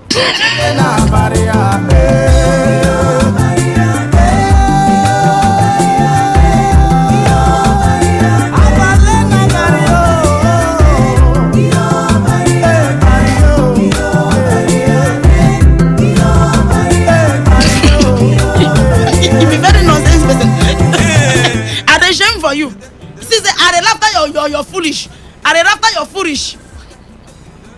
Are they after you're foolish? Something what they write for English, he leave to translate and to pidgin. He can't transcribe and to Akwa Ibom. The woman say yo now waiting. See, when people like me they talk waiting there for crown, no they actual me. Now woman say ijo. He say ijo. To Yenda base firing. Yenda base firing. Woman say no to gender-based violence. Okay. I will not see am way. I scratch my eye past yam. I know so. Now, but not listen. Read this thing. BASED. That be based. Base. That be base. I go to West Station English. I beg. More listen. Refer.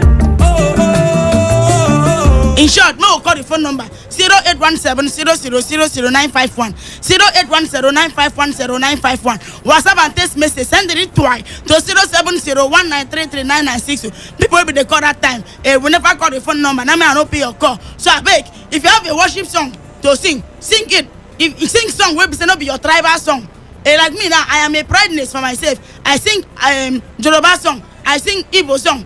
You understand me? I dey for God present. I know they carry cord, they pray. You understand me? So I beg, on I go put man for the mattress, but on I go talk about make with the pick call. Make gonna say if you go, I doesn't pick. Say what's up and text message to 070-193-3962. You go put man for the mattress, but you can sing if you are late in the spirit to sing a worship song. Sing the one of your tribe. Man, I see people will be say that they follow God. God they follow them too. Over and out. This one don't cut. Okay, this one too. Okay, hello. Why do they spoil people songs like this? Who is you? And then now original Professor Kitina. Oh! Hey! Deacon! Do you run away? Deacon! You know say if offering run last 2 months. No, you know say we tell us say make him baby in baby, make him resemble Deacon way. But you know say the money when carry go back baby and I can get to thief money for job. No bab mass, no bab anything. Siam. Alaji Sefi. I will be allergic for that. them. Now, will be prophet and prophetess. Now, what's in the happen cathedral? Now, mosque you come. We will suspend you now from church. Is that allergy? My God is Allah. Salah di Barika. Salah di Barika. Now, what's in there? I will so carry you enter studio to come and say that Mumus where they sing there. I sing worship song to my year off. You tell me they sing nonsense. How do you see you? That's why they sing that you say they respond God's name. I don't see Spanish. As you come, so you supposed to correct her. That's why they do it. Oh, yeah, correct her. No, be Eruye. What is Eruye? They say Eruye. Eruye. Eruye, now you do something. Sam. No be Eruye, then Concord. What's in the room? Listen, make person where they talk to you, tell you something.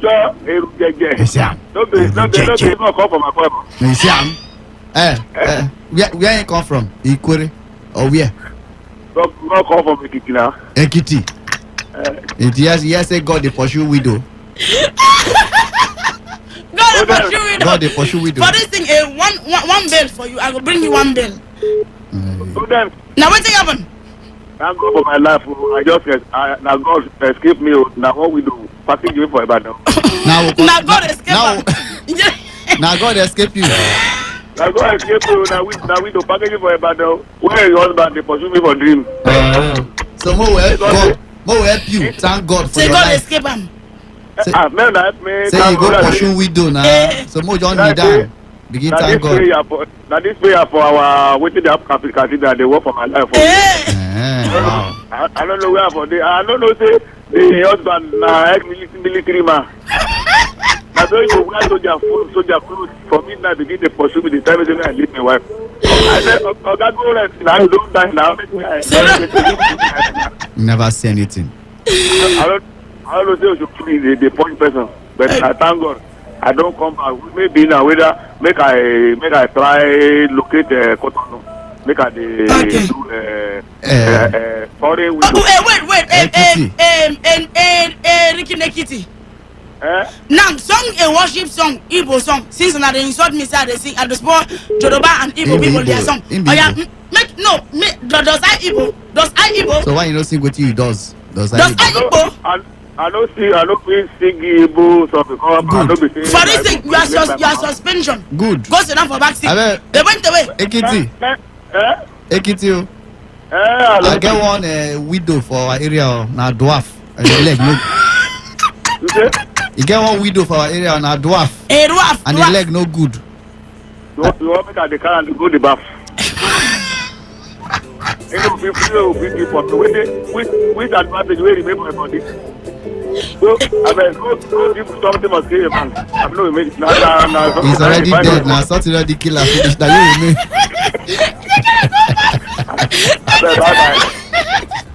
That what happened?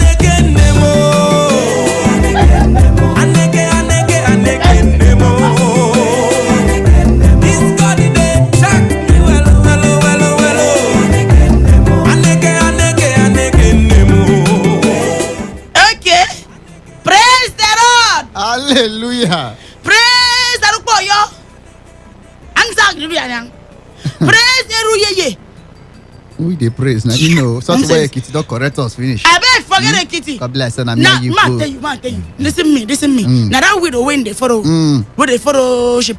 Now in the way I'm not the thing way. If you ask Yoruba person where go school, he go tell you say this one to talk. Oh, no, I don't know why. If you person go tell you say, I don't know why all these Akwa Ibom people not the year word. Now so one girl, if you do praise the Lord, she go shout, Are Muria, na the hallelujah. That one na for Ikorabasi na grow. Okay, you're not correct. Now the way she born, now they born. You're not in a mikot, now you grow up. Paro wrong song of blessing call for Kanafon. Abe, excuse me, ma call the phone number again. 08 listen now. Carry your yacht and your pencil and pen. Abeg, I don't want to face. I dey quick face. Jace, 0817. 0817. Why they look me like no, why you call her? 7? Why I call you no correct? The way you call your 7.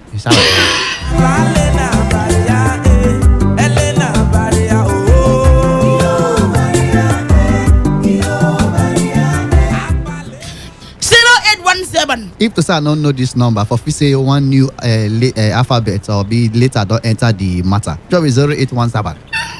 Only one score from ages 0817 0817 0000 951 951. I call it again. 0817 0817 0000 95 kid now 951 kid iba ita wetin dey do you now Akwa Ibom session with the kid 95 kid 951 second one number 0810 0810 9510 95 kid 951 WhatsApp this message 0701 0701 9339 9339 962 962 96 Iba 962 Iba na 2 me go dey pick call Iba she from your radio Okay Jaugo ni Sarabo thank you Jesus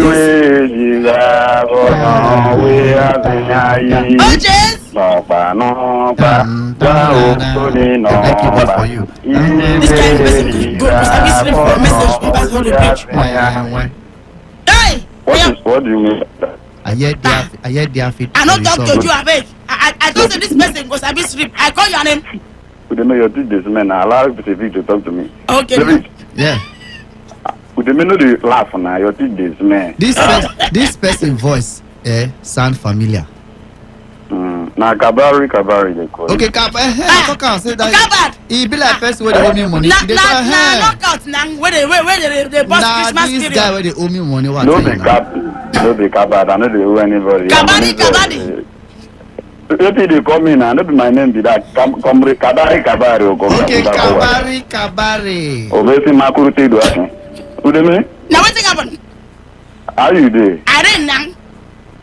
There's somebody reporting your husband. Reporting husbandry? No, the husband. The grammar way you speak, get grammar way you speak there now. You and this your trailer jam moto jam trailer way you speak. Say violence against gender violence. Where do you go? Okay. Where that in them? The violence against the gender. You're your own no. Is it that one you are talking about? Listen me. See, so it here. Should I read it again for you?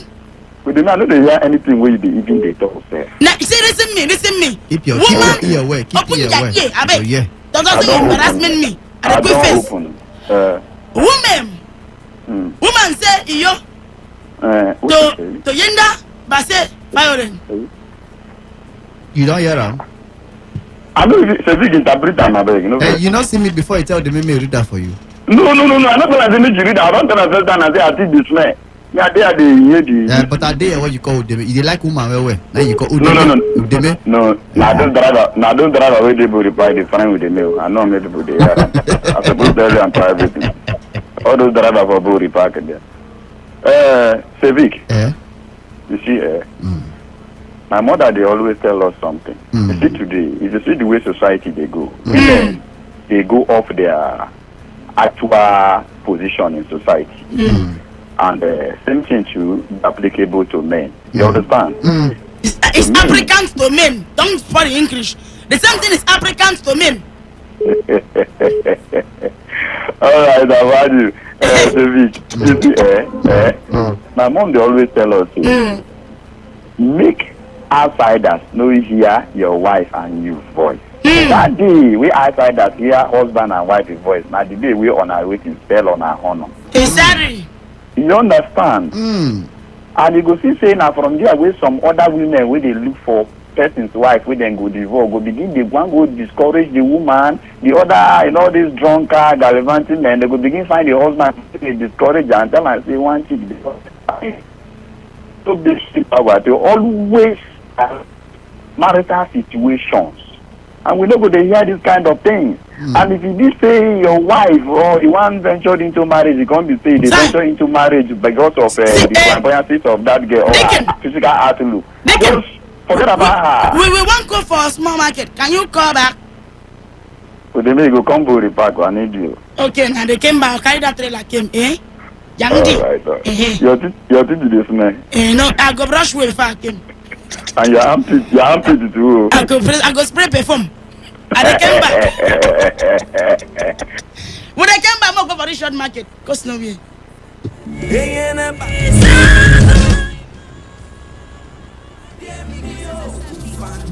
New Destiny Church International with Worship Inspirators presents Worship Aloud. Theme: The Art of Worship. Featuring Minister E-Songs, Great Kind, Pio Silva, Virtue J, Henry Orris, and her choir, Worship Inspirators. Host pastors Dr. Wilfred Daniels and Pastor Mrs. E. Daniels. Date: Sunday 25th July 2021. Time: 4 p.m. Venue: number 6 Peace Avenue off St. Michael Street in Warfare Road or off Chinder Street, Ada George, Port Harcourt, River State. Don't miss this experience. Jesus is Lord.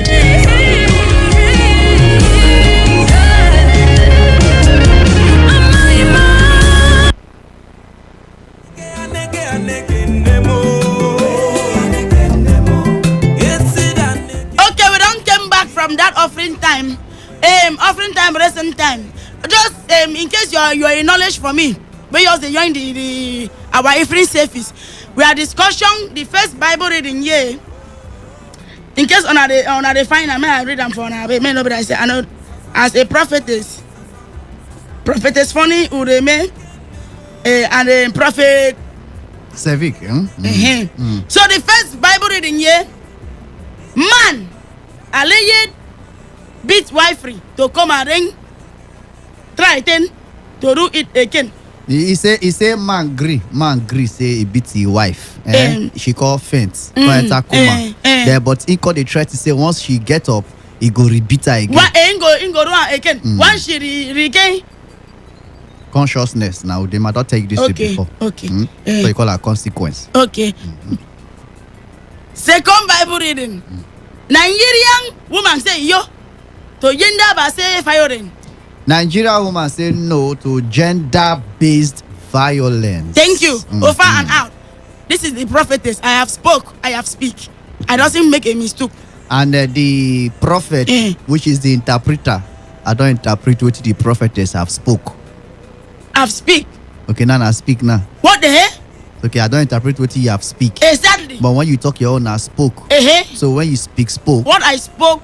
When you speak. Okay. You need to understand things of the spirit. I don't hear you now. Understand spiritual things. Now they understand. You want me to say spiritual language no correct. You understand me? It's all right. This is the Bible says in the book of Ruth 10 verse 5. Deep call unto the. Nothing they tell you for that portion where you read. No, big call. I go suspend you after now. Hello. Welcome to Swagger people. What's in the Apple Cathedral? I too like money. Good evening, no. I greet you, daughter of Zion. Welcome. Daddy, good evening, no. Yeah, I greet Ali for you. Welcome. I greet you. And my first time with this, so now Victoria. Let me give you a vibe. I'm shot now. Say, Unwaika, is something. It twice. Say, it twice. Am I either? Utang, I mean, young. So, thank you. You're very welcome. Now, my dear, this is not past cope. I don't pass the level of cope. Now, who they learn, now they cope. The level what they not also be already. And then join the program. I don't want to continue. Just say my hailing. God bless you. The man don't see me with laugh here. You don't pay your offering. No worry, I go pay later. I go send that to your account. Send it from my account. Thanks. You know, send that to my radio husband. He's a big Porsche woman. Wait. Okay. God bless you. Abasi Urion. Better person. Make with the phone. Wait, I was a test message. Hello, welcome to within the Apple Cathedral. What does we do you? How you doing? I am very fulfillment. Okay. Abasi often. Yes. Greetings. But that man today with you are the suspect and well. Hey, I beg, tell me what does he do? You be CID. What's the happen? Come down, may they sponsor you. That man, he don't look like sincere husband at all. Why does you talk that to my husbandry? How dare you? No, I tell you the truth now. Be careful now. Just information I give you, so just be careful. So in the after me. Don't worry. Maybe I will give you the details of her. Okay, no problem. Who be you, Seth? What was your name? I'm the teacher Uku now. Oh, the teacher Uku. Wait, teacher will get waste. No. That be the meaning be that. This one a teacher we don't waste. You don't waste. Okay, teacher we don't waste. No. Nah, big teacher. Big teacher. Big one. Yes, big one. This one a big teacher. Big. Nah, teacher. Big teacher. Nah, teacher of teachers. So now natural department now put them now. Natural department as teacher now. Now teacher of all teachers. Now this man they make without speak without English. So that one, so that be so I can look the mattress. The matter they waiting for grant. For the Bible reading. Yeah, most people they don't understand marriage. They just say they just want get up then start go marry. You know, you go look marriage, you go check. Like he's beating wife, so the wife come go enter coma. That kind of thing no good now. You know good. Yeah, you know. You see, yes, you know, it's just like what the last caller been talk. When you and your wife, if you not get any issue, there is no issue where nobody go fit settle. You know, they don't. Yes, call your wife, or your wife will call you. Ona go enter room. Ona go settle her. You know, even good make when you and your wife do ona go they shout the quarrel. People they get on her voice. He bad. Yes, he bad. Just as the caller said before you go know. Some women now go begin call the tune the man, and then some men now call also the tune the woman. Make the marriage scatter. Yeah, make the marriage. Any matter, I go discuss them quietly, settle the matter, and then continue the marriage. Yes, that's not the only way out. Okay, this gender-based violence thing. It is not good because even the woman can beat the man to death. The man can beat the woman to death. It depends on who get the upper hand. Okay, no problem. They happen over time, and people like that before you know, now prison you don't go prison. Okay. Now you go end your life. So I advise couple them say when you get issue for your house, try call your wife, remove pride, remove everything. Settle. Then when your wife they blow hot, make you blow cold. Very good. When husband they blow hot, you wife make you blow cold. Okay, no problem. Thank you very much. That's not the only way out. I am telling you because marriage na institution when God taking hand take do. And God know they take and play. And Satan like to attack marriage because now something where God personally gets. So everybody look after your wife, or the wife look after husband. And be careful and settle the matter. Okay, no, so thank you. I will leave you with this very good Ijo song. Oh yeah. Nana we yo, Gekule mo. Oh, I know this song. Nana we I will sing them after now. Gekule mo, Nana we yo, Say God, I thank you. Thank you so much. No amount of thank you go reach what you don't do for my life. Okay. Thank you. Thank you, sir. Thank you. Shayoku. This song. Na nang winjong. Kwen wemo. Yan nang winjong. Kwen wemo. Kaina de kura we say. Now this now the advice where the man just advised Nana say make when husband hot, make wife cool. When wife hot, husband cool. This is what you do now, so now cool or not hot, because I won't know the one I go enter. This is me. I am hot. Okay, I always stay hot. Now you I'm don't a hot. prophetess. Now you don't hot. Just, so make her cool. Calm down. Okay. No face. Make it not come be like say we know the advice. She understand now. Honey, my prophet took his. Yeah, this your mat when you know brush they blow. Give me my kiss back, abeg. Collect her back, abeg. Ma give that my wife for getting my cloth from the house. Yeah, Take it. Mat where this. Took it. You carry me. Come on here. I beg you know how many men they did for me? Make the mess they did for you. Read this message now. Yeah, I suspend you. All right, this message will enter inside our offering box. Hey. Somebody say, Fodu Deme and Sevik. Good evening, I beg ona go kill me with laughter. My name na Lady Caroline for inside the Pitakwa. All right, somebody here called the greeters too. Say, Udeme and Sevik, I don't laugh tire. I beg. I like on our program because my name na Queen Josephine. Okay. And therefore inside WhatsApp here, we don't get a message from our big man, a diplomatic Niger Delta man. He dropped a message here. He said, "Good evening, Honorable Udeme and Honorable Sevik." Please not be Honorable Udeme. We prophet and prophetess. Prophet and They prophetess. see fish on way. He can't talk. He said, "Please, if you know that you never reach to enter marriage," he said, make you not just enter, not just involve yourself at all. Say because all this one are to avoid this talk of a family violence. Say now he won't rest in case. So moko help and rest in case. It why. Does we have any other ones there? Other ones. Does we have another ones there? It is not 0817 000095 kid. 0810 9510 95 kid. 0709 Ita 9. What's happened? No the. Excuse me. No call your call the tissue go out to speak a Bible. Ita 9 6 9 6 Iba. Niti be ita. Ita. Abe, excuse me. Doesn't know something.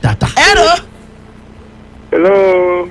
Welcome to Waiting the Apple Cathedral. Yes, I'm prophetess today. Welcome. I'm prophet Sefi Reye. Sefi, you can make heaven. Amen. I know. Even me, I know. Listen, people they call you. Rico, our Rican. Welcome, sir. Yes, you. You're welcome. I know that. I know no topic. I just say try the line. Make I read them for you. You need to hear them more. Do that for me. Hey, the first Bible reading. Can you hear me? I didn't hear you. First Bible reading say, man, Ali beat wife to Kuma.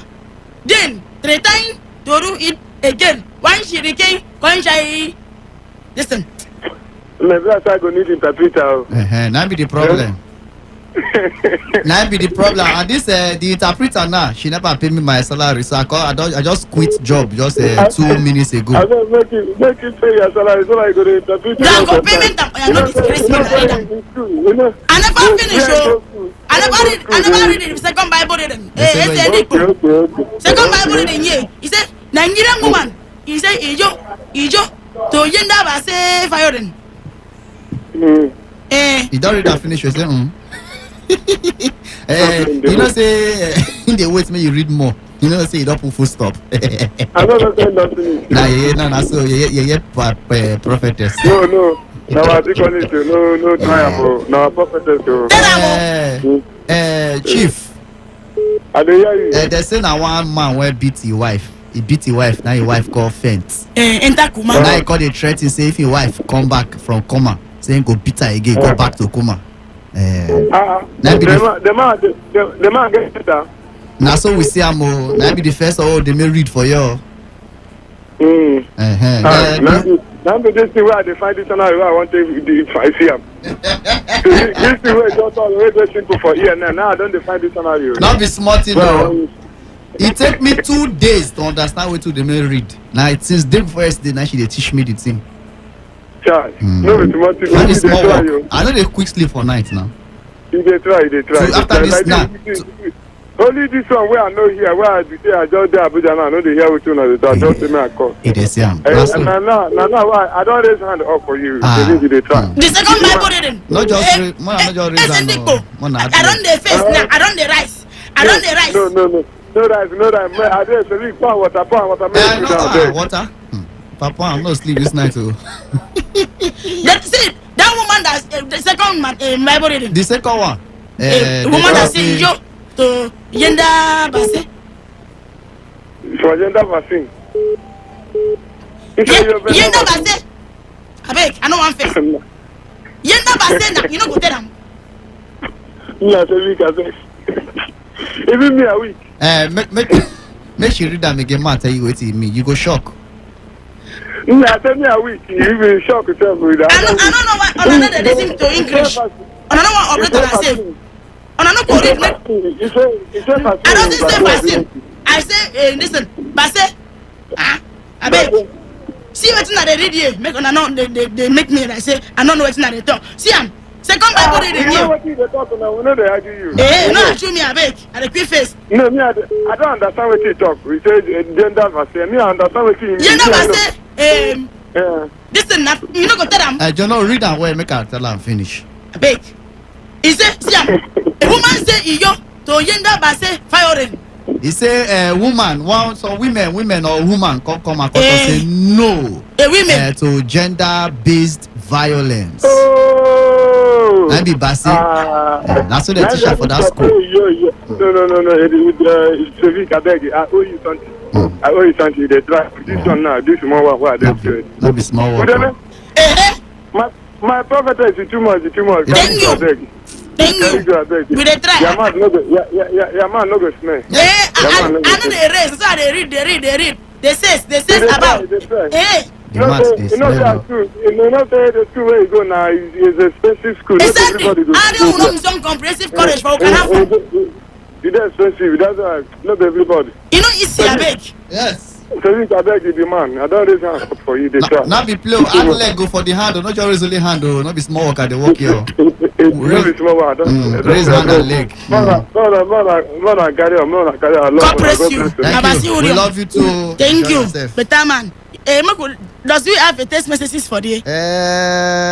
Make us see what anyone do enter for a Saturday was. He never enter. Okay, 0817 000095 kid 08 kid 095 kid 095 kid 070 kid 9 ita 9. What is your 96 iba? What is your kid get?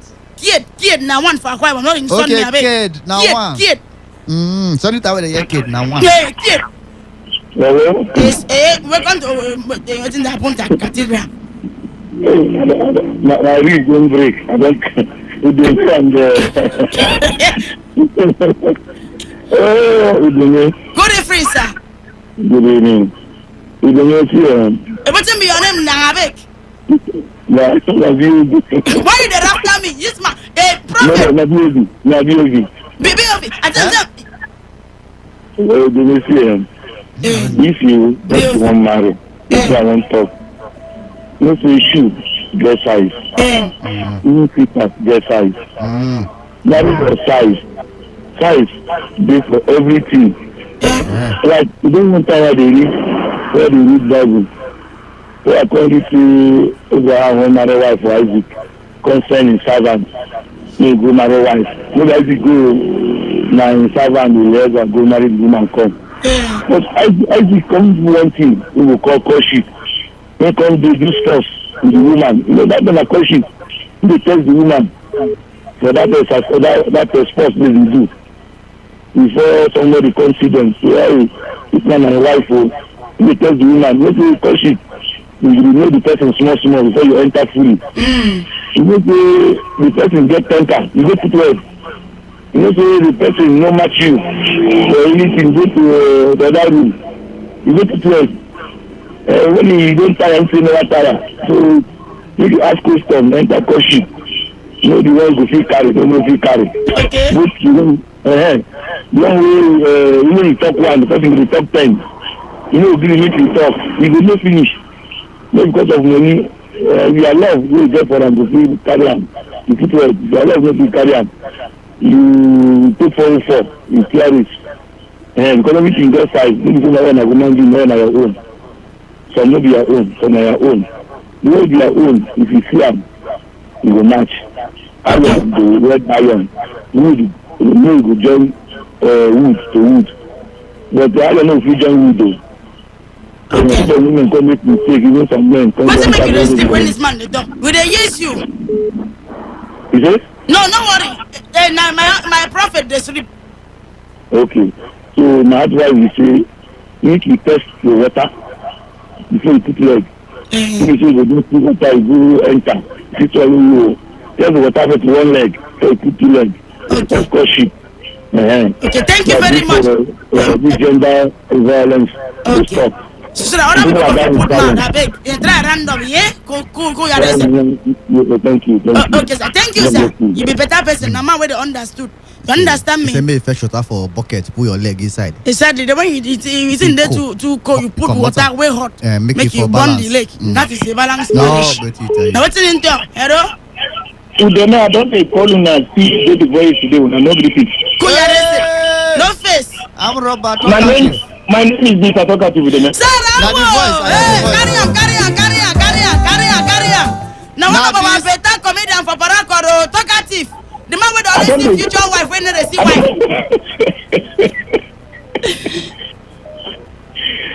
The man who speak in this room will understand. No. Doesn't insult me, I beg. Come. If you don't say walk out, talk fast, cause person here. Come on here. I think you see I'm saying this. Man, I want you. No, because I dey try to flow to put mouth for the matter. Say husband read the waiting, husband beat wife for that water. Make I read them for you again. Ma read them for you again. Read them at the here. Oh yeah, now the first Bible reading here, you say, man, aleye beat wife to kuma, then 3 times to do it again. Once she again, conchaine. Second Bible reading. When I one day, woman say ijo, he say ijo. To yenda base fire them. You go hear rubbish today. Oh God. So now wait, you go hear man beat wife to Kuma. This is me. Kuma. To Kuma. Kuma to your beat away. Kuma when you don't faint. Kuma. You go hear rubbish today. You know see me here before you call them. I'm not your guy. No vex. You go hear. No, the man voice like the complete. They tell you something to Kuma. You don't know where the Kuma. What they after on? I don't understand. On another story book. So because they answer talkative and they answer talk, you know want to talk to me, go talk to them. You go hear Kuma. This is me. I doesn't pretentious. I don't talk with I don't talk. You see talkative to say here na. It is na stand up comedy. You know say I go I don't know song complete. Oh God. You know that when you be literate. You know say you don't update. You understand me? You know say you don't go school come back. You understand? Right now I am present do my master degree for Unam High School for inside in Panenin. High school for inside bush. Sir, I beg. God don't try for me. Hello? Hello, good evening. Good evening. Welcome to Waiting Dapon Cathedral. This girl she call her voice. Oh, Sevik, people. Oh God. Oh, Sevik, how you doing? Come on, you come in. See things just come off my body. See, Auntie Deme, just respect yourself now. Hold yourself. No, they call her auntie. They bless say get respect for my yes. Oh, Sevik, how you doing? I've missed you. Oh my God. I missed you too, man. Oh God, I can see the good people all over me. Oh my God. You said man. You feel what? They won't play music. That's so bad. But they Hello. Auntie Deme,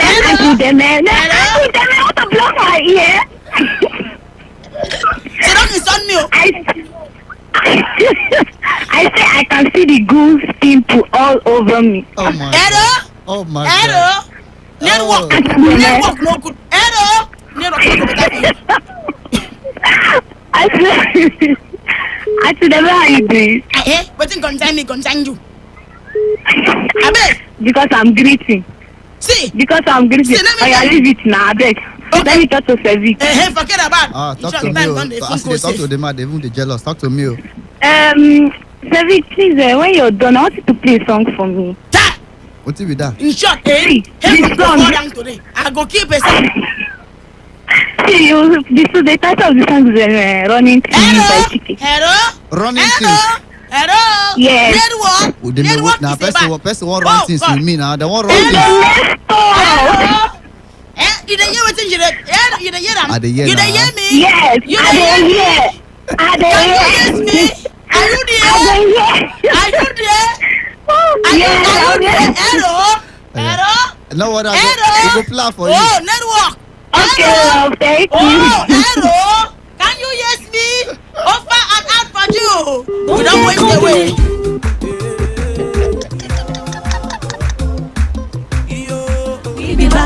Greetings to you listeners. My name is Bolaji Oshobukola. I am the founder and CEO of Odibola Properties. For the past 7 years, Odibola Properties has been able to reach out to the low-income earners, middle class, and the high-income earners.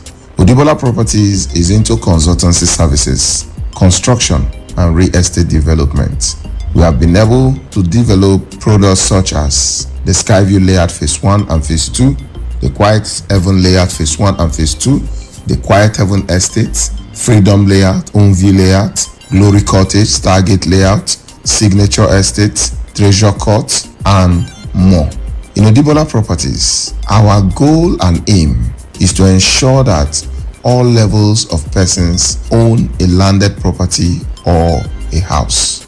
We have been able to reach out to the low-income earners by giving them the opportunity to invest in Odibola and spray the money for the period of 4 years, which we tag the Pay Small Small promo. Odibola Properties is a reliable real estate firm that you can invest with and go to sleep. As you are listening to me right now, what are you waiting for? Odibola Property has given so many people the opportunity to become landowners, house owners, without breaking the bank. We are here to serve you. Our head office is at Inyenwele Inserim Layout, Tombia Extension, GRA Phase 3, Port Harcourt. Odibola Property is the name if you want to talk about integrity, reliability, and trust in real estate investment. I'd like you to take a stroll to our office to get to know what we have in stock for you.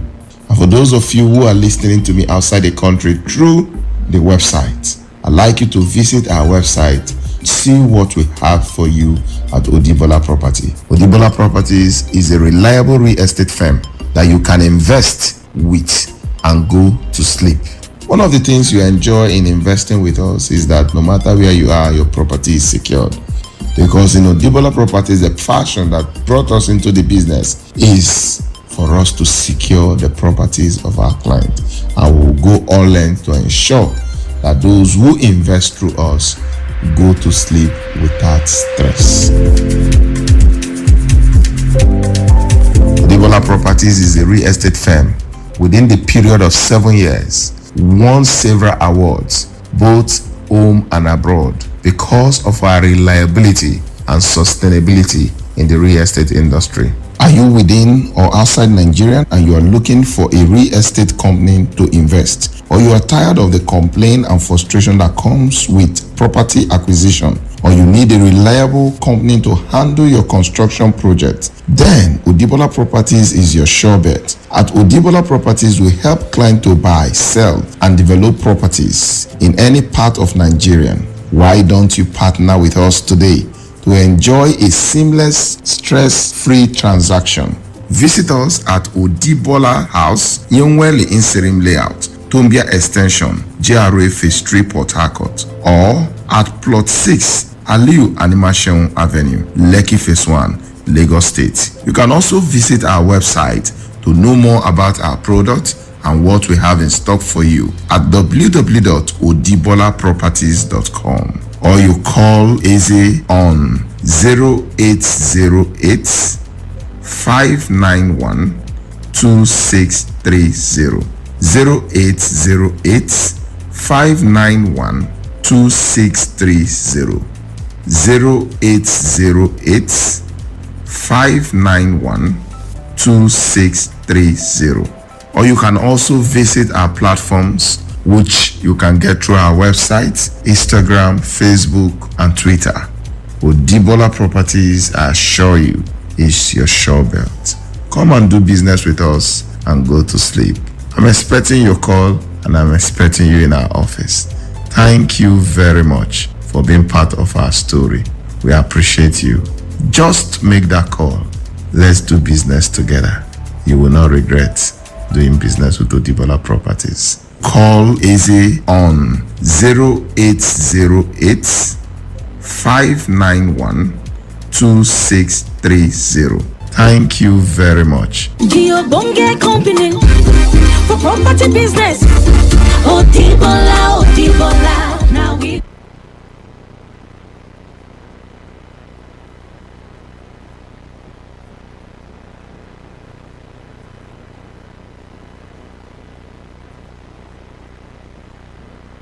Ready? Today, 95.1 FM, the voice of the people.